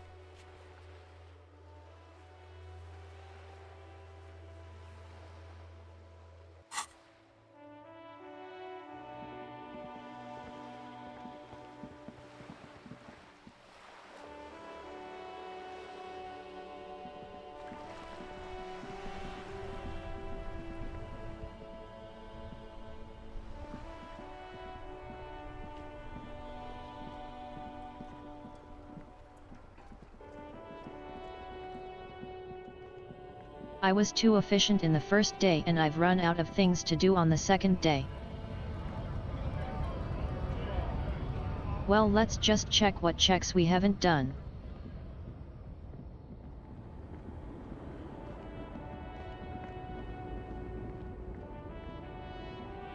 An old monument stands in the middle of the traffic island, pointing toward the sea. It looks as if it's been reassembled piece by piece, secured and mounted in the air with the aid of numerous ropes and rods.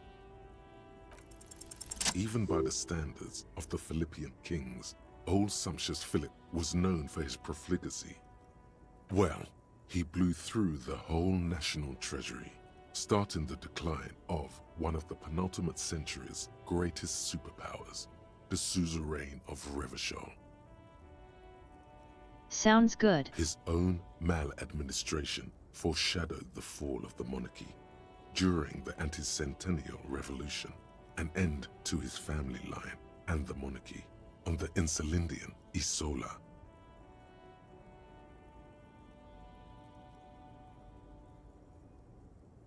How did he manage to blow through the entire national treasury? Stories have it that he had his bedroom converted into a treasure chamber, where he stored unfathomable wealth. Krugerrands, bars of gold, ornate weaponry, armor, and various chalices. He called it the Sol Aurum. It was obscene. There were whispers he slept on a huge pile of gold-dipped feathers, like some obese dragon, instead of a bed, like a normal person. The man certainly knew how to live.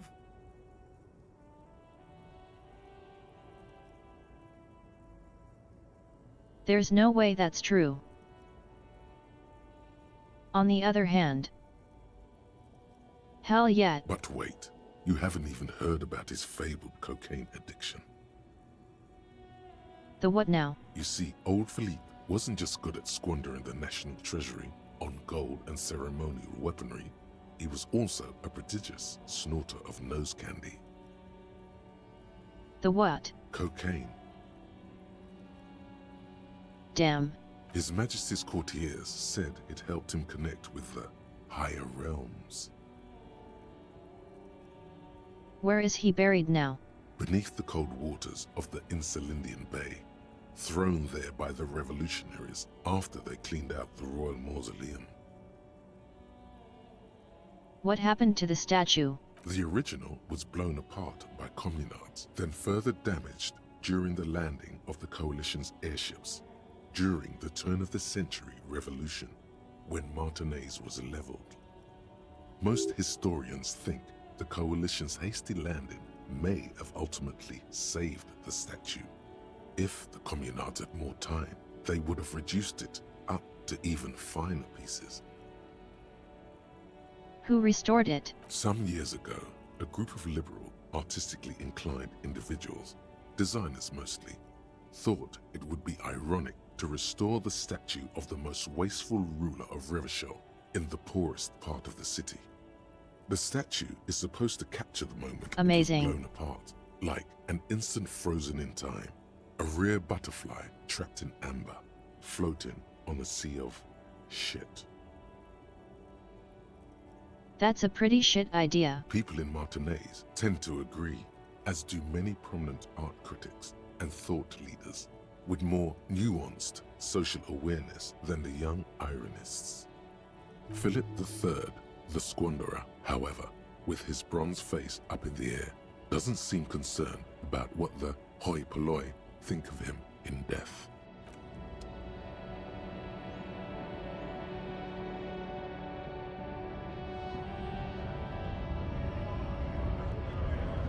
Alright, we got a couple other checks we can knock out.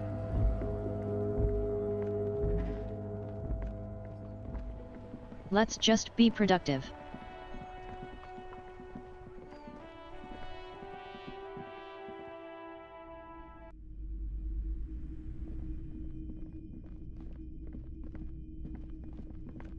Several maps have been attached to a book. The maps look old and faded.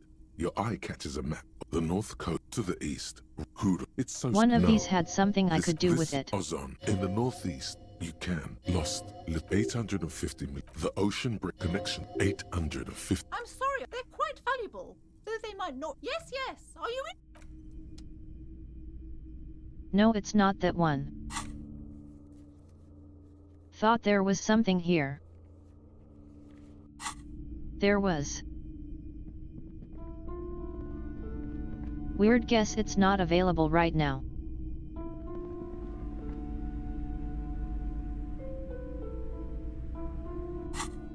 I'll get through that door yet.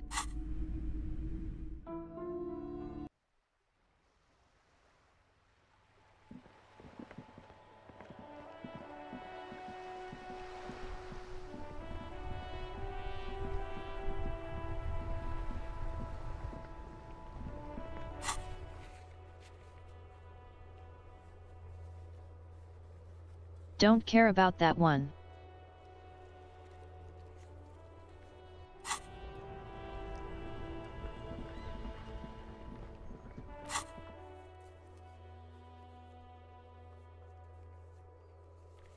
Damn, the ones I really want to do I can't yet. Basically waiting until tomorrow.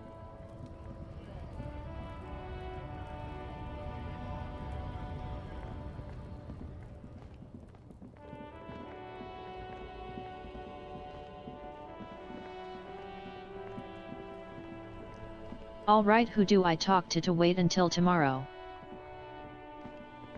Hi, Ace Detective. Are you here for more books?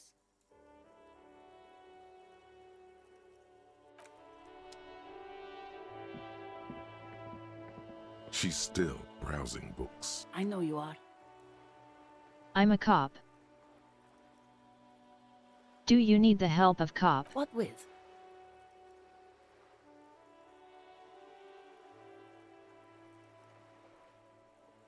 I don't know, maybe. My husband? No, he's not. Where is he? I don't know. At home now? Out drinking with his friends? Working? Where is this going, officer?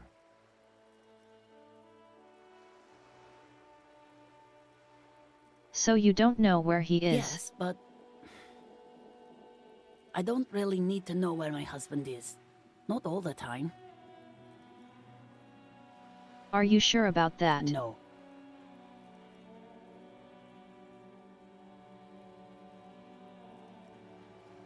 Maybe he isn't missing indeed. Of course he's not. It's not like he's a pocket watch.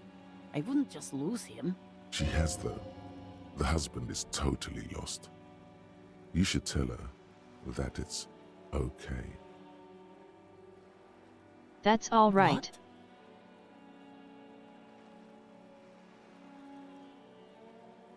Nothing wrong with that. Who said anything about shame? Stop talking down to me. My husband is not missing. But he is. You can feel it.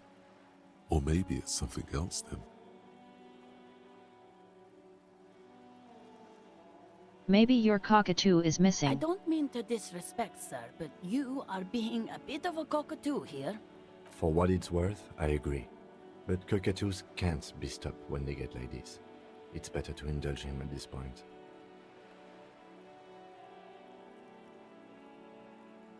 I was asking about your cockatoo. Is it missing? I don't even have a cockatoo. And guess what? Even if I had, it wouldn't be missing. But all right, just needed to make sure. Great.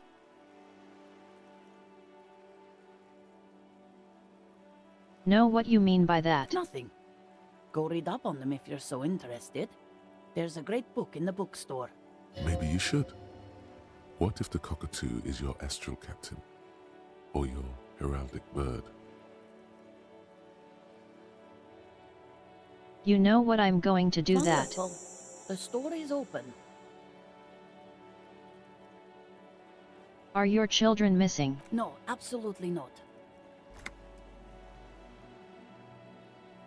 Okay, where are they? Are you a policeman or a nanny?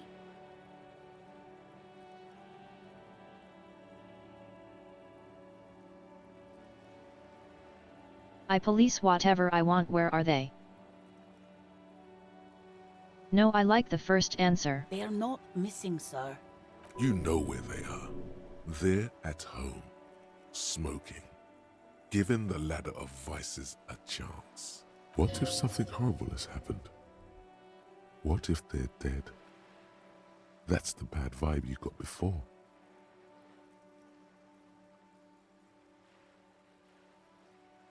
What if something awful has happened?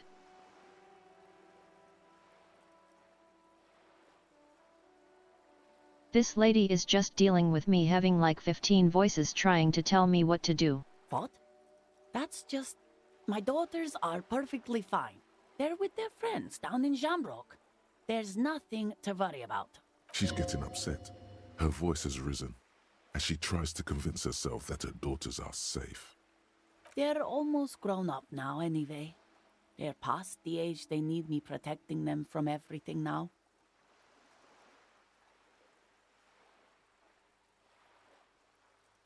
Oh no, my danger sense is even greater. My youngest girl, Jolie, is just shy of 16. Jenny, she is turning 18 next month. But we shouldn't even be talking about them.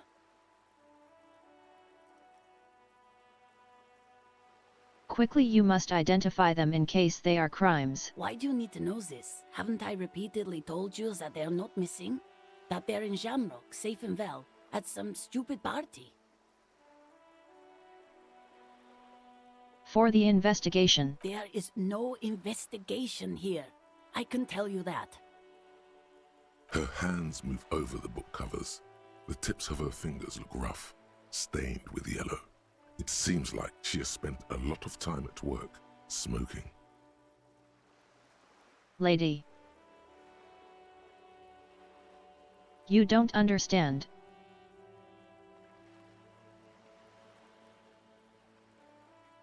I have a voice in my head talking to me from the void that something's wrong. The woman before you nods. There's something awful happening. I know it. I know it to be true. The dented yellow mailbox greets you with its graffito and bullet holes in the front.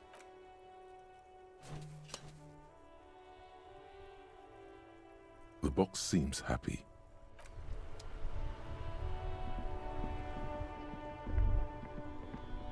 There, working class drunk. You know what this means, right? Hey, Salt. Cracked it. All in a good day's work. Wait, what did I correct? What do you mean, what did I crack? Look at how working class that drunk is.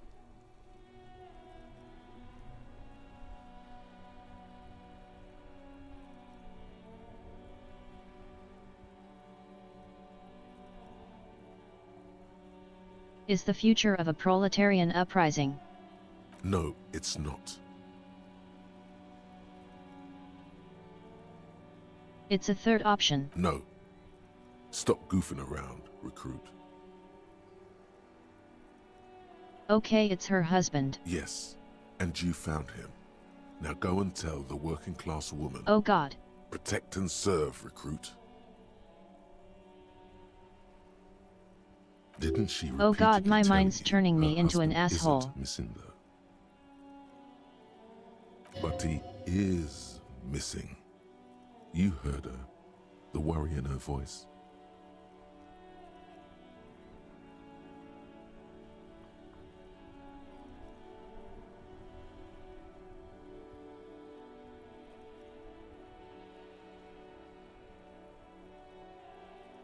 No, you can't.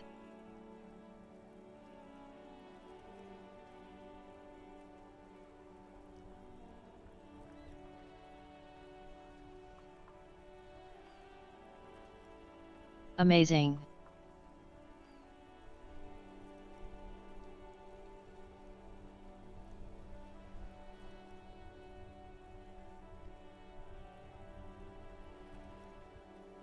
I must listen to the voices. There is no choice. I'm going in. There's no need for champagne when there's honor, recruit. Go and tell the working class woman what you found, right now. Right now, got a captain. Let's do it.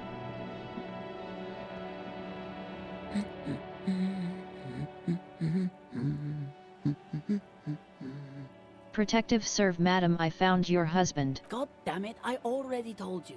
My husband isn't missing. But you said you didn't know where he I was. Specifically added that I didn't need to know where he was. Well, I found him nevertheless. I'm that good. Very well then. Where is he?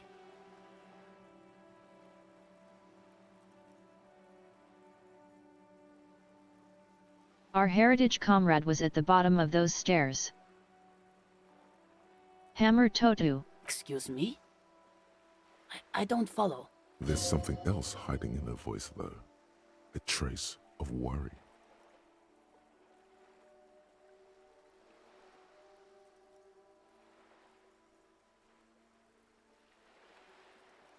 You can probably tell when I'm laughing.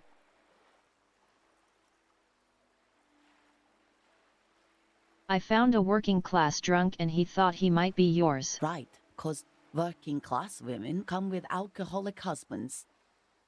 You know what?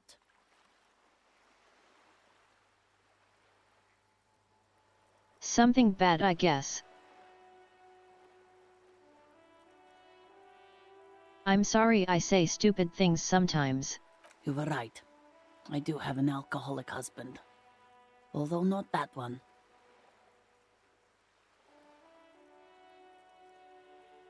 But you told me he's all right. I did, and he is. He's also an alcoholic. So is he missing as well? No, he's not. Or maybe he is, I don't know. He's probably in the park, or in Shamrock somewhere, drinking with his friends. I haven't seen him for... Well, to hell with him. There. She's worried now.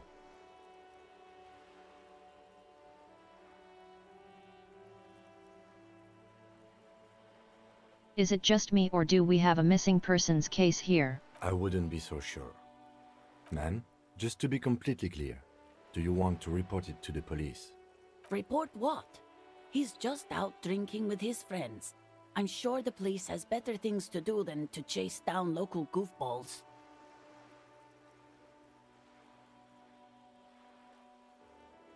No, we are ready to chase down every goofball in town. We care about you. She sighs, but you can detect a slight hint of gratitude and relief from her face. All right, go ahead. Do you have any questions? What does he look like? Honestly, not that different from you. So he's disco. Or a late-stage alcoholic. That's one way to put it, yes. No offense. I'd also add he's a little bit chubby. I see. What else? What else? He was wearing a dark brown leather jacket with a bright blue inner lining. The lining is hand-sewn. I made it myself. It's his cool jacket. God knows it's too cold to run around in this, but he refuses to change. I even tried throwing it away once, but he just dug it out of the bin. Can you believe it?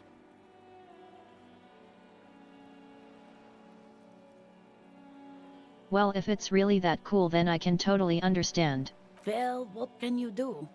I hope that at least that extra lining helps him keep warm at night. I wouldn't like him to catch cold.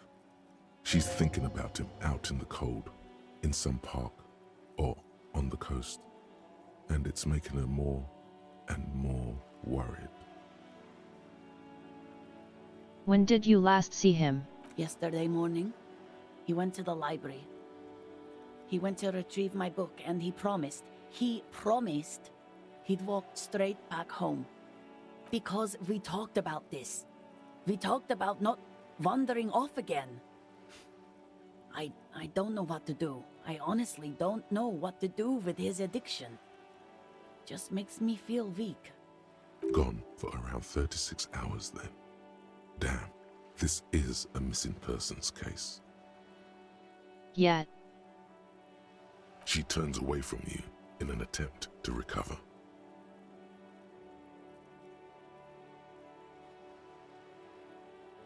Yet I kind of love the fact that he keeps bumblefucking his way into actual cases. So you are going to look for him? She genuinely wants you to know. don't make her ask. We'll take the case. Thank you. Please do. Even though I'm sure he will return home by himself. I'm still sure of that. She tries to maintain a brave front, even though her eyes reveal the opposite. I'm sure he will too. When he does, would you let Precinct 57, Kim Kitsuragi, know? I will. Of course, officer. As I said, it's probably nothing. Works for me. Detective Cousteau. It's time.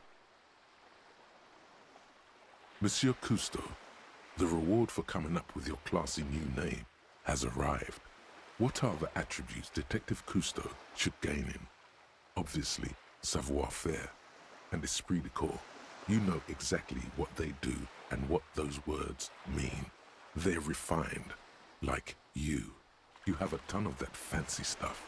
And if the world can't accept Raphael Ambrosius is your name, you will always be Detective Cousteau to yourself. R.A. Cousteau. Sophisticated culture detective, specializes in ancient things and art. Exactly. Finally, I am recognized for what I am.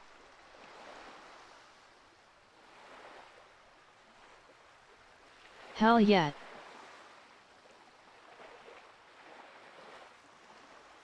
I picked the bonuses that sounded fanciest. Amazing.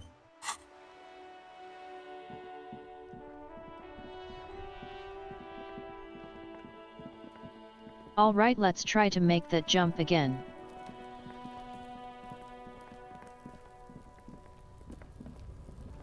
With the power of being fancy on our side.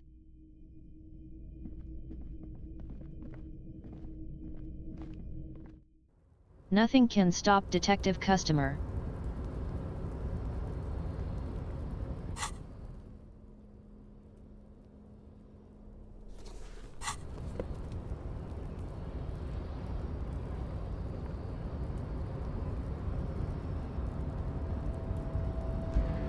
A tarpaulin cloak with possible RCM markings is still caught on the railing. It didn't actually reset it.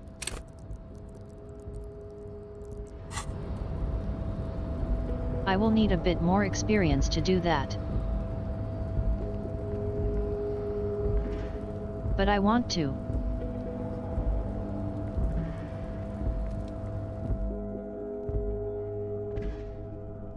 I don't want to have to think about advanced race theory.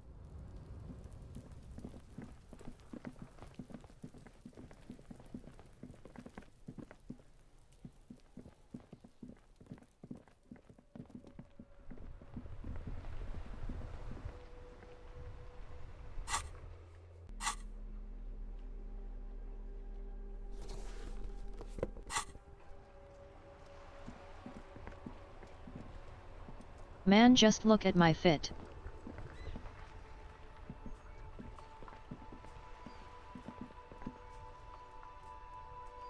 A nice warm hat. Skinny jeans. Crocodile shoes. A 90s ass sweater. Fucking gloves, plastic gloves. Shitty glasses. I am the epitome of style. I have the epitome of style.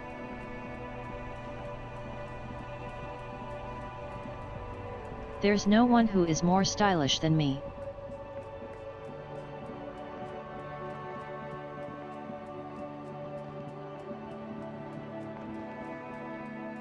A rusting control panel with this panel.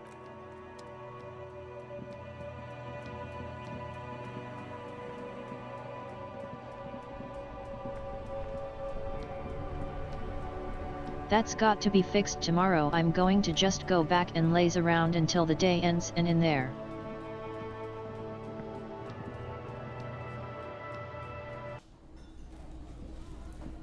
I need to be able to get to the other side.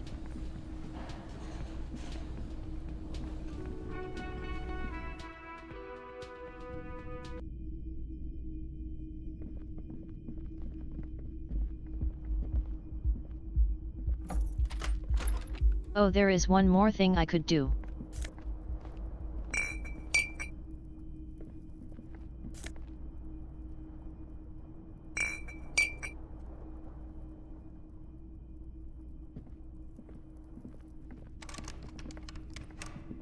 A mirror hangs on the bathroom wall.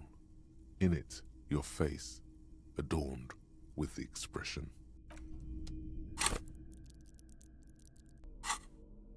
Is there anything I can do to raise my electric chemistry further? There is.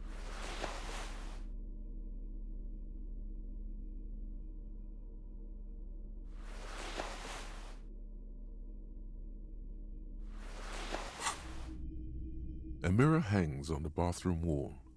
In it, your face, adorned with the expression. It's like something snaps in you. Hell yeah. A nerve ending, a thought, a sadness. Your face in the mirror is suddenly clean of the layer that had distorted it for God knows how long. Just like that, it's over. The running gag that your life had become. A sad old man looks back at you.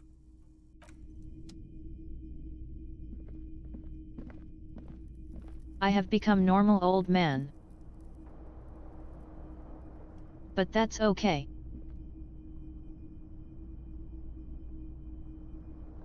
Because next I will become super sorry cop.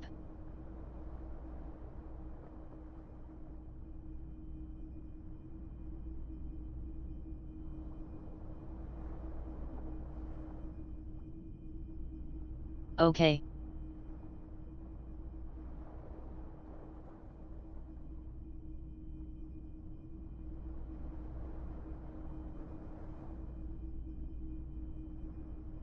We've reached the point where I just needed to push through to the end of the day, so I shall do that next time. I think I have been tired for about an hour cause my sleep was weird last night. So I shall pause around here.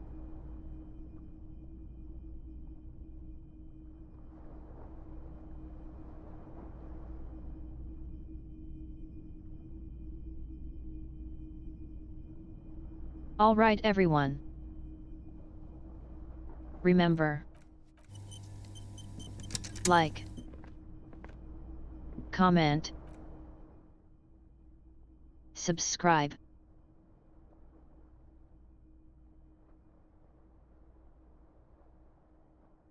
Rain bits from heaven.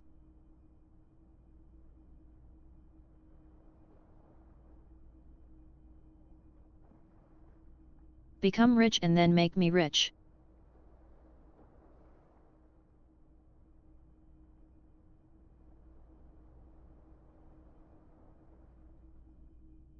Don't forget that tier 3 subs get me in their walls.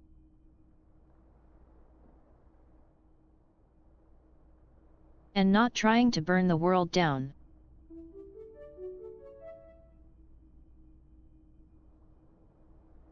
Well, maybe burning the world down a little.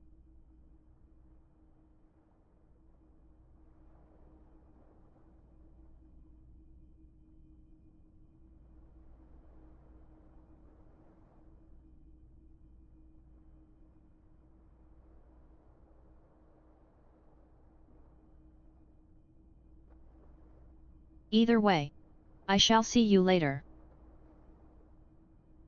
Bye bye.